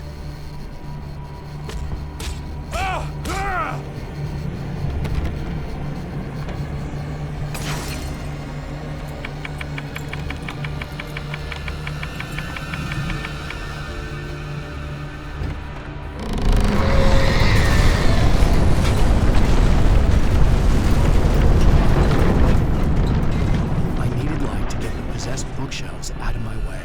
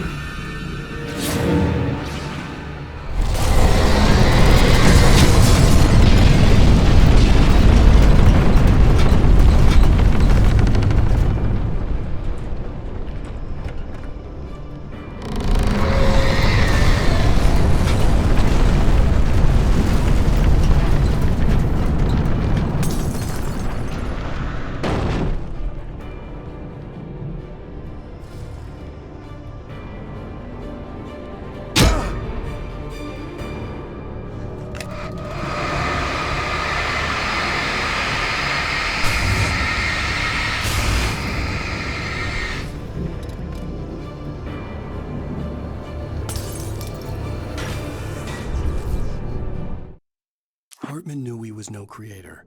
He had no ambitions on that front, and he certainly didn't want to end up like every artist he had worked with here, damaged in ways that were hard to describe, or worse. It was enough for Hartman to maintain creative control and provide direction, to be a producer. That was what most of these people were in need of anyway. Of course, suitable subjects were few and far in between.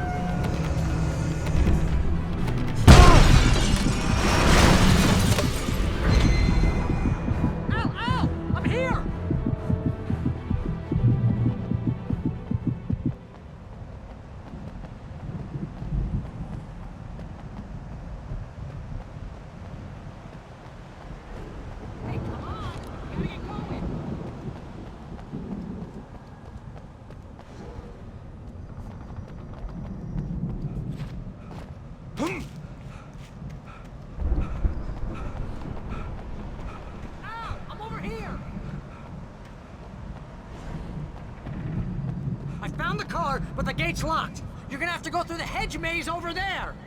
Barry, I don't have a light. Take this, Al.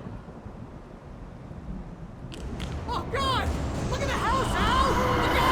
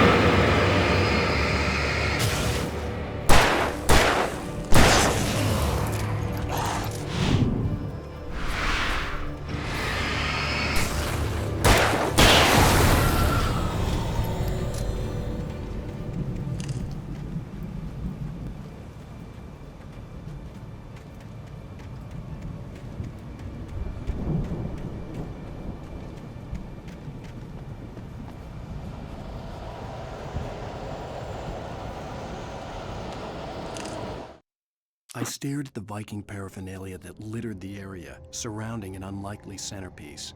A full-size stage complete with an impressive sound system with all the trimmings, including a dragon.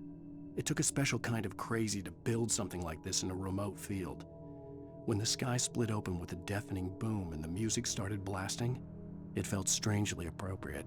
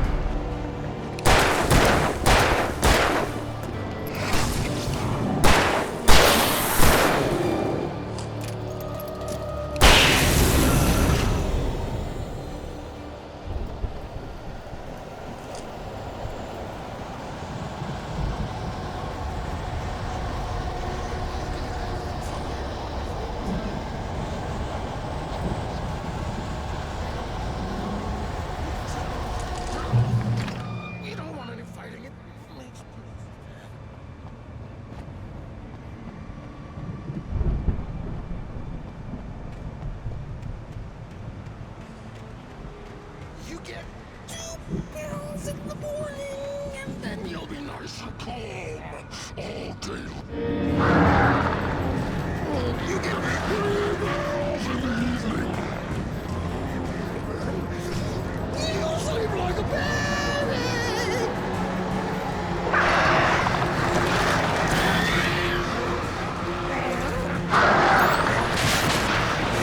Light seems to be lost. That way we don't have any trouble. And I don't count.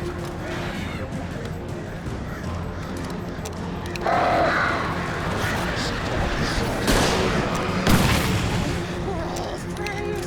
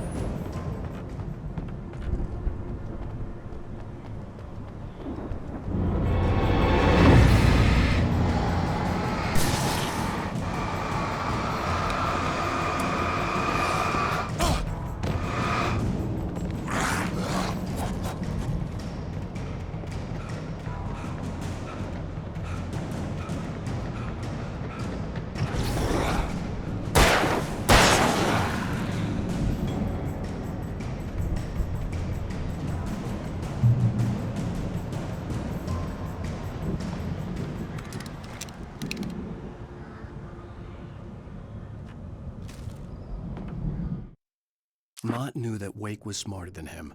Wake had more money, a beautiful wife, everything. And Hartman said Wake was important. That made him better than Mott. But Mott was calling the shots now. He'd expected Wake to whimper and grovel, but instead, he seemed willing to fight. Mott knew he'd gotten under Wake's skin. If only Mott actually had his wife. The thought made him shiver.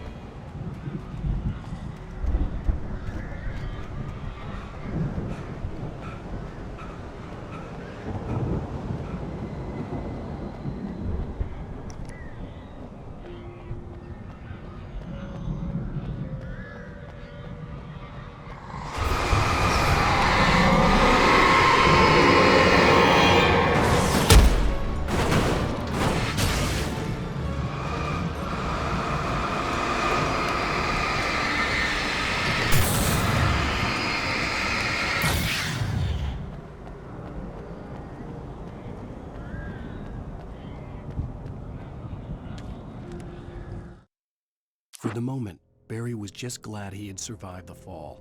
He had been separated from Al, and there was no easy way to climb back up. He told himself he'd be okay in the gloomy forest at night. He would just have to wait for a while for Al to find his way down. Barry turned when he heard the heavy footsteps and saw the movement. The man-shaped shadow lunged at him from the bushes, an axe held high. Barry screamed and threw up his hand. The world exploded.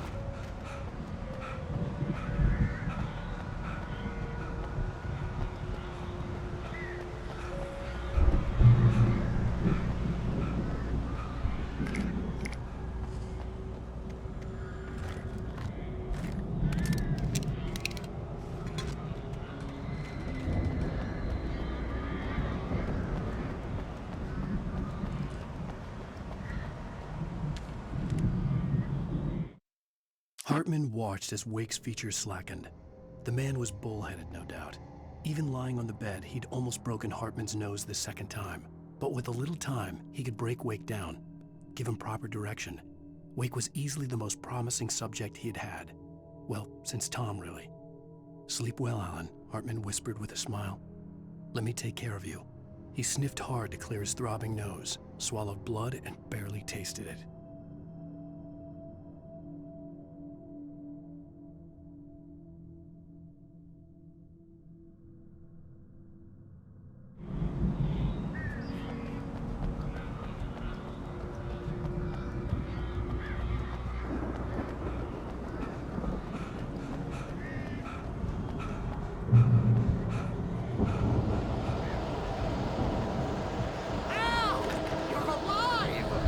Let's get out of here. Can you open this gate? Maybe. Barry. Well, I slammed it shut when the nasty showed up, and the key fits kind of loose in the lock, so,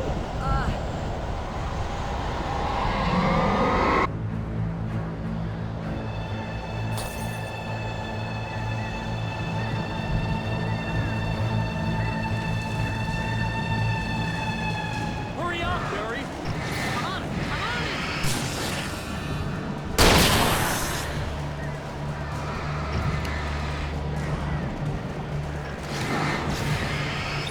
it's gotta be here! Just hang on, Al!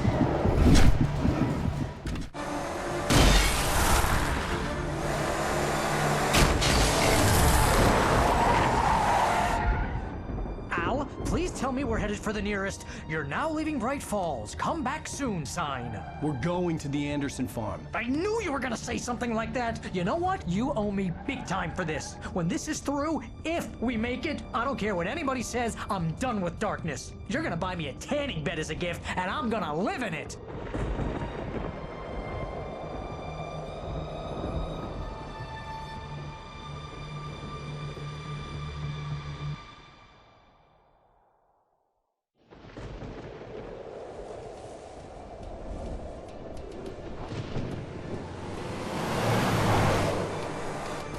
I'm crazy, but that's fine, Barry. Oh, you got that right, Al. You're barking mad. You are by far the craziest. But maybe that's inevitable when you deal with crazy stuff like this. It helps. This is happening, Barry. Alice, they never had Alice. She's trapped in the darkness at the bottom of the lake, but she's not dead. Al, how can you know that? I know, Barry. I can... Al, No, listen. I can bring her back. I can find her. There's something special about this place. The lake, it does something to the works of art created here. It makes them come true. But there's a catch. The dark presence, whatever that thing is, twists it to its own ends. That's why all of this is happening. It's using my manuscript to take over everything. Al, I believe you. It happened to Thomas Zane before, it happened to the Andersons. I believe you. Crazy or not, you're not delusional. Weird shit's going down. That's a fact. I'm on board, man. I'm with you. The Andersons knew about it, but they were too far gone to tell me with all the drugs they were on. But they wrote it down. There's a message somewhere at their farm, Barry. We just need to find it. Look out!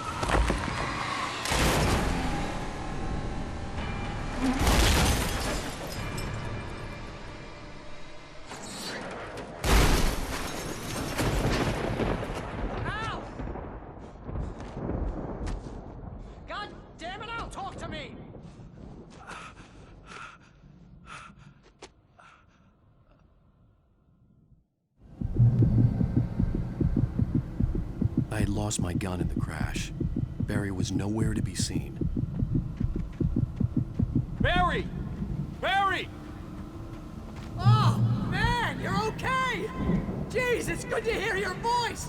I was trying to get out of the car, but the ground gave way. Man, what a drop! Don't worry, your cutout is fine. Forget that! Are you okay? I hit some bushes, didn't get a scratch. There's no way you can climb down, though. It's like a sheer wall. Ah! Al! There's something moving down here! Barry, it's a taken! Use a flare, Barry! Hey! Yeah! Barry, are you alright? I'm good, Al! I'm great! Guess you never messed with anyone from New York City before, huh? You're gonna have to find your way around to the farm, Al. I'll be waiting! Barry, just wait for me, okay? Al! I'm not staying here! It's suicide! I'm going to the farm! I'm gonna go ahead and secure the area. You can catch up. Don't worry about it. I'm on the case. Now he's Rambo. This would turn into a disaster if I didn't catch up with Barry.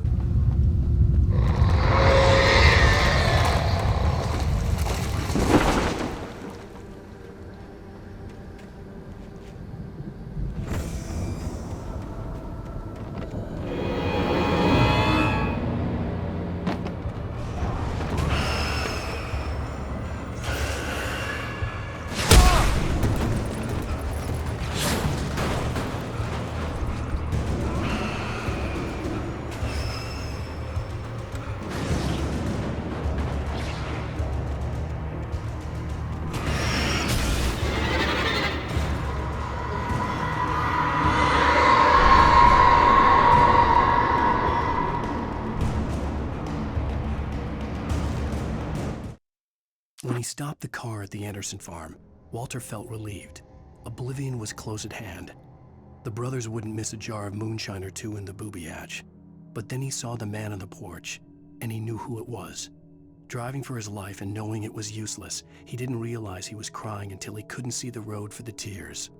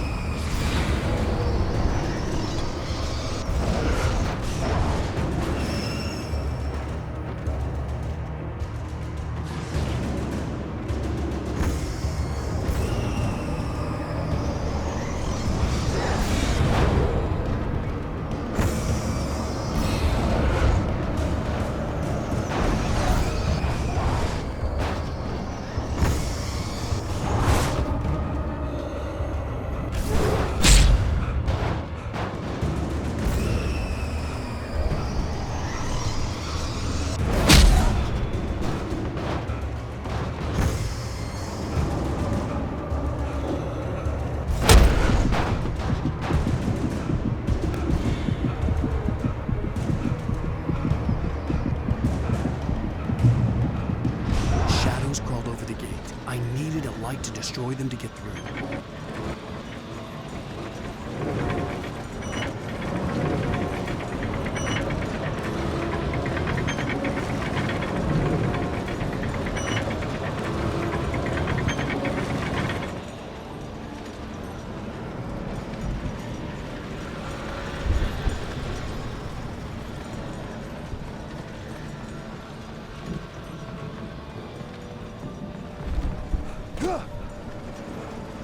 I hoped there'd still be a working generator somewhere around here to power up the old lights by the gate.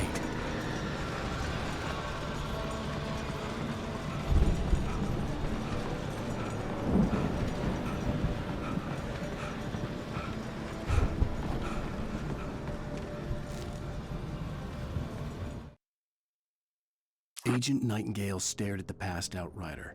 The man was sleeping off one hell of a night. Nightingale felt a stab of envy at Wake's oblivion, but he had a job to do. He put the gun to Wake's head and almost became a murderer.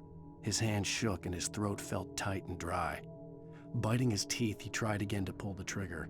He lost the nerve. Wake stirred. Nightingale would have to settle for an arrest.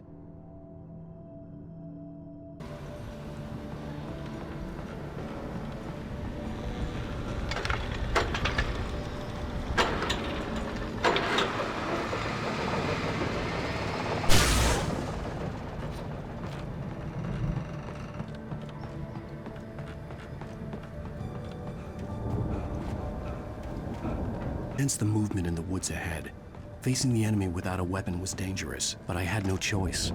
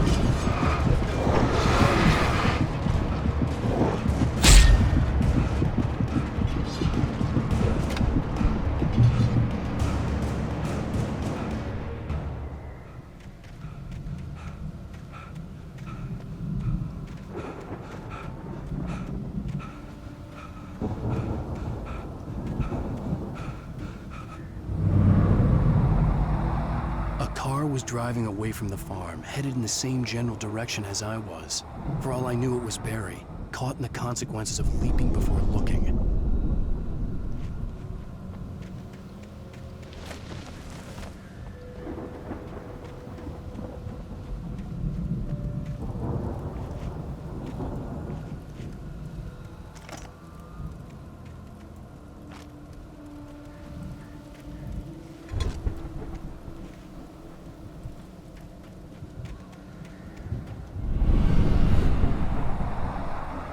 The car was heading for the cabin up ahead. It wasn't far. If it was Barry, I would see the damage soon.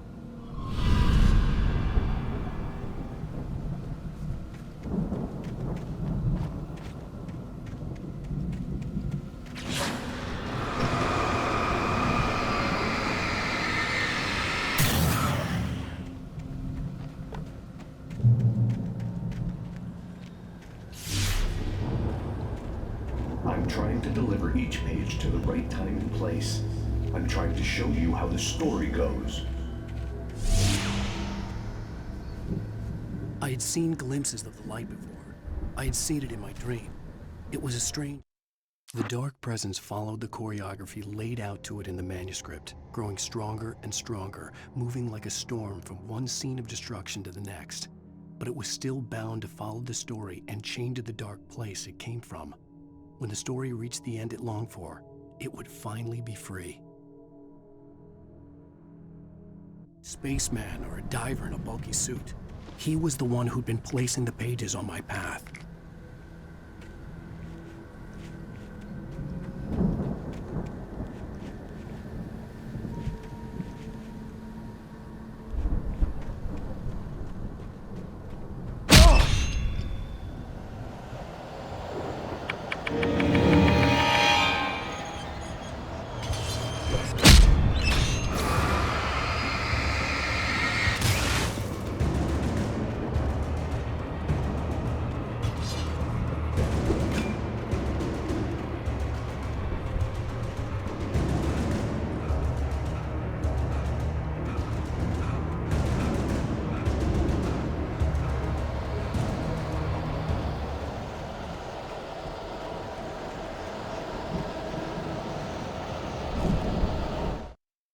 The storm raged on as the Anderson brothers walked unsteadily away from the clinic with the other patients in tow, knowing that this time they wouldn't return.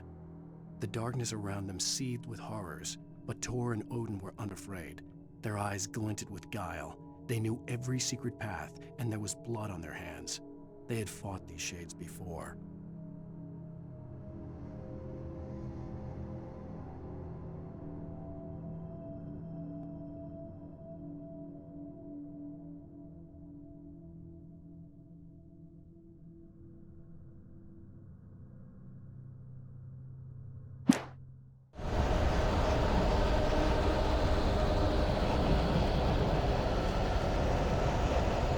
Someone had left a gun behind. Now I had a fighting chance of reaching the farm.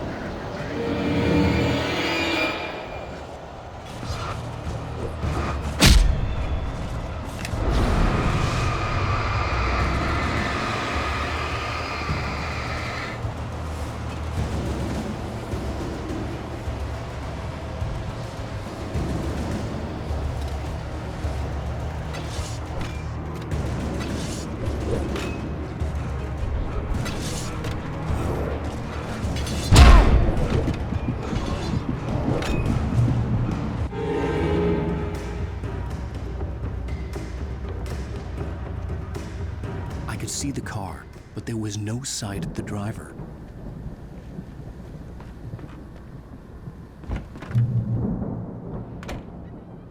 Hello?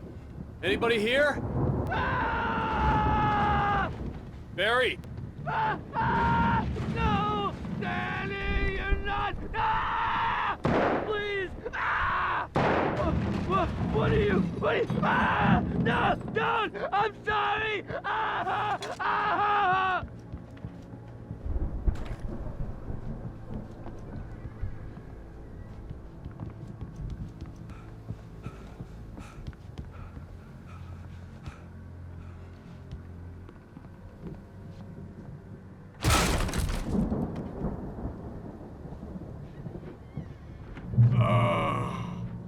I know you. You were in jail the other day. I went to the farm again for the moonshine, you know? It makes you see. They're not gonna miss it. They're in the loony bin. But my buddy, Danny, I lost him. Something's gone wrong with him. It's not him. Like a real bad follow-up to a real good movie. The best friend's suddenly the bad guy. Who wrote this crap anyway?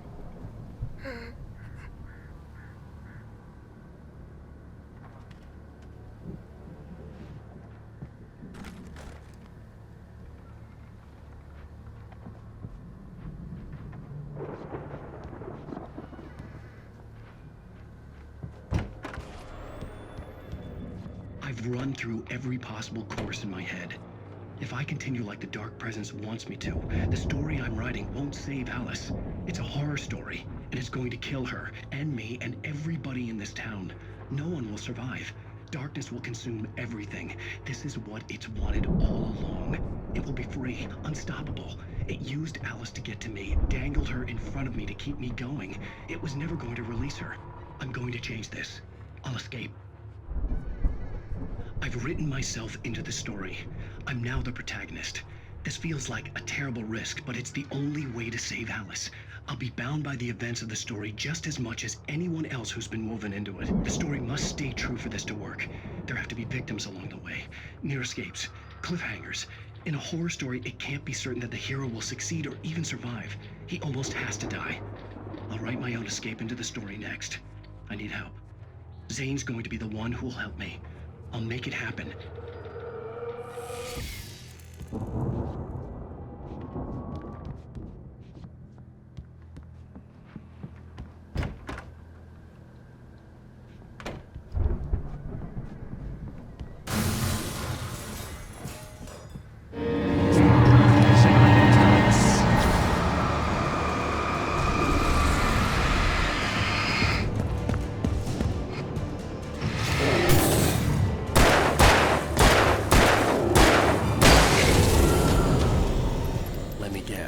Danny, huh?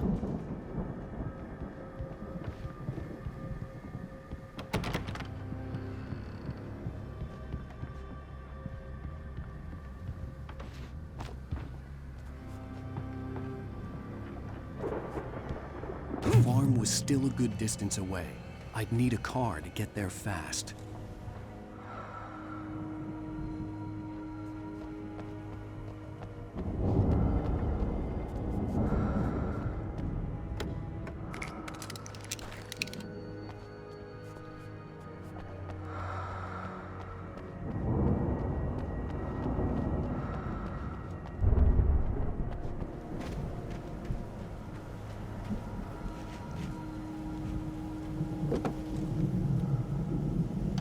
Barry wasn't up here, he was probably in trouble down at the farm. For a moment, I felt bad for doubting him. After all, I'd made it this far myself. But Barry was Barry.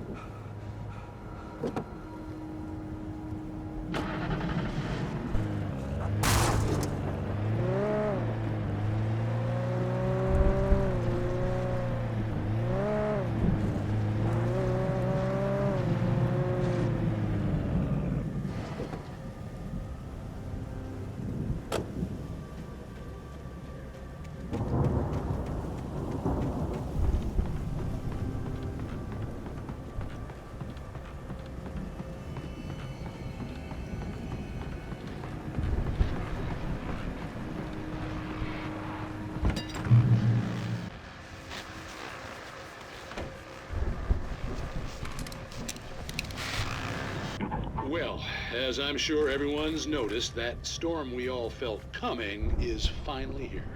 The boys at the Weather Service reckon it'll last until morning at the very least.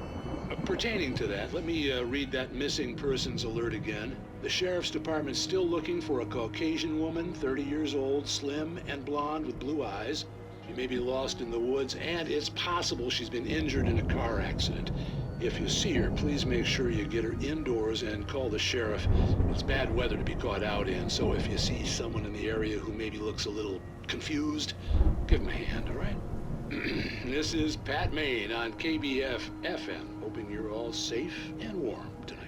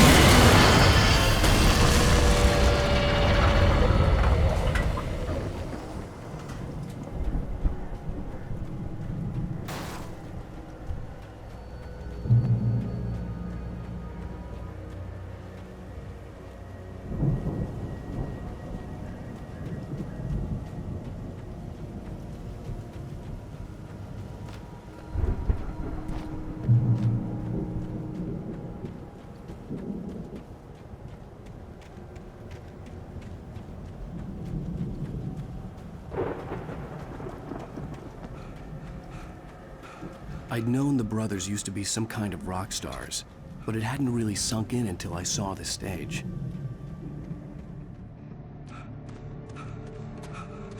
Ow! Run! Incoming! There's too many of them!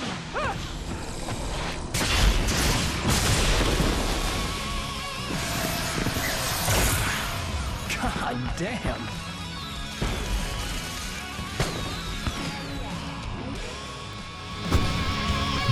I'm so glad you decided to go it alone, Mr. Monson. Shut up and shoot!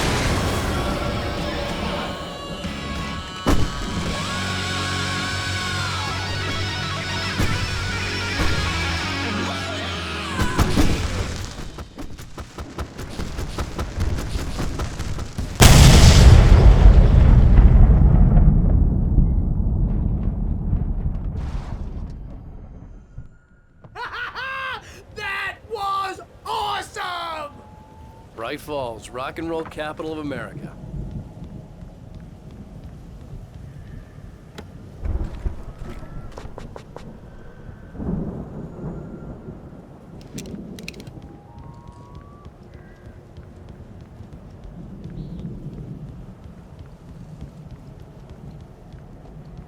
Hey, Al! This way to the farm!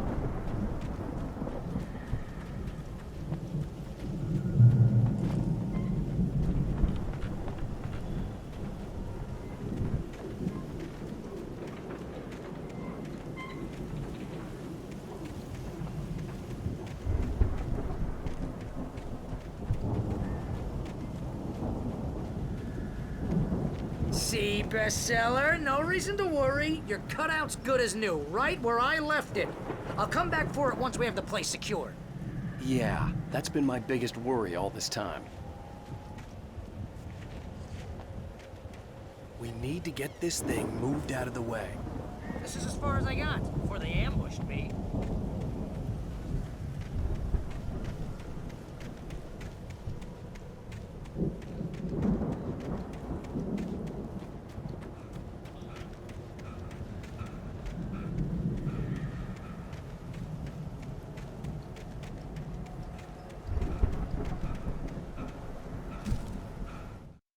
As the deputies hauled Wake and Wheeler away, Agent Nightingale eagerly examined the stack of papers Wake had been carrying. It was incomplete, a collection of random pages, but there was enough. He saw his own name in there, among others. His hand shook with emotion. Finally, it was proof. He had been right all along.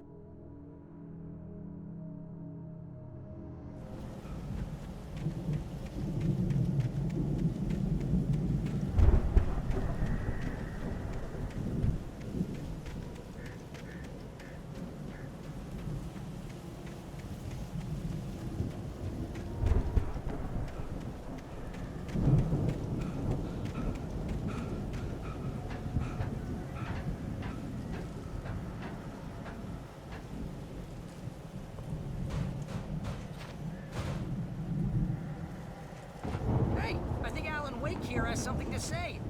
What's that, Al? I'm Alan Wake. I'm always right about everything.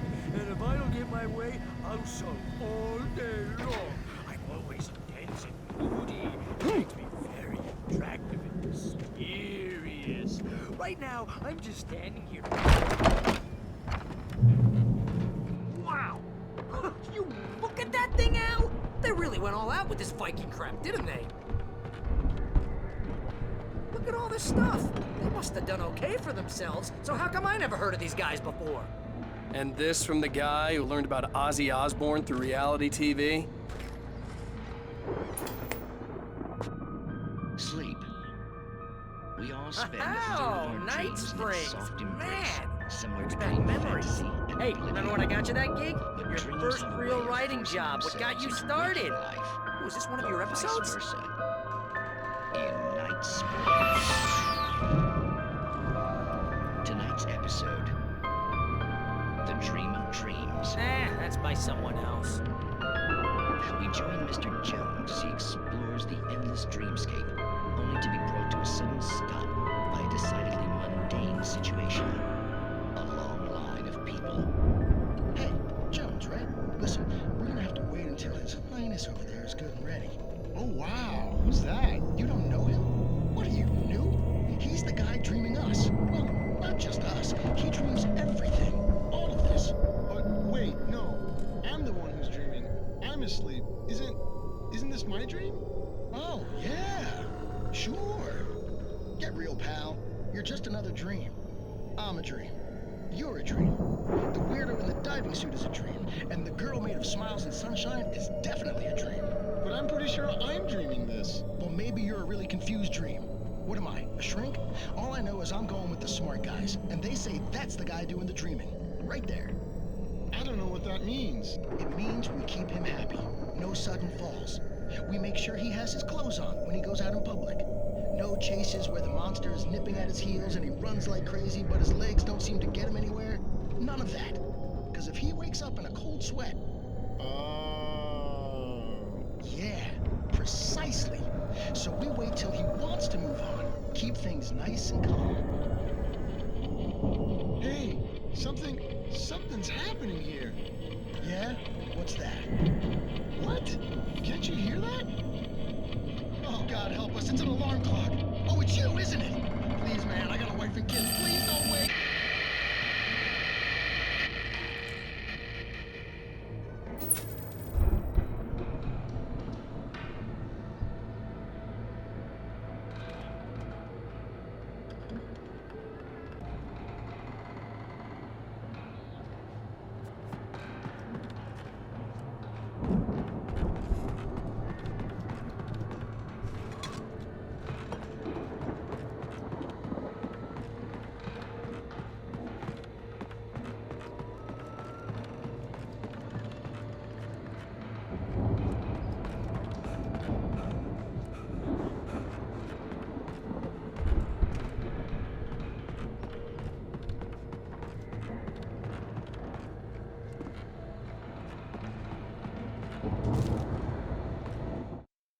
It's 1976. Madness reigns at the Anderson farm. Contrary to all logic, the headiest ingredient of their moonshine is unfiltered water from Cauldron Lake. The Andersons feel like gods. Odin can't stop laughing. He contemplates cutting his eye out. Tor runs across the field, naked, shrieking, hammer in his hand, trying to catch lightning. Their songs have power. Something ancient is stirring in the depths, coming back.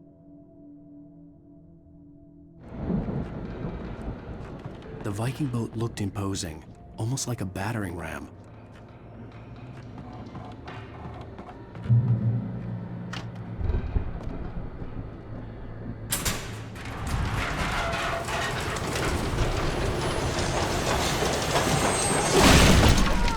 Good going, Al!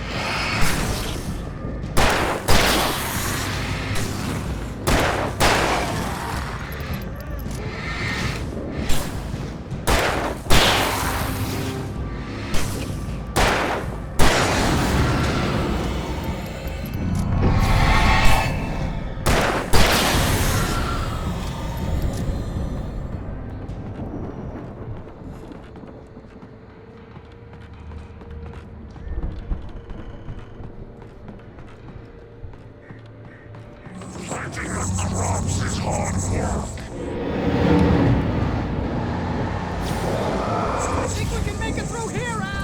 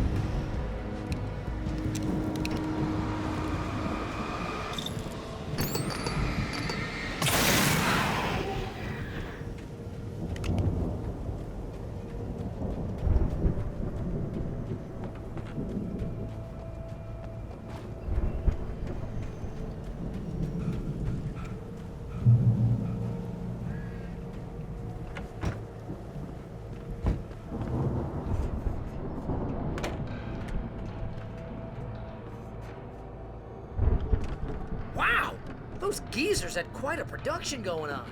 Ooh, you know what, Al? If we make it through this alive, I'm gonna start representing them.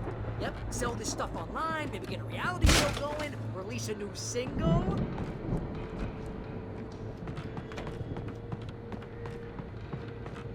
Be careful, Al!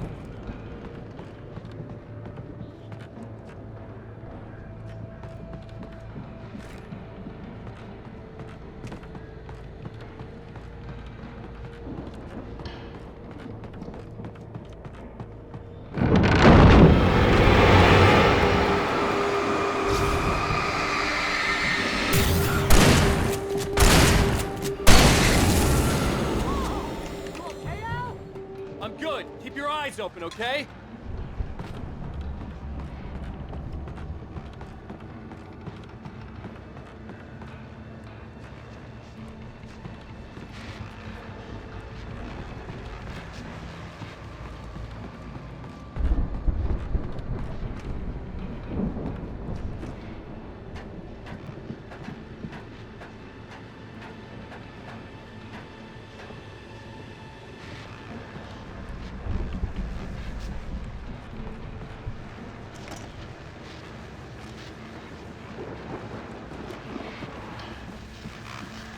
As you regular listeners know, I tend to work through the night, but I'm not the only one. Deputies Mulligan and Thornton are taking a couple of moments off their busy schedule to join me here in the studio. Boys, how busy are you now? Deerfest is almost here, isn't it? I bet that keeps you in business. Pretty busy, yeah. Actually, Pat, we've been real busy with other stuff, which concerns an ongoing investigation. We can't talk about that, Thornton. I wasn't gonna say anything. I was just saying we got, other irons to fry. And how would you compare your workload to last year's? Things have seemed relatively peaceful to me, but people do tend to get a little wild this time of year.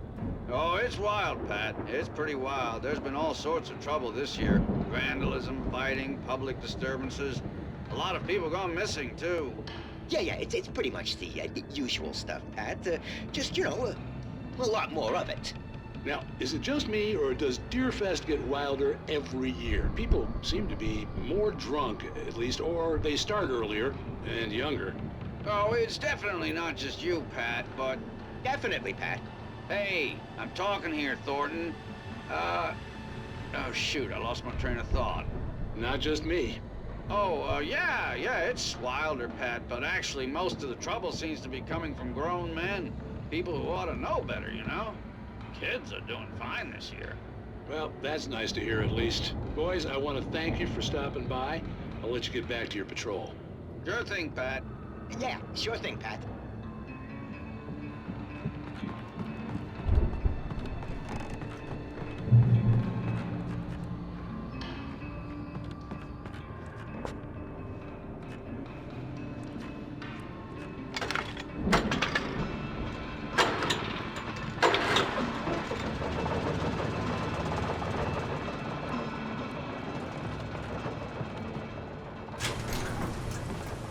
I could see the building that had to be the Andersons' home on the other side of the field. It wasn't far now. I wasn't worried about trusting the ramblings of two burned-out geriatric wrecks. They had the goods.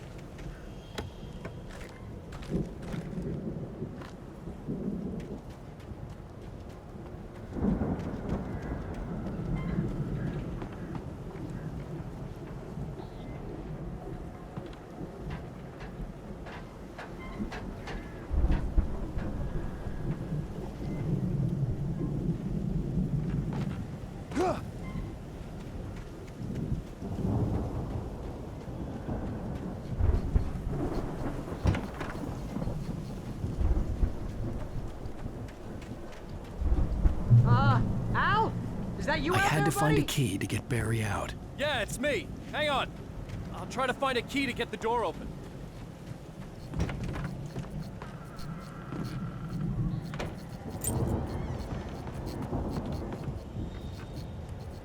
Hey, what's the holdup? Come on, this place is all dusty. You know I got my allergies.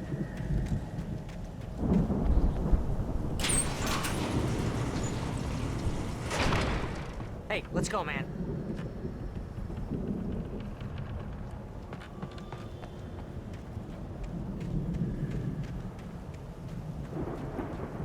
I think we're gonna have to work together to open this gate, Al.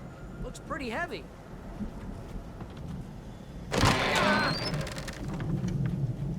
Hey, I think that's the farm on the other side of the field. We're almost there. This farm is a crazy place for crazy people. We should feel right at home then.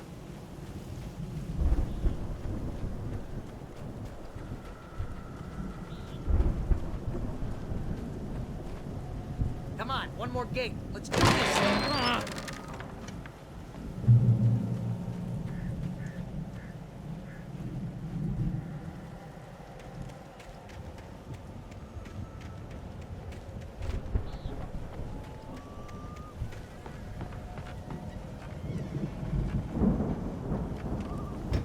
The lights are out.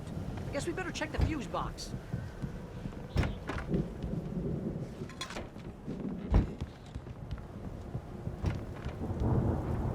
The power downstairs was out, but I was sure I could fix that at the fuse box.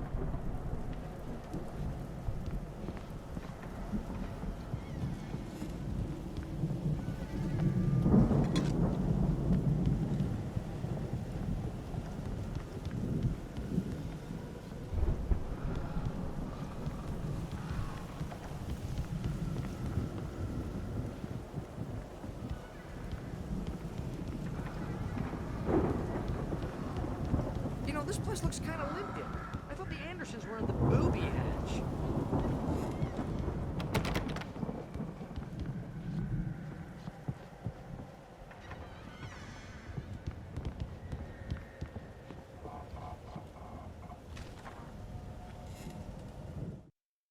Again, Alice's screams rang in the stillness of the night. I saw myself run toward the cabin, flashlight in my hand. I followed my past self. I was an out-of-body observer, a time traveler in a crazy drunken dream. This was the beginning. The night Alice had disappeared. The mystery of what had happened during the missing week was about to reveal itself.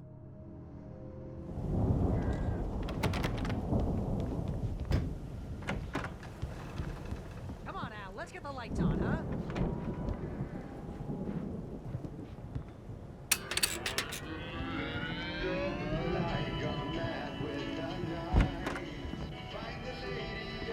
Can you hear that, Al? Music? Of course. We need to find where it's coming from. That's the message the Andersons talked about. That's the whole reason we're here. Lady of the Light? Oh, that's gotta be... What's-her-face? The crazy lamp lady from the town. Cynthia Weaver. Right! Must be!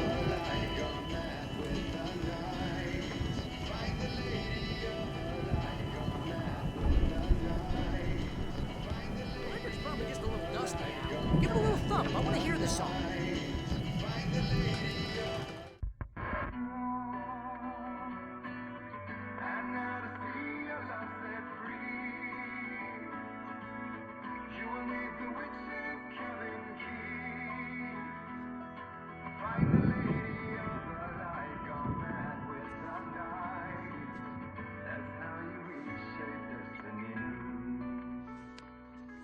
Okay. We need to find Cynthia Weaver. We'll stay here for the night and head back to town as soon as it gets light. Hey, Al. Lots of hours before dawn. Might as well get some rest. And by rest, I mean drunk. Come on, Barry, this is... Yeah, what the hell?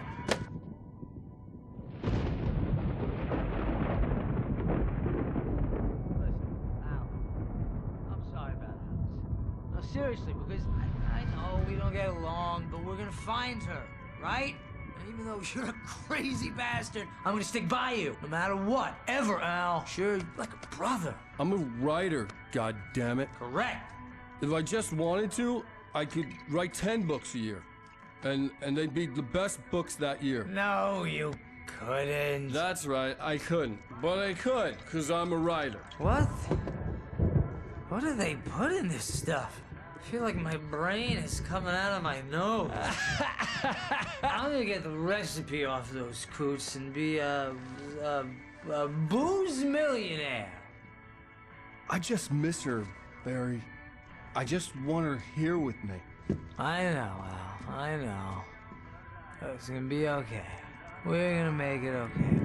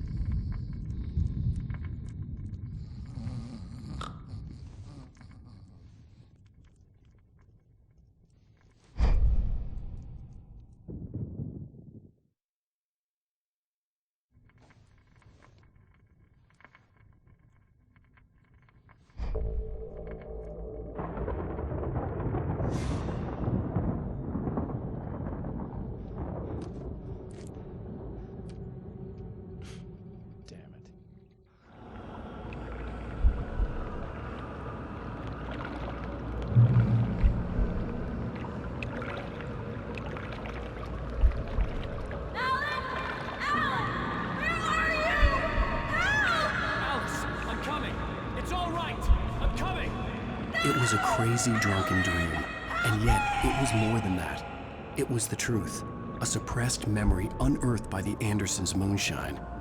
I was there, an out-of-body observer.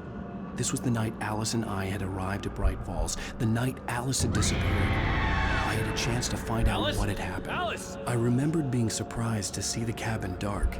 Alice would have never turned the lights off.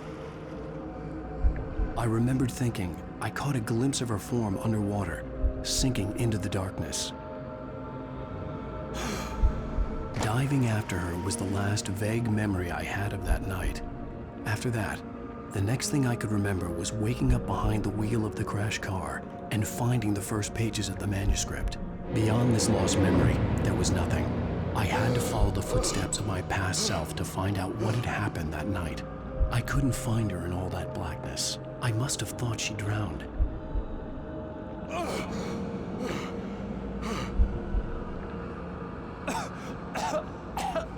Alice! Jagger had Alice, and so she had me. Alice!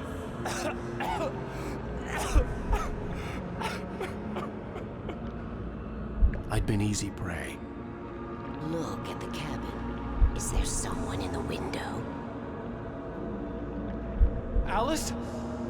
Maybe she didn't drown after all. Maybe she's inside. Alice! Yes.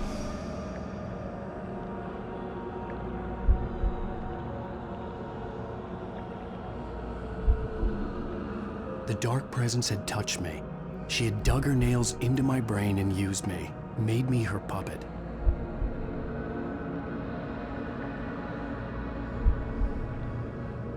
She must be here somewhere.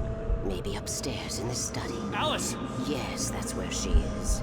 You can apologize. Alice! You'll laugh at the whole thing together and put it behind you. Alice? She's not here. You were foolish to think so. No, she's dead. She drowned. No, no, no! It's your fault your wife is dead. You are guilty. All she wanted was to help you right. You killed her. Oh, hush. There's still hope.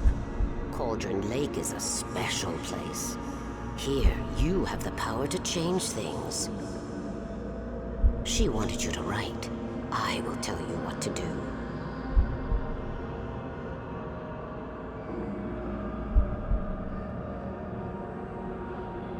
You can write her back.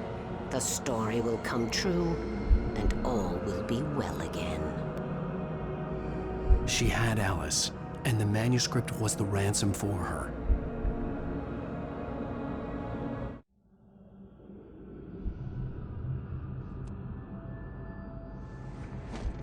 Yes.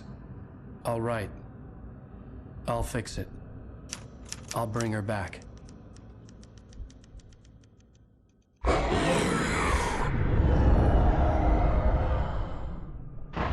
No. I wrote it. I remembered it all now. In the dark, I'd written for days, a week, almost a complete manuscript of a novel entitled Departure. Jagger had been my editor, whispering in my ear, making sure that the unfolding story would make her more and more powerful. I thought I was saving Alice. Even with the cobwebs she put in my head, some part of me had been aware enough to write my escape into the story, to bring a light into the cabin to release me before I could finish, to interrupt the horror story before the ending, where darkness consumed everything and everyone. Zane was weak and far away, but I had written him into the story, and his light had been enough to set me free. It isn't here now. I'm here because it was written. I brought the light to set you free. You must hurry. It will know I'm here. It will be back soon. It stole the skin of my Barbara a long time ago. She looks so old.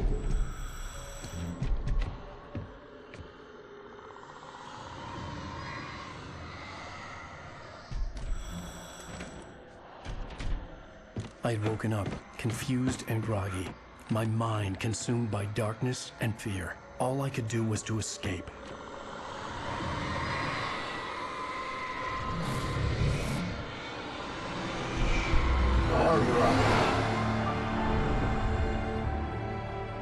The week spent in the cabin had taken its toll. I was barely conscious, and fading fast. It had to have cost Zane terribly, thrown him even deeper into whatever dark place he now haunted. But he had managed to weaken the dark presence, kept me safe that night.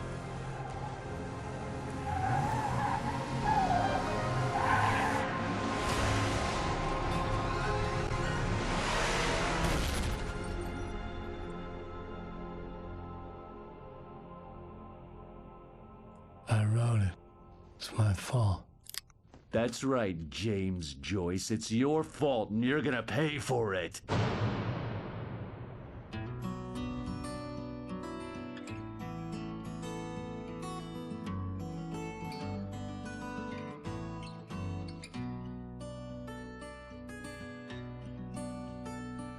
There's an old town road with mystery. Previously on Alan Wake.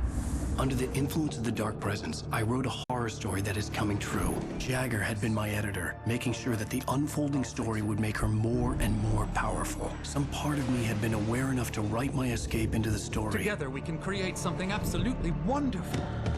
The lake, it does something to the works of art created here. It makes them come true. My mom gave me this old light switch. The clicker. Alice is being kept in a dark prison. I need to find Cynthia Weaver to fix this. It's your fault, and you're gonna pay for it.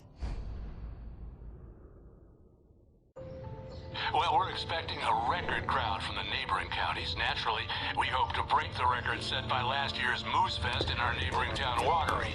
Ladies and gentlemen, some people have asked me, what's the big deal about Deer Fest? And I think that this sums it up. It's about friendship and community. We've got a great party coming up, but let's try to hold it in until tomorrow and get through the night in one piece, all right? I have it. Someone will come for it when the time is right. Thomas said so. He wrote it. The key is insurance. It's my job to keep it safe. Safe in the light. Always in the light.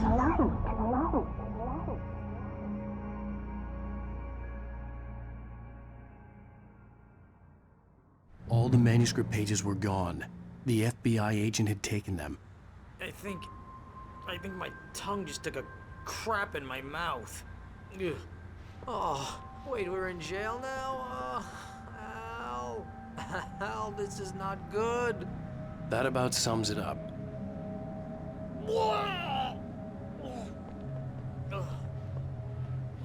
Oh, I am never drinking again. I need to talk to Weaver. She's the one in the song, the Lady of the Light. What, the crazy lady? Ugh, whatever you say, Al, but we're stuck here. They're not gonna... even interviewed Wake. I had some reading to do first, Sheriff, and let me tell you, it was an interesting read. Well, I've got you now, Raymond Chandler. It's all here. All the evidence, including conspiracy to murder a federal agent. There's no way you're walking out of here. You hear me in there, Bret Easton Ellis? Huh? Agent Nightingale, I want to talk to your superior. Well, we all want things, Sheriff. I wanted my... Look, that's not possible right now. Agent Nightingale, I insist.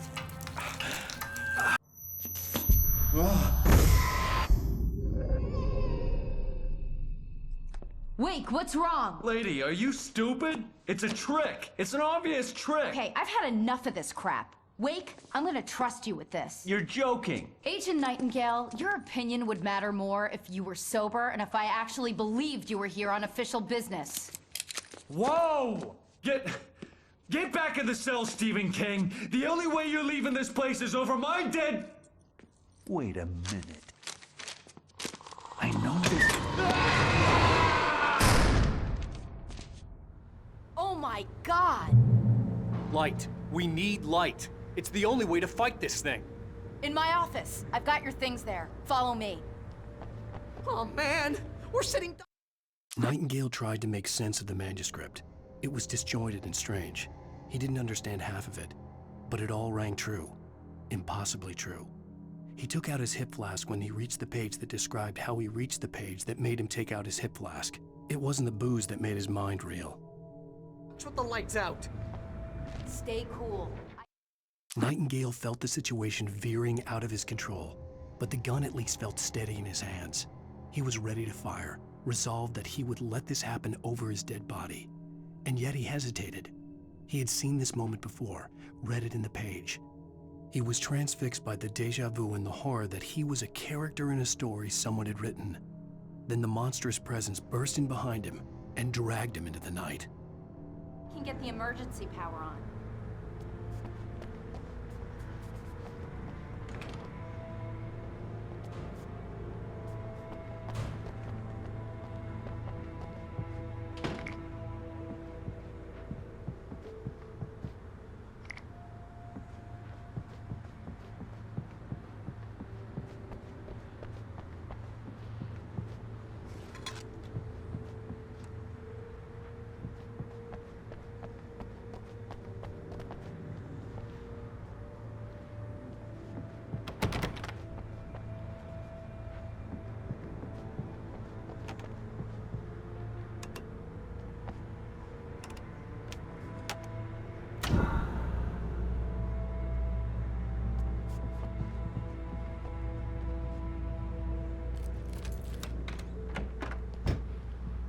Here are your things. Wake, what do I need to know? What do you need from me?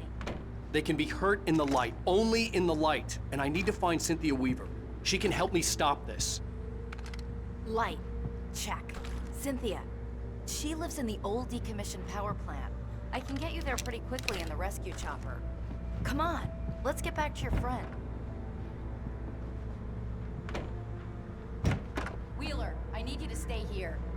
What? No. We're going to fetch our ride, but I have friends who need to be warned about this, and I can't be in two places at once. I need your help. Well, okay.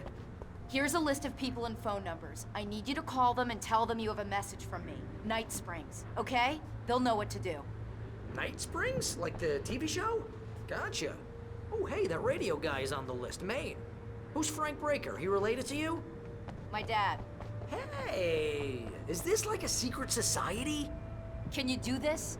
You'll be safe here. The backup power's on. These guys need to be alerted, just in case we don't come back. You'll come back for me though, right? As soon as we get the chopper ready. Thanks, Wheeler. I owe you one. Okay, let's go, Wake. Through the back. My hangover wants a pizza. You think there's any way I could order one, Al?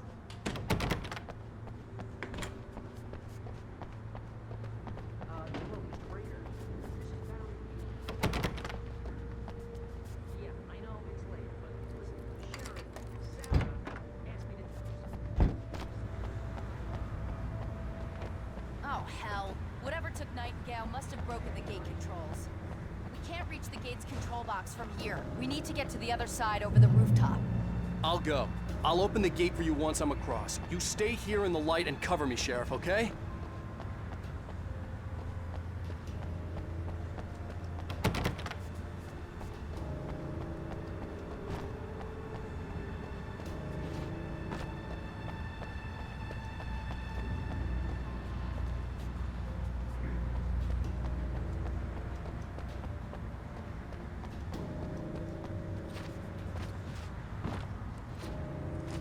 I needed to reach the rooftop to get to the other side of the broken gate.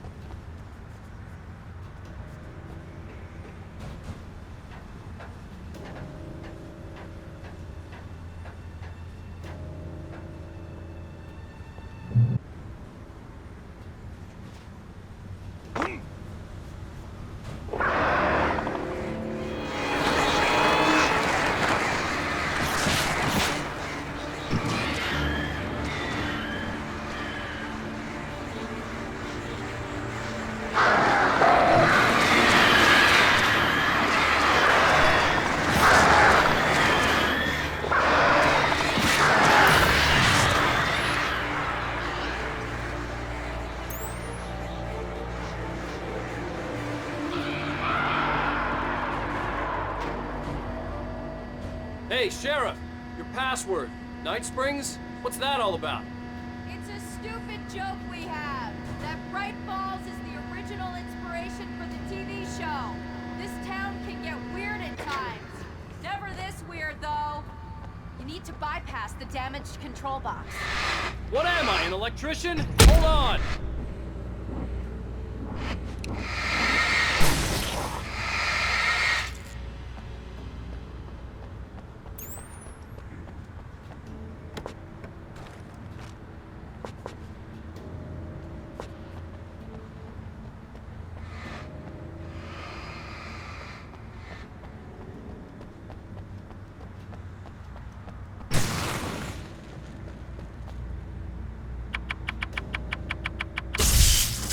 Damn! That's smart! Good job, Wade. Okay, stick close. Our first stop is the town hall. The keys to the chopper are there.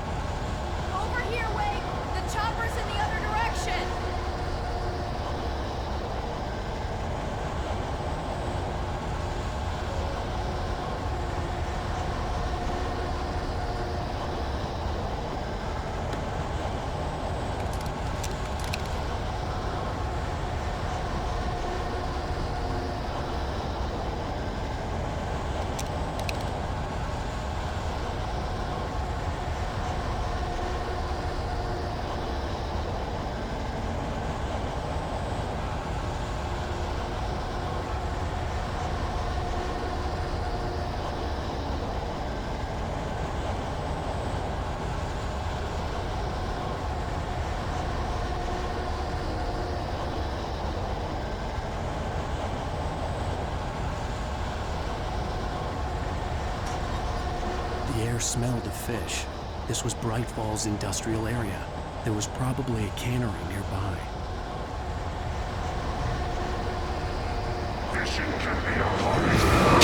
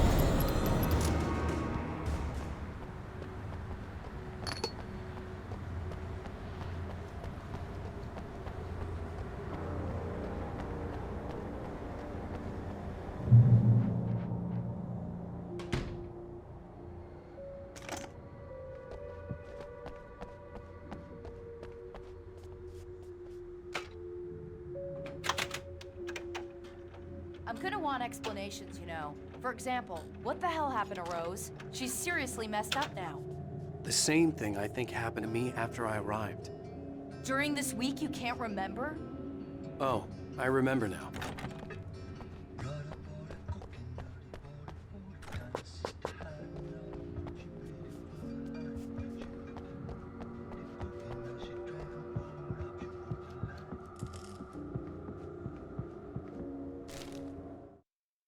Barry was in his element, making calls, making things happen, even if he didn't entirely know what those things were. He wouldn't let the hot sheriff chick down. Even if every noise he heard from outside, and he heard plenty, made him jump. He had only paused to text Al a message, told him to hurry up. Suddenly, Barry froze in mid-dial. A window broke somewhere in the building, and then the lights went out.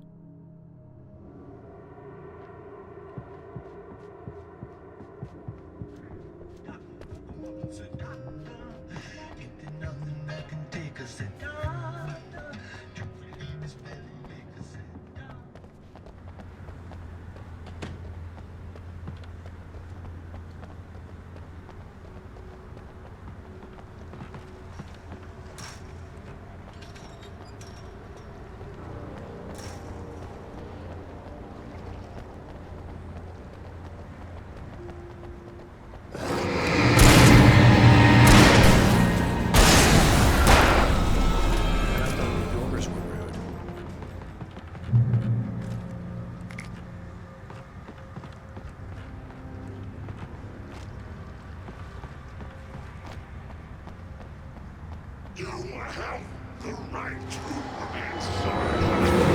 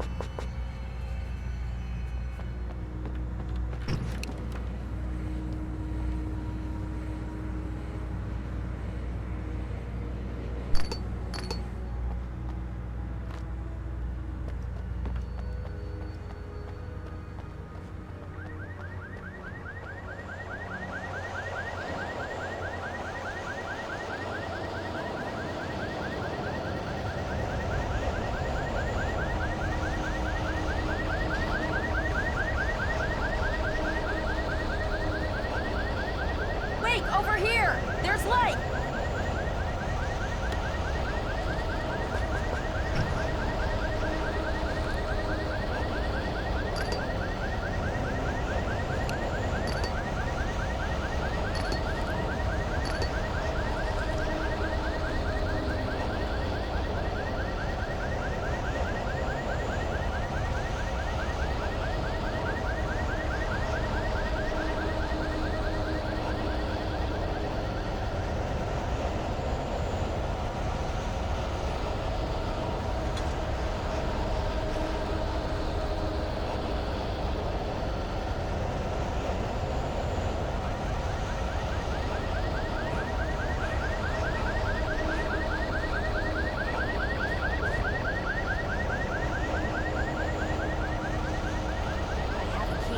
Watch my back, Wade.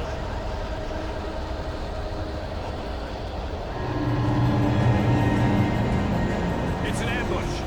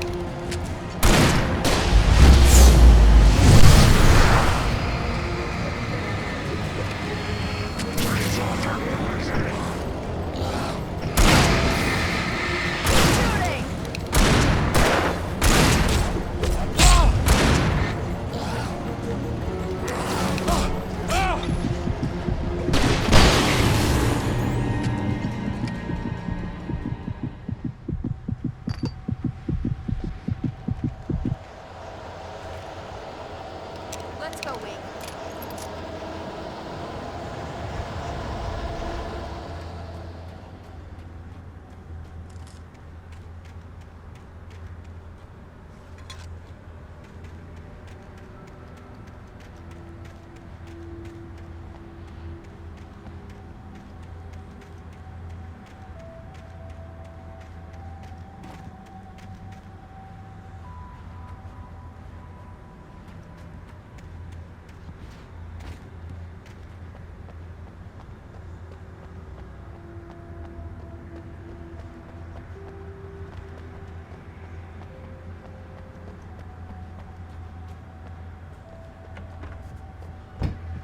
Okay, someone's messed with the fuse box here, but you should be able to jury-rig it while I find the keys. I already got electrocuted once today. How about I look for the keys and you get burned for a change? Fine. They should be in the clerk's office on the other side of the building, near the main entrance.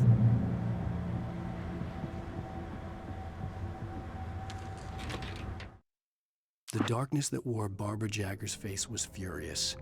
The story in the manuscript had been making it stronger all the time, but now the light had set the writer free and hurt it, weakened it. It was only a matter of days before the dark presence would be strong again, but meanwhile, it would be difficult to recapture the writer.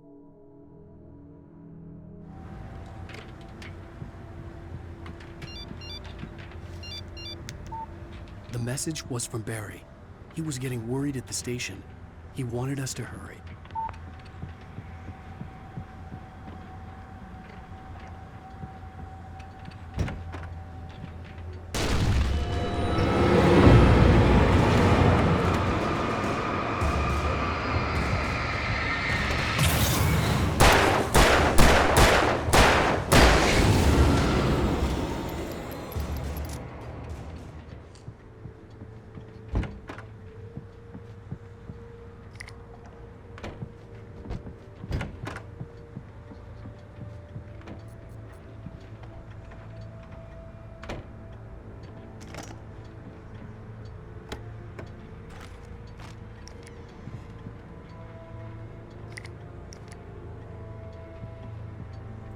Okay, Sheriff, I got the keys.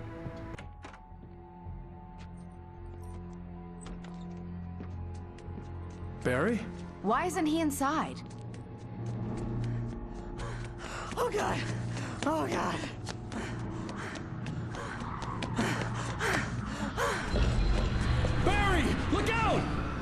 Move! Ah! Barry! He made it inside, Wake. He's okay. The storefront's blocked. Come on, Wake, let's go around. We can meet him in the back.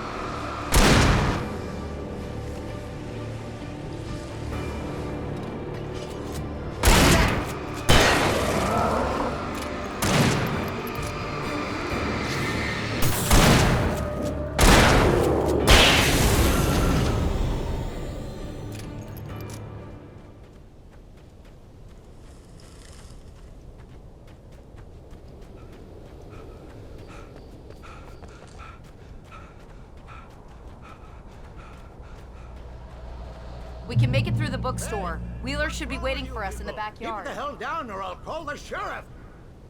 Oh, hi, Doc. I've got it. Don't worry about it. Sarah, about time somebody showed up. All the shooting in the air is idiotic. One of these days they'll kill somebody. And over Deerfest. I know. Go back to bed. He's got a point, Wake. Look, this town can't take this. It's me they want. The sooner I get out of here, the sooner you can all get back to life as usual. I hope you're right.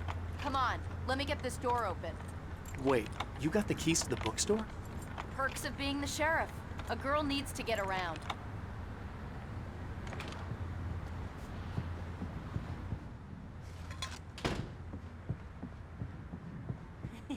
They're really taking advantage of your presence here, Wake. I heard they're selling a lot of your Alex Casey books. Right now, I'm not a big fan of my own writing. Cynthia Weaver worked hard, following her obsessive rituals, sometimes fighting them, always giving in to them in the end. She haunted the halls of Bright Falls' abandoned power plant. She marked her caches with light-sensitive paint that could only be seen by eyes that had been touched by darkness and saved by light like she'd been. She was preparing defenses and supply lines for the war she knew would come. The war between the forces of light and darkness.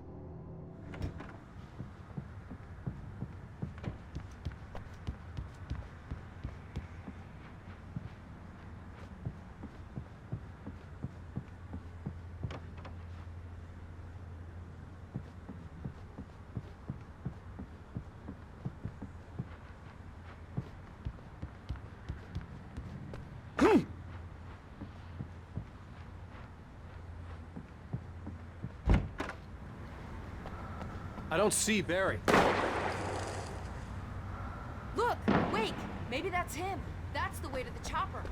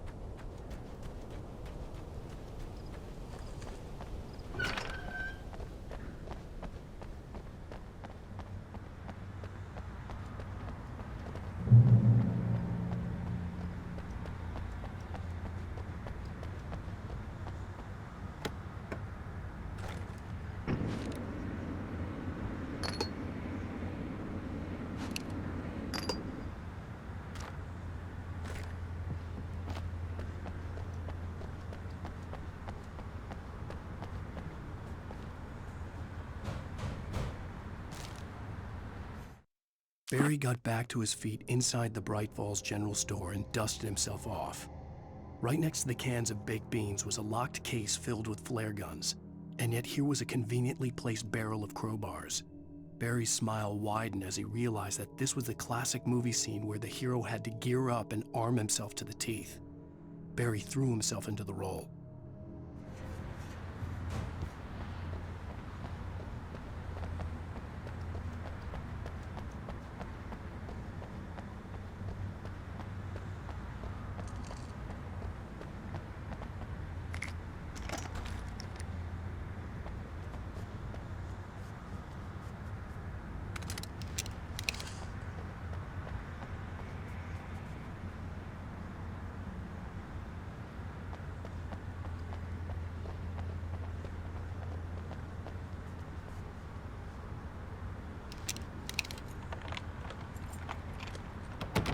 I'm gonna give Pastor Howard a piece of my mind about this lock. Ugh, I told him to get it fixed.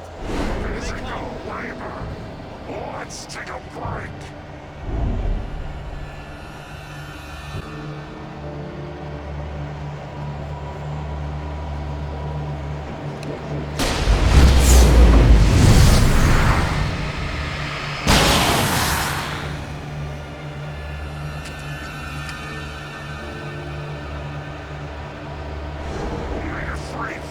Acids are good for your heart.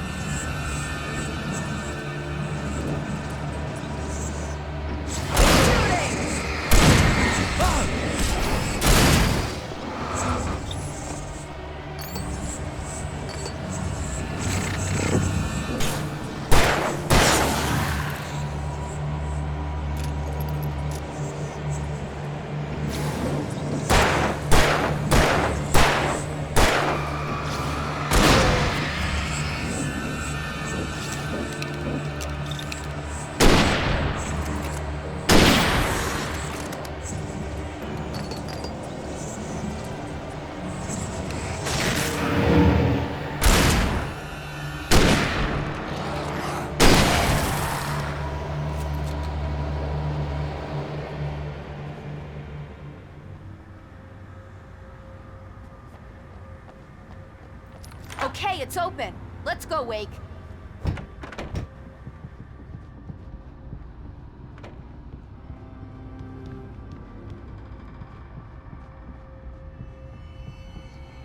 Wow.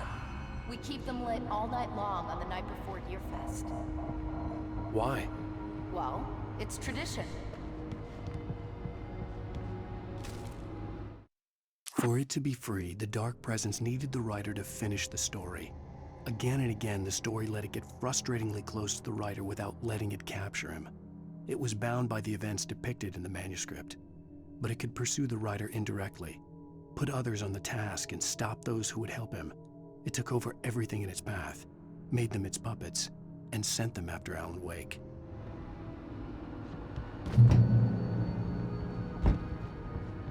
We're almost there. We'll have to go through the basement to get to the parking lot.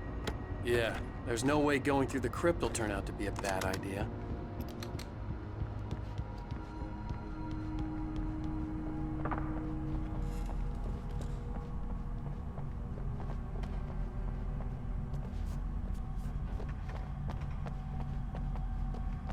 You have the right to remain silent.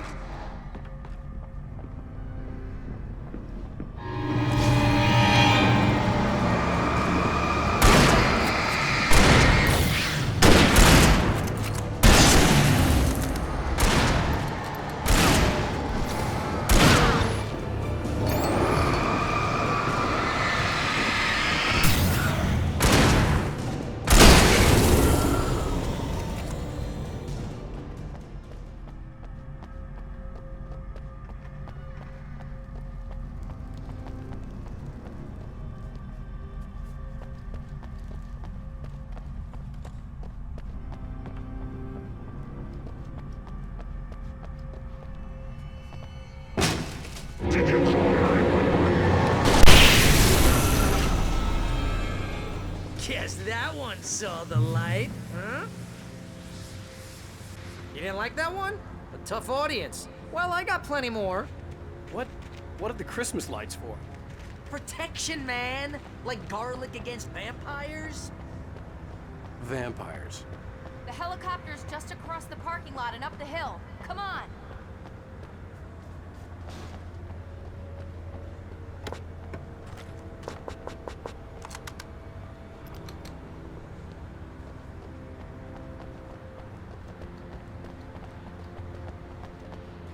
The Bright Falls General Store is now my favorite place in the entire world. See this headlamp? It's like a superpower. I can just look at one of those things and they die. It's my flaming eye of Mordor. I wish I didn't say that. Yeah. Hey, I want to head. Alice had screamed until she had no voice left to scream. Around her, the darkness was alive. It was cold and wet and malevolent and without end. She was a prisoner, trapped in the dark place. The terror would have burned her mind out, but one thing made her hang on. She could sense Alan in the dark. She could hear him. She could see the words he was writing as flickering shadows. He sensed her too. He was trying to work his way to her. Last one. Bastard.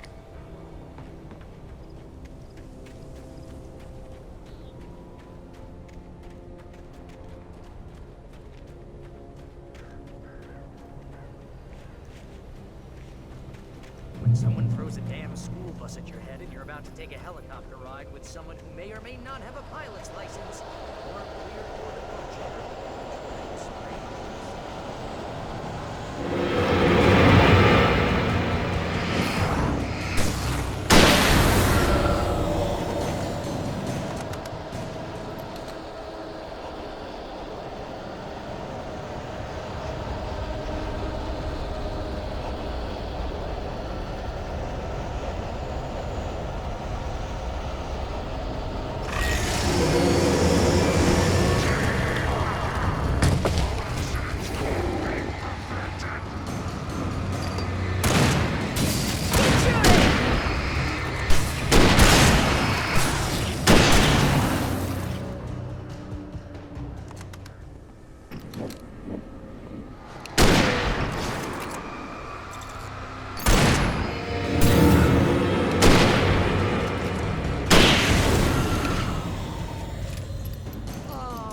Get used to this.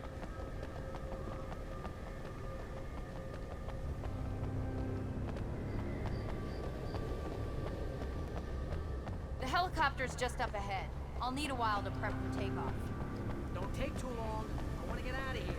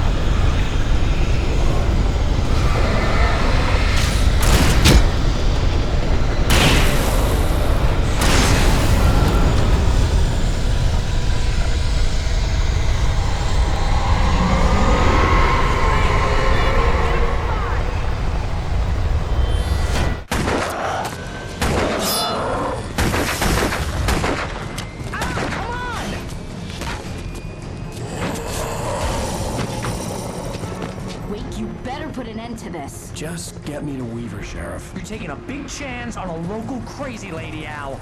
I hope you're right about her, or we can kiss this town goodbye.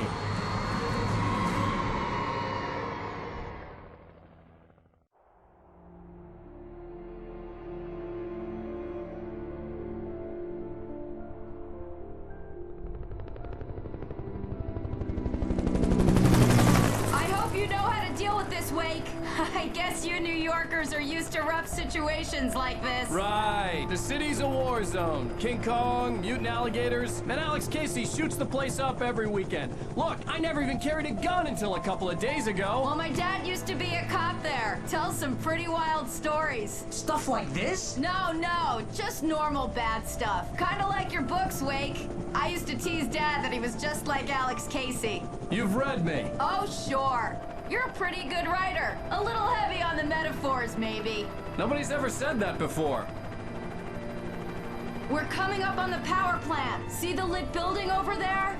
And that's the dam further up the river. I can't land here. I'll take her down the road across the river. Just get me there, Sheriff.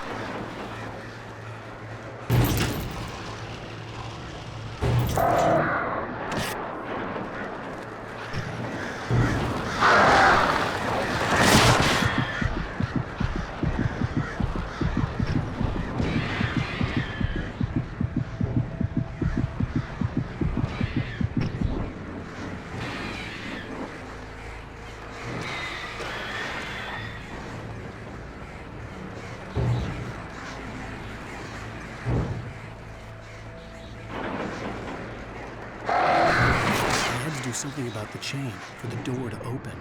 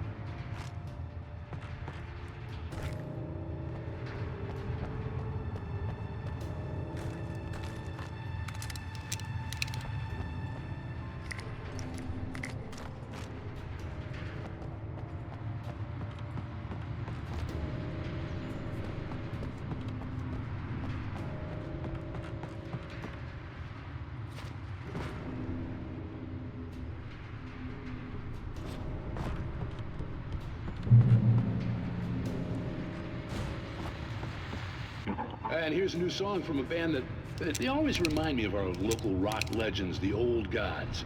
I couldn't tell you why. I guess it's just, one of those things. Anyway, here's Poets of the Fall and their latest single, War.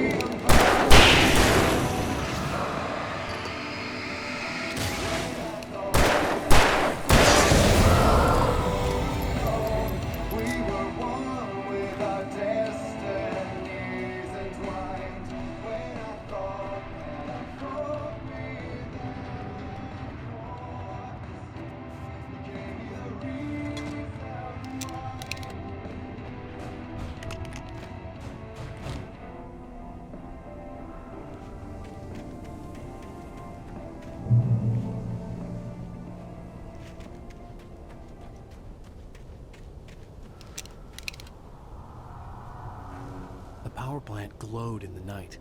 It was close, but I had to find a way across.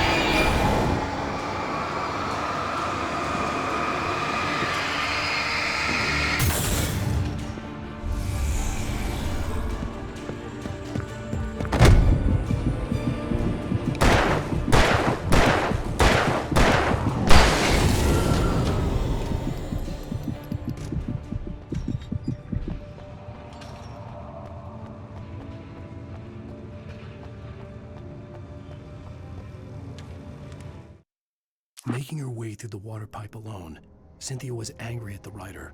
Foolish young man, taking unnecessary risks. And the way he broke the rules. Didn't he understand what was at stake? Since the terrible days in the 70s, she hadn't wavered once, as hard as it had been.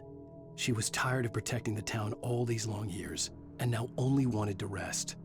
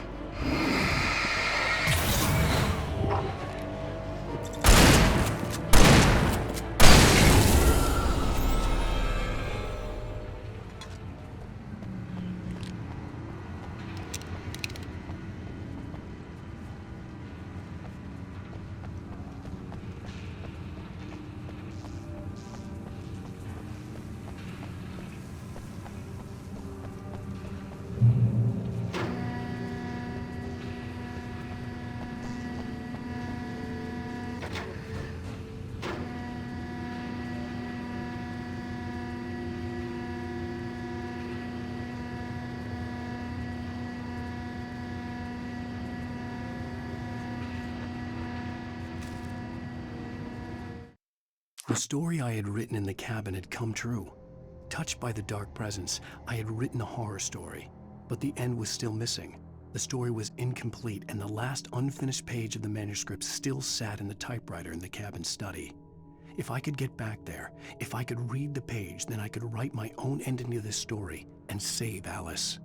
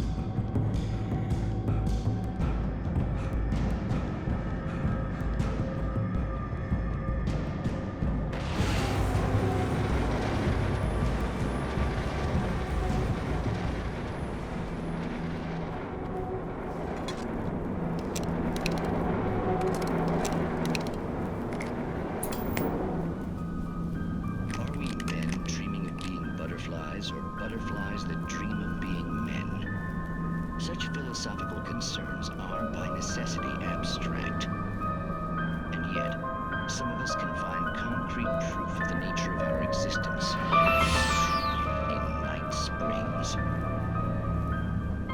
Tonight's episode, an absence of creativity.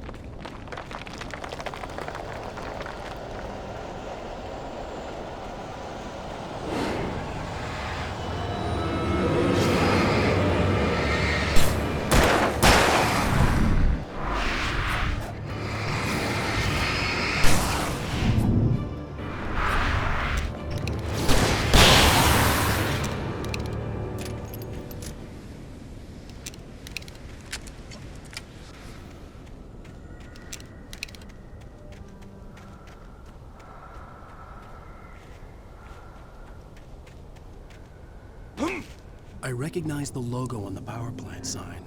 I'd seen a version of it painted all over the area, signifying hidden caches of supplies.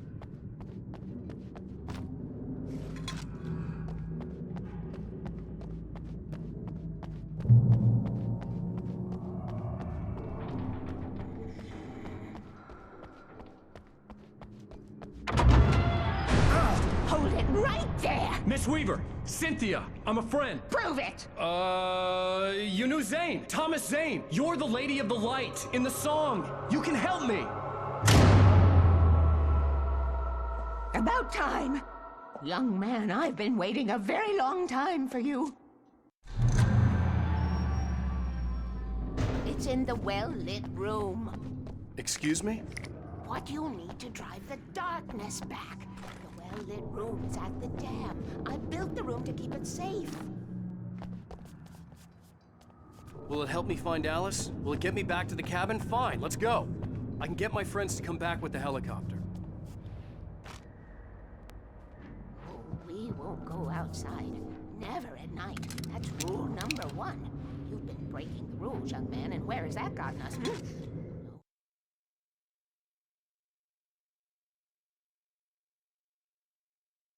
The story I had written in the cabin had come true. Touched by the dark presence, I had written a horror story, but the end was still missing. The story was incomplete, and the last unfinished page of the manuscript still sat in the typewriter in the cabin study.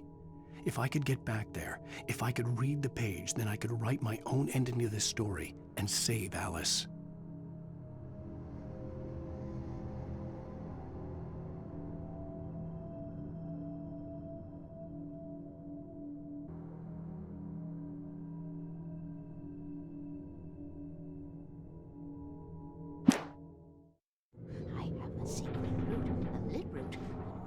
Water pipe.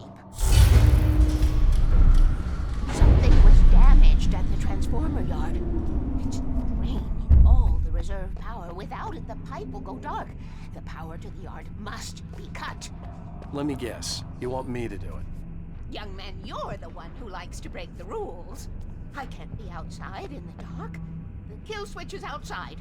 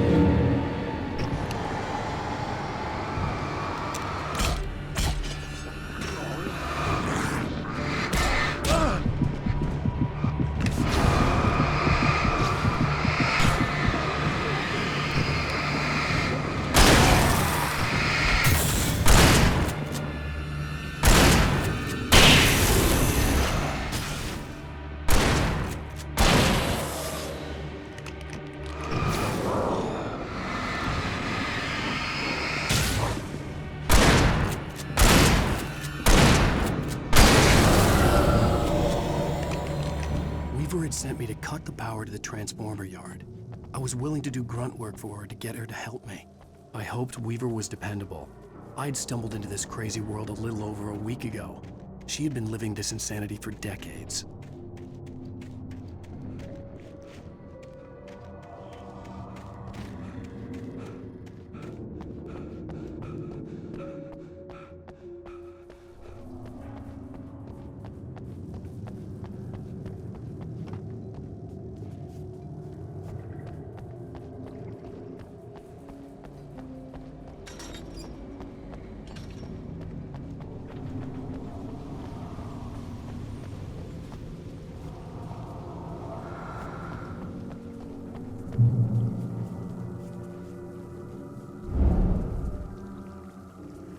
I could see the kill switch that would cut the power to the transformer yard. Now I had to find a way to reach it.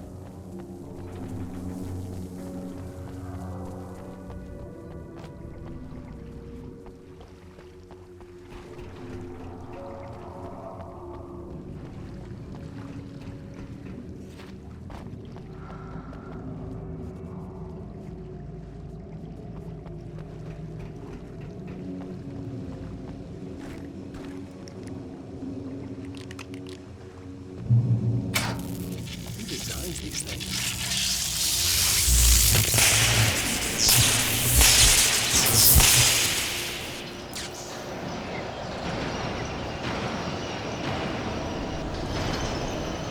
The transponder yard went dark and dead. Weaver's water pipe passage should now be good to go.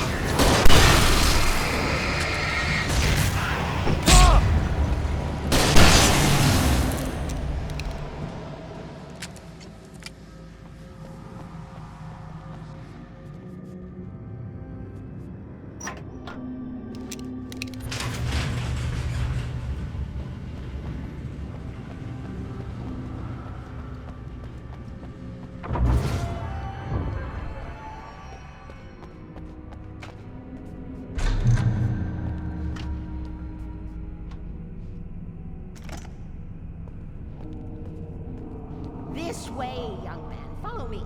Come, come. The pipe's empty now. We're ready to go. This way. We need to go. I knew them both, Tom and Barbara. I had such a crush on him. Such a beautiful man. I was jealous. There was a part of me that was maybe a little glad when she had the accident. And then Tom started writing and woke the darkness up. He tried to bring her back, but you can't do that. There are no free rides like that. I'm starting to realize that. In that case, young man, perhaps you're a smarter man than Tom was. Which looked like her, but it wasn't. Barbara was sweet. He didn't understand until it was too late. He tried to undo it, wrote himself, her, everything he'd ever written out of the world. Oh, he was so famous. And afterward, no one knew. Oh, Tom. He left only one thing behind in my game, in case it happened again. Insurance. He trusted me. Or perhaps used me a little. Tom knew how I felt. Knew I wouldn't refuse him. I built the well-lit room and put it there. It's been waiting for you. We are characters trapped in a story you have written, and none of us will survive to see the end of it if the darkness isn't stopped. She'll twist the story to her own dark ends. How do you know all this? Tom, that's the way he wrote it. He still talks to me, you know, in television, from beyond, from below. We've both been touched by the darkness, young man. He saved us both with light, but the darkness stays with you. You sustain. This pipe will take us directly to the well-lit room. Okay, I need to call my friends, tell them where we're going. Hello? Al! Barry, we're headed to the dam in one of the pipes. Meet us there. Okay, I'll tell Sarah. It's Sarah now? Whoa! No! For the sweet love of... Barry! Barry! We gotta go see if they're okay. They're probably dead. You must reach the well-lit room. This is no time to be a selfish idiot. That's my best friend.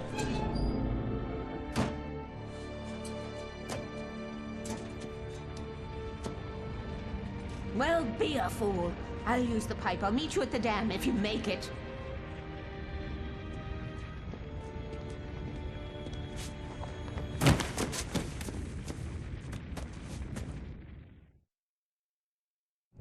least I didn't have to worry about her. She knew how to stay safe.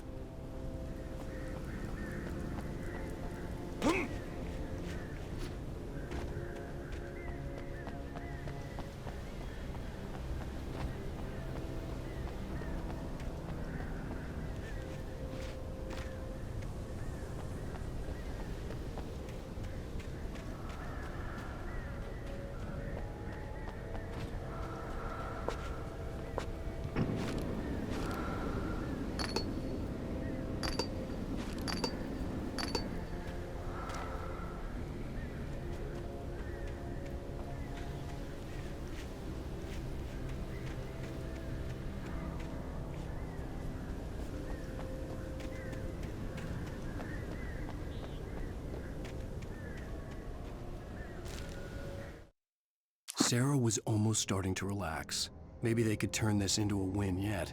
Suddenly, there was a piercing sound, like a table saw gone wild, as 100 birds made out of shadows swarmed into the rotor. The chopper bucked wildly and the board lit up, telling her what she already knew. They were going down. Barry Wheeler screamed next to her.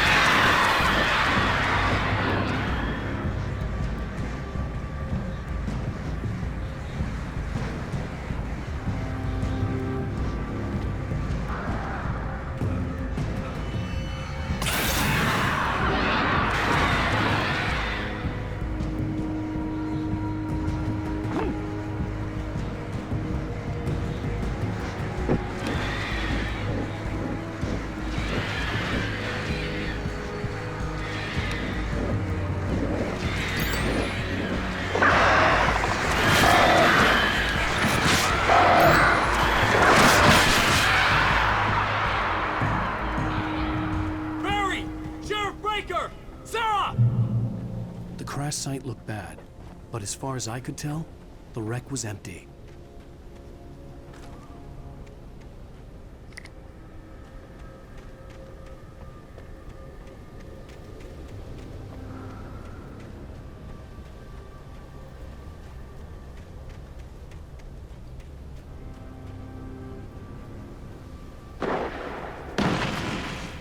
Barry! Barry!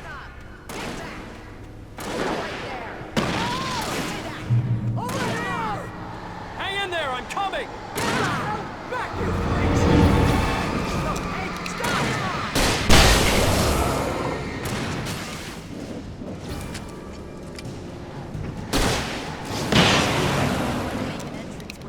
We were ready to make like Butch Cassidy and the Sundance Kid. I have a different ending in mind. Yeah, I'm fine. Thanks for asking. I knew you'd be all right. How's that? The flaming eye of Mordor? Laugh it up, funny man. Didn't we have somewhere to go? Weaver will meet us at the dam.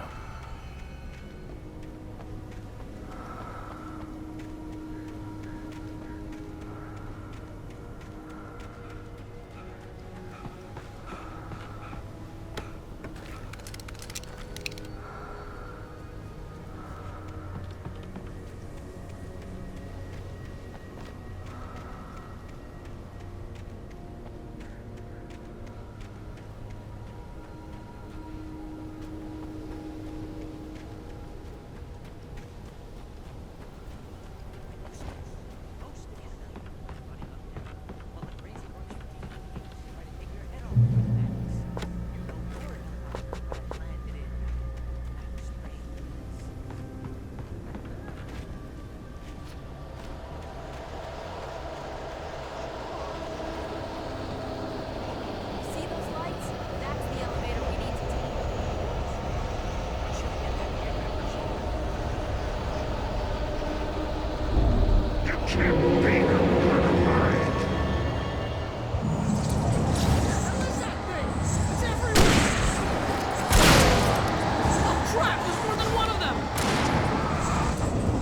Nothing moves like that. It's impossible.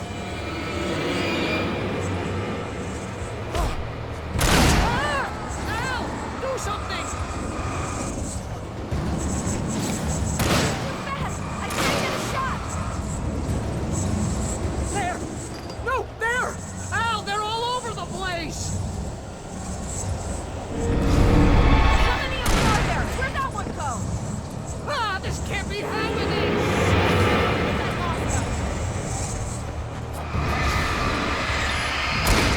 Bad! This is really bad!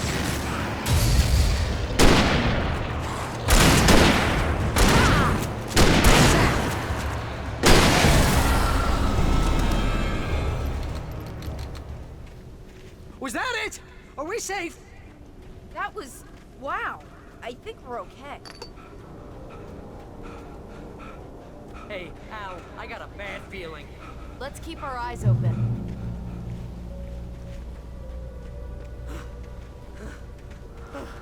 Oh, man. Wake, call the elevator. I'm keeping watch. I think I hear something moving around.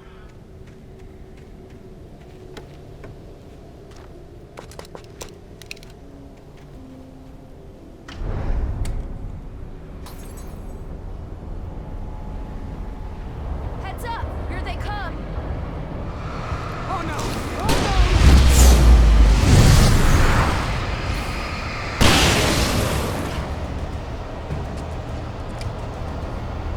They're coming! We have to hold them off!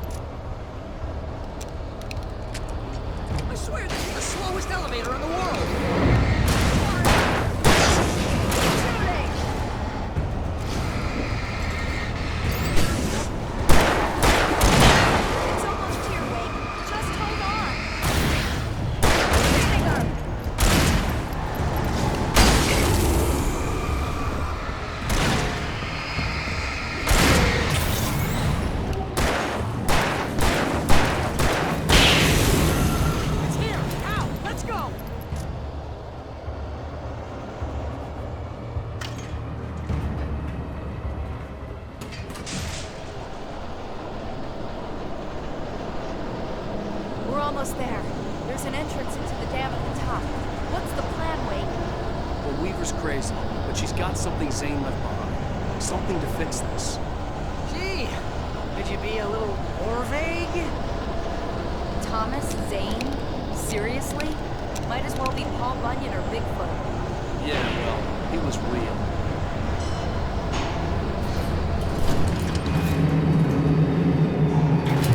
Be careful, okay? Oh, jeez, I hate this. Okay, wait. There's a button over there that opens the door.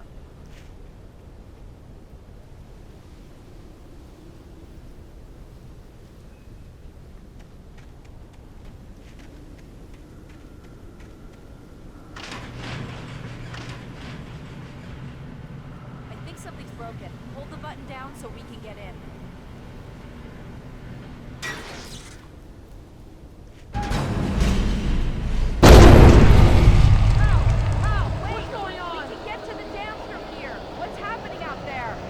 You guys go ahead and find Weaver. She should be in the dam now. I'll have to make it alone through the top.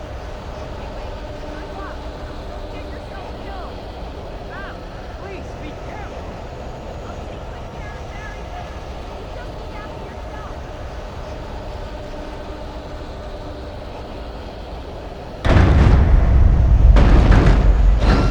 You're kidding me.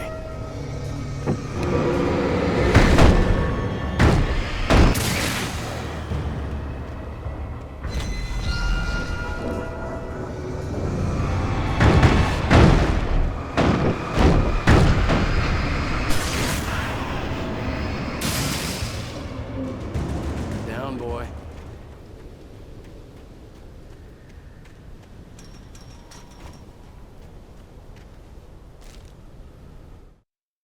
Thomas Zane knew he had to remove all that had made this horror possible, including himself. That was the only way to banish the dark presence he had unleashed and now looked at him through the eyes of his dead love. But he also knew that despite his best efforts, it might someday return. So even as he wrote himself and his work out of existence, he added a loophole as insurance, an exception to the rule. Anything of his stored in a shoebox would remain.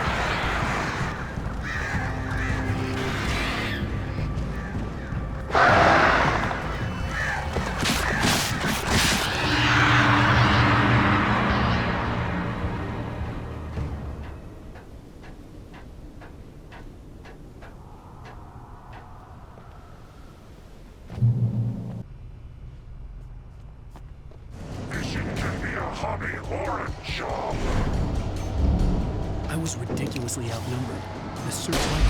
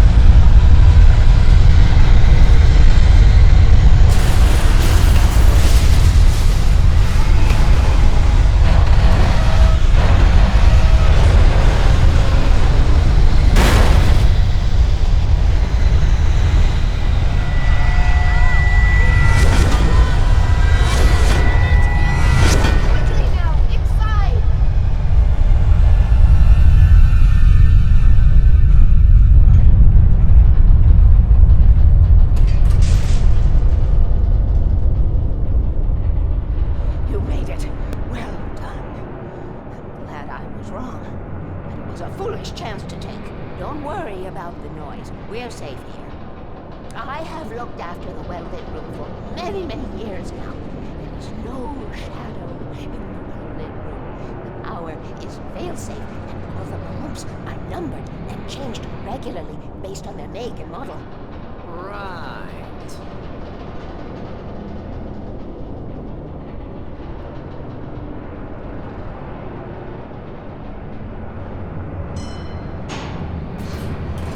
There's an old army base in Remastered. It was active during the Second World War. They operated here back then.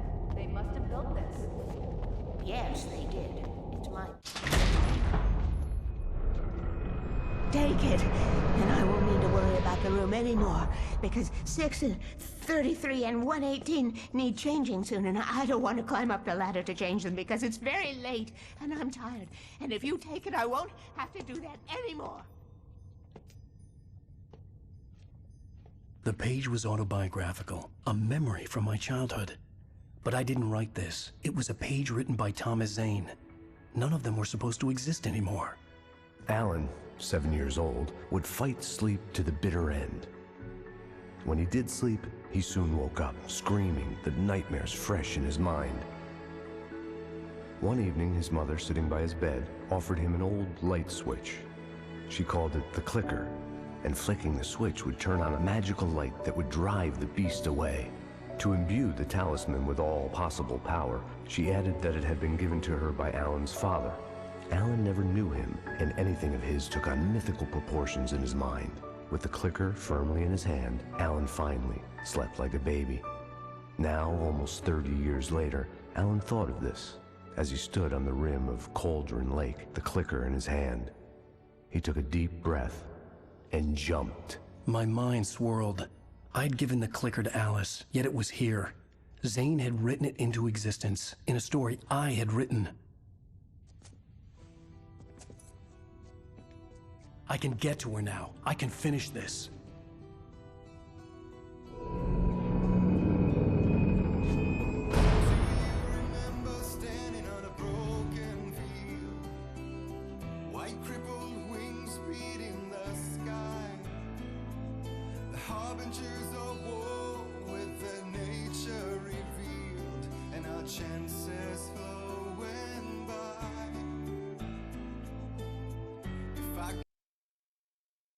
Previously on Alan Wake, I wrote a horror story that has come true. Thomas Zane did the same in the 70s. You will go no further. If I continue like the Dark Presence wants me to, the story I'm writing won't save Alice. It's a horror story. No one will survive. You knew Zane! Thomas Zane! You're the Lady of the Light in the song! He left something behind to help me. The clicker. Alan thought of this as he stood on the rim of Cauldron Lake, the clicker in his hand. He took a deep breath and jumped. I can get to her now. I can finish this.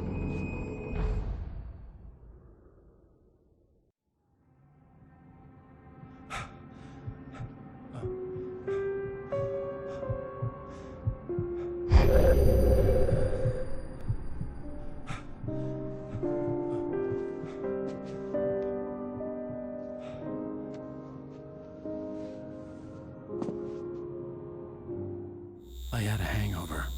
My head was about to explode and the light hurt my eyes. I needed my sunglasses and painkillers to dull the pain. In one of my finer moments of self-deception, I swore to quit drinking.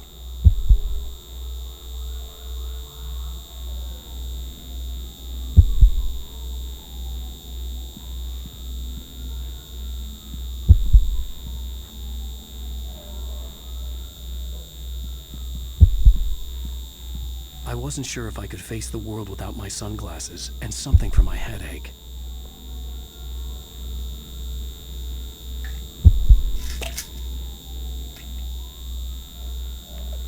The pills worked fast. The prospect of being awake started to seem bearable again.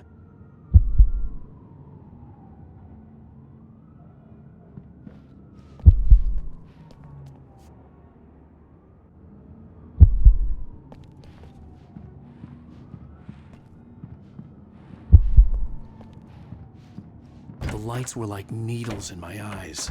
I needed my sunglasses.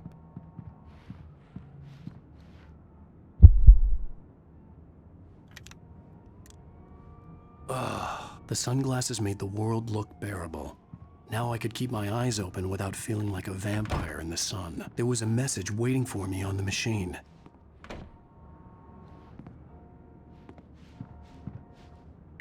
You have one new message. Al! Are you still asleep? Wakey, wakey! You should have your show on your TiVo. If Alice wasn't too mad to record it. And she called me earlier and really chewed me out. Yeah, we went a little overboard last night. But parties are a part of this business. Al, look. Ladies and gentlemen, welcome back to the Harry Gallic Show. Thank you, everybody. We have a great show tonight. I've been talking with the best-selling author Alan Wake about his new book, The Sudden Stop. Yeah, good read. Go buy it. No, it is a good read. Look, I'm gonna be honest here. Is that wise? No, but I'm gonna do it anyway. I got people who give me the lowdown on books. I'm a busy guy. But this one, I actually read from cover to cover. I mean, I'm a big fan. Wow, thanks. Now, this might be a spoiler for those who haven't read the book yet. Based on the sales figures, the 2 people out there who haven't read the book yet. But this last book is all about the death of the main character, the hard-boiled New York detective, Alex Casey. Now, there's been a lot of outrage about this. Why the hell did you kill Casey? What the hell were you thinking, man? Good riddance. No, seriously though. 7 years and 6 books is a long time. He was a gloomy guy to spend all your working hours with, and it was a good run. But it's time to explore new things. My next book will be a departure from the old for me. You selfish bastard, always thinking of yourself. Well, you've certainly given us a lot of entertainment over the years. And now that you mention it, Casey was a gloomy guy. Never had much luck with his love life with the ladies. Was that autobiographical in any way? Yeah, no kidding. Casey's lady friends tended to die on him. With Casey, it was all about his pain. No, nothing autobiographical about that. I'm a happily married man. My wife is my muse. Well, congratulations. That's great to hear. So, how's the publicity tour been treating you? Good, great. But I gotta say, I'm glad to be back home in New York. Well, you've certainly been on the news a lot lately. Lots of parties and, you got into a fight with some paparazzi. Oh, man. Well, that guy was really in my face. I lost my temper. I know that wasn't cool. You are famous for that temper. Well, I did also write several books. Well, your latest novel is called The Sudden Stop, and it's in bookstores now. Go get it. That means the 2 of you out there who haven't bought it yet. Ladies and gentlemen, that's all we have for you tonight. I want to thank all our guests for the evening. Alan Wake, Sam Lake. Once more, do the face for his Sam. And our musical guests, Poets of the Fall. Thank you, and good night. At least I'd been funny. I told myself I could live with that. Hey, honey. You watch the show? I didn't say anything stupid if that's what you want to know. Okay, Grumpy. You want an announcement or something? Are you going to start with me about drinking now? You know what? I should have followed her advice. But suddenly I was angry, mostly at myself. And she was there, a convenient victim.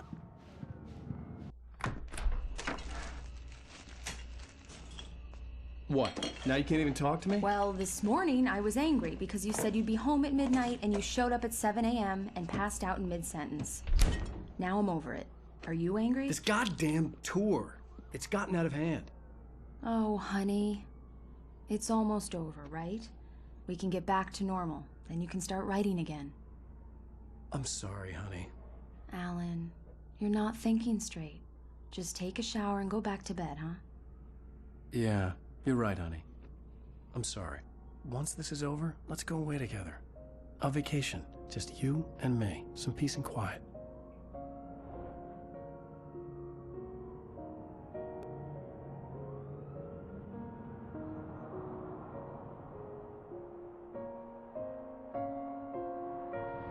Somehow, the clicker was the key to the cabin. I had to return to Cauldron Lake to save Alice.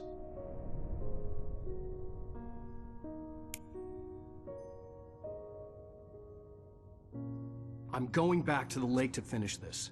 I'm going to write an ending to the story in the manuscript on my own terms, to make it all right. Why can't you just write it here? The last page is still in the typewriter. I need to read it first. Everything needs to be just right. Zane tried to cut some corners, and it didn't end well. Okay, ready when you are. I'm sorry, Sarah, but I need to do this alone. Barry, take her gun. Miss Weaver, close the door when I leave.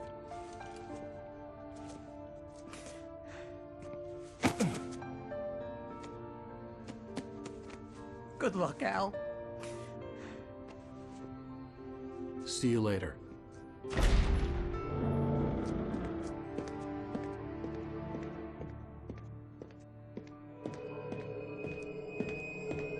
When I got out, it was warm and sunny. I'd flicked the switch of the clicker. Had it done this?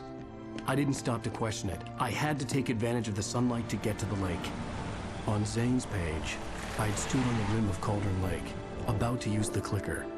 That's where I was headed.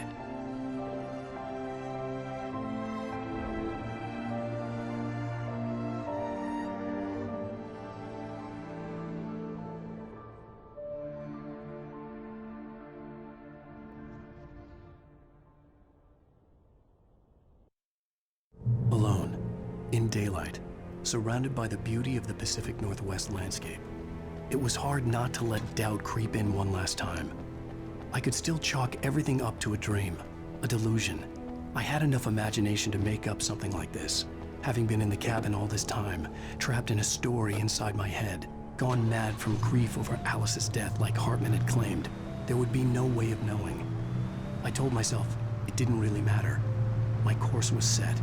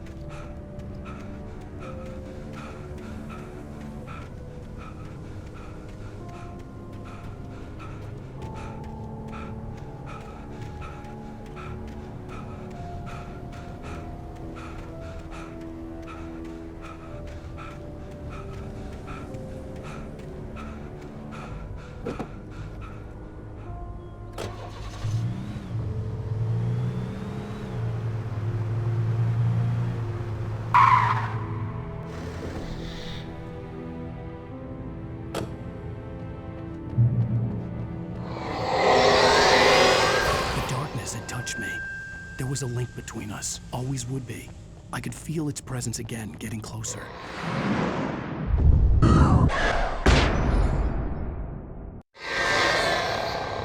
I will kill your wife.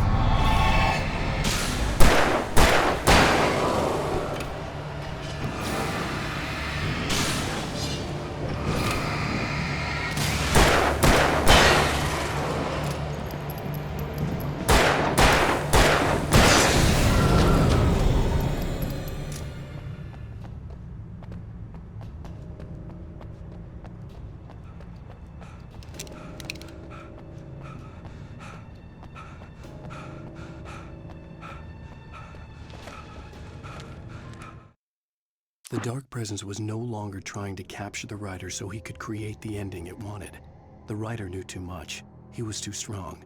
And he carried a weapon left behind by Thomas Zane, something that could hurt it. Now, the darkness was doing everything in its power to simply stop the writer from ever reaching Cauldron Lake and the dark place it came from.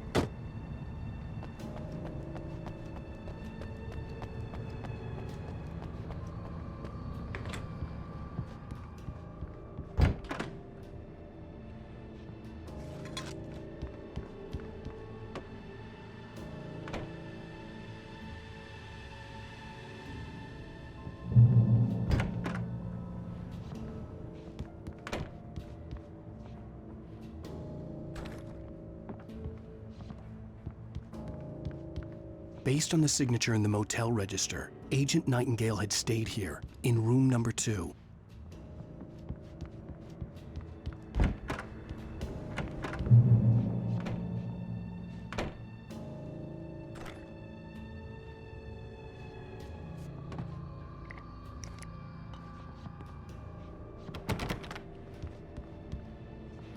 This had obviously been the room where Agent Nightingale had stayed when he hadn't been busy harassing me.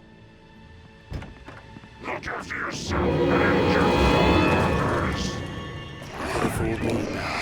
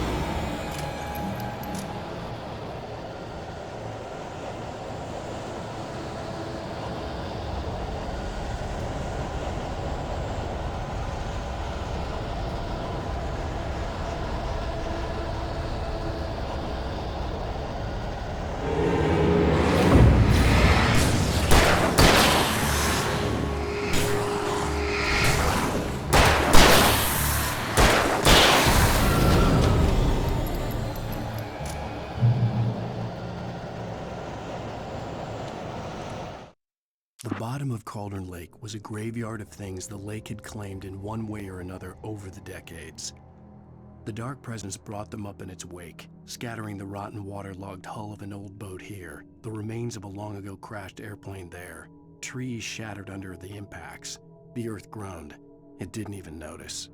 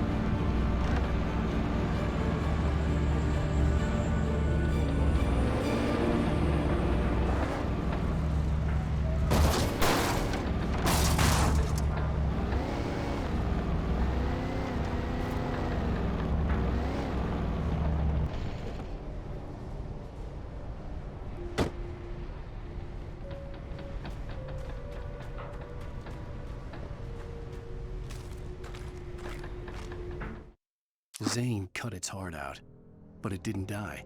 The thing that wore Barbara's face kept crooning sweet nothings sugar-laced with poison. He put on the suit, untied the monster from the chair. The thing in his arms thrashed weakly, but he held fast.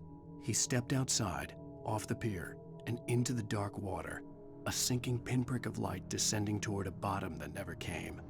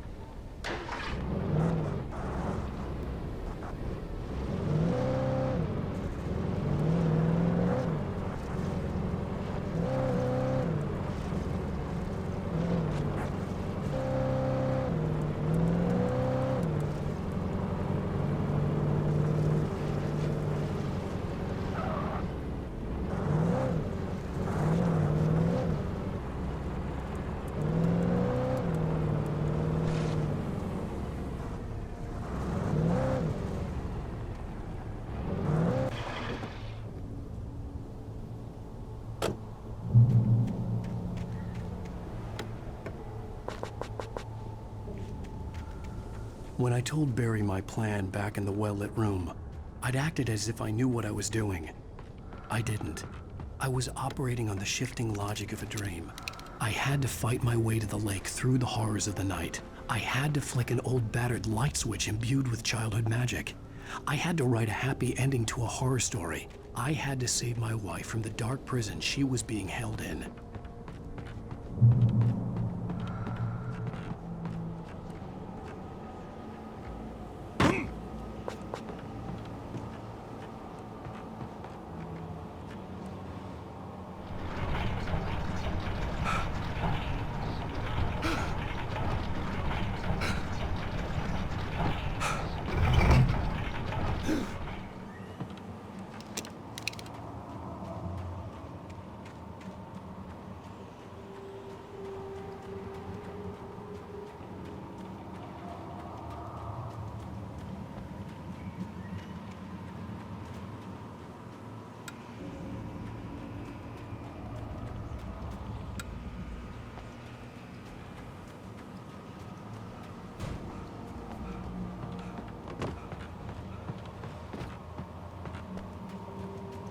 I will never give her to you.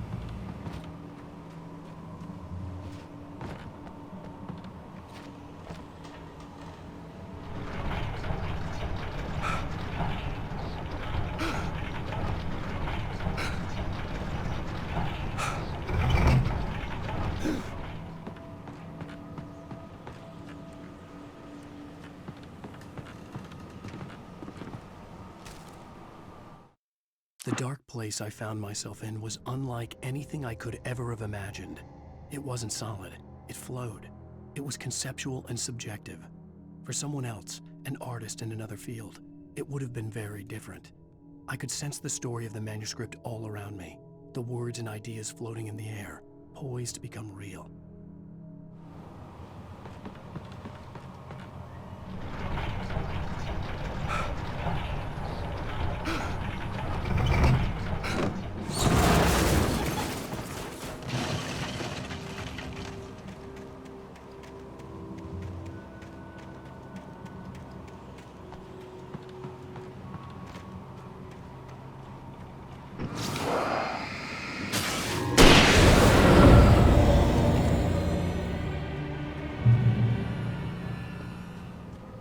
I could see Mirror Peak in the distance.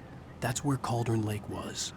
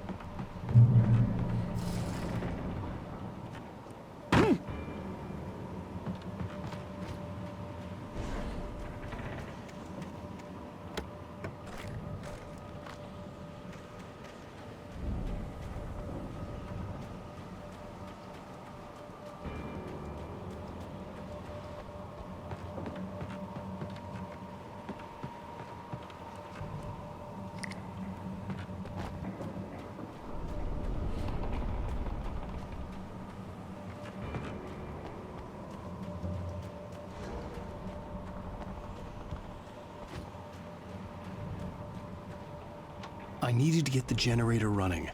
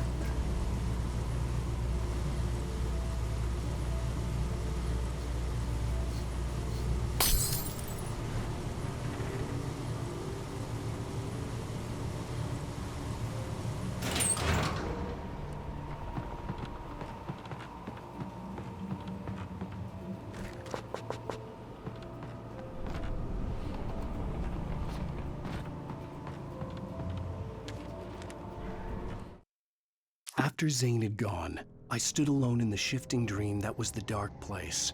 I had to find a way to the cabin. I'd written myself a way through this place in the manuscript. I followed the idea of a path. I'd written myself across the ocean that blocked my way, and with that, there was a bridge to the island beyond. The idea of the cabin flickered in the underwater darkness. I willed the cabin to be real, and it was.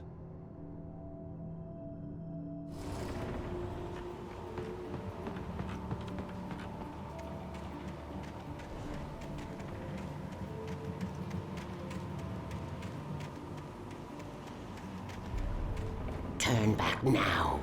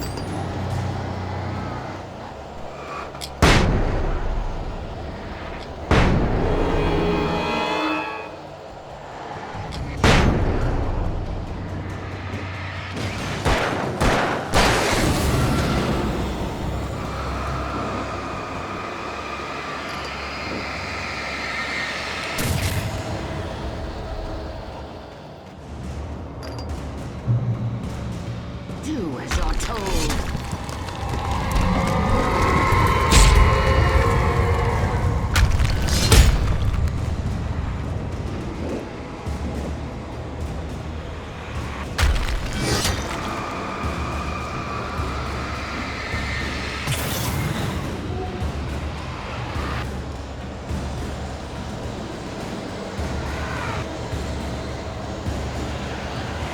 never loved you.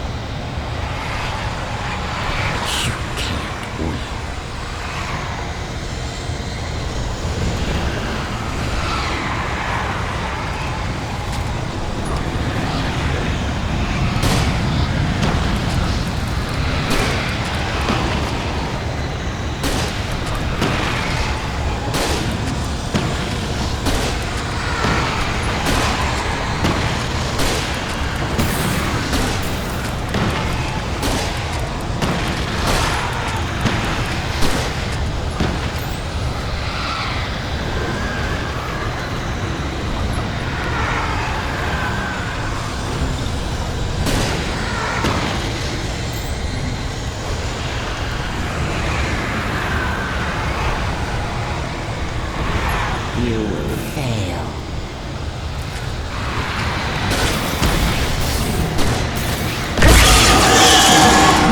It's only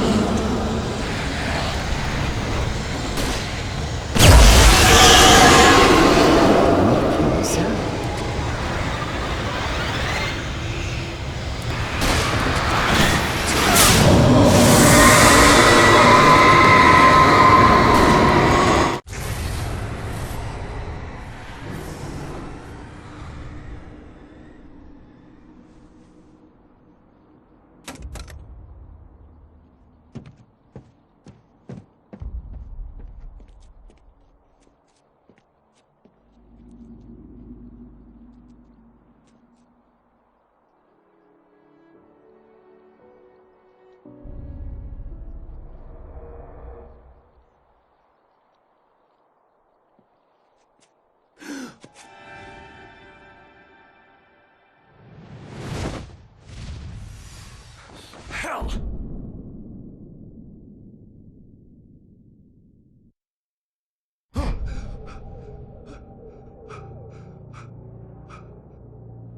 Shh, baby. You were having a bad dream. It was just another nightmare. No. Everything's fine. You're home. It wasn't a dream. Everything's fine. Turn the lights on. Turn the lights on! Shh, baby. The power's out. There's no light. Come back to bed and I'll make you forget all about your fear.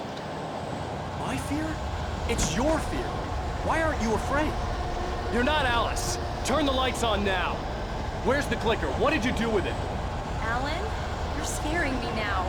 Come back to bed. Are you taking your pills? Do you want me to call Dr. Hartman? Back to bed, Alan. Come back to bed, Tom. I read your manuscript. It's brilliant. Departure is your best friend. You're a genius.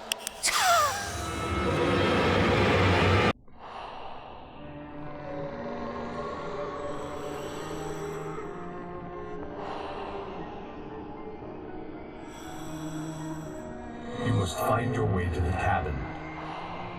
It stands in your way. It won't let you pass. It has no heart. It's filled with darkness.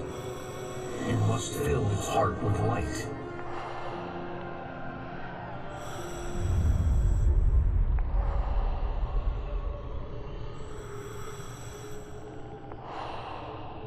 Don't mind him. He's Mr. Your friends will meet him when you're gone.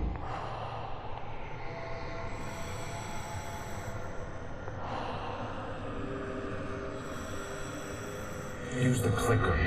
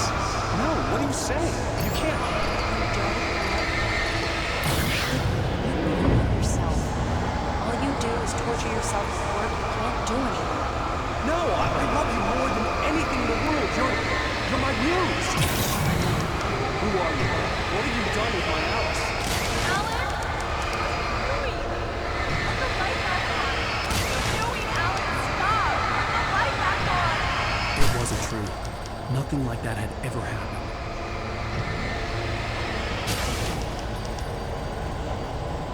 You're not my Barbara. Tom, let me go. I promise to be good. Please, untie me, naughty boy.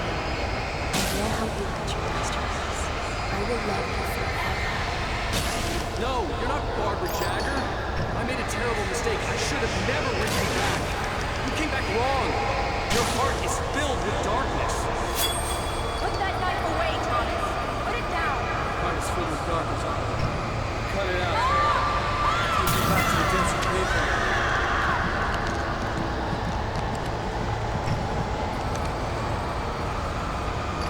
Filled with darkness.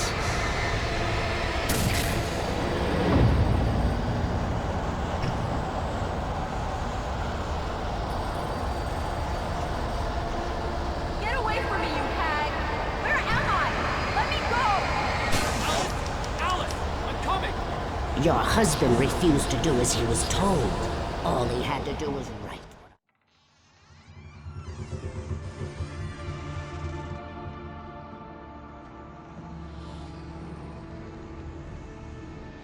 Now you will never get her back.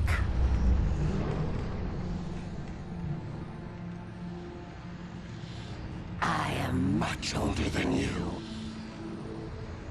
Older than your first work of art. I will find a new face to wear. Someone else to dream me free.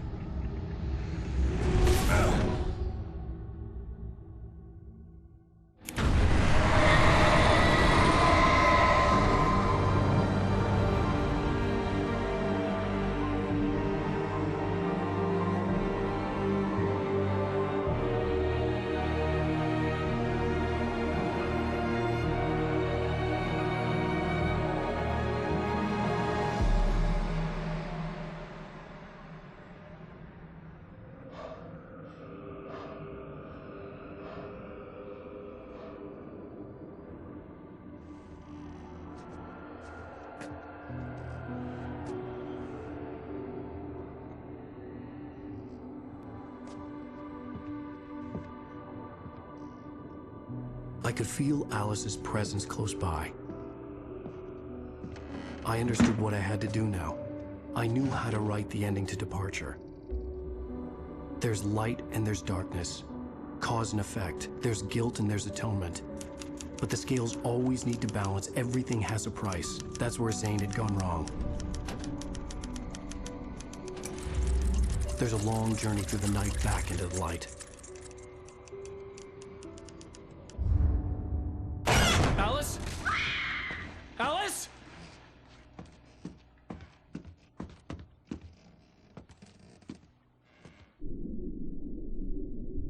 Oh no!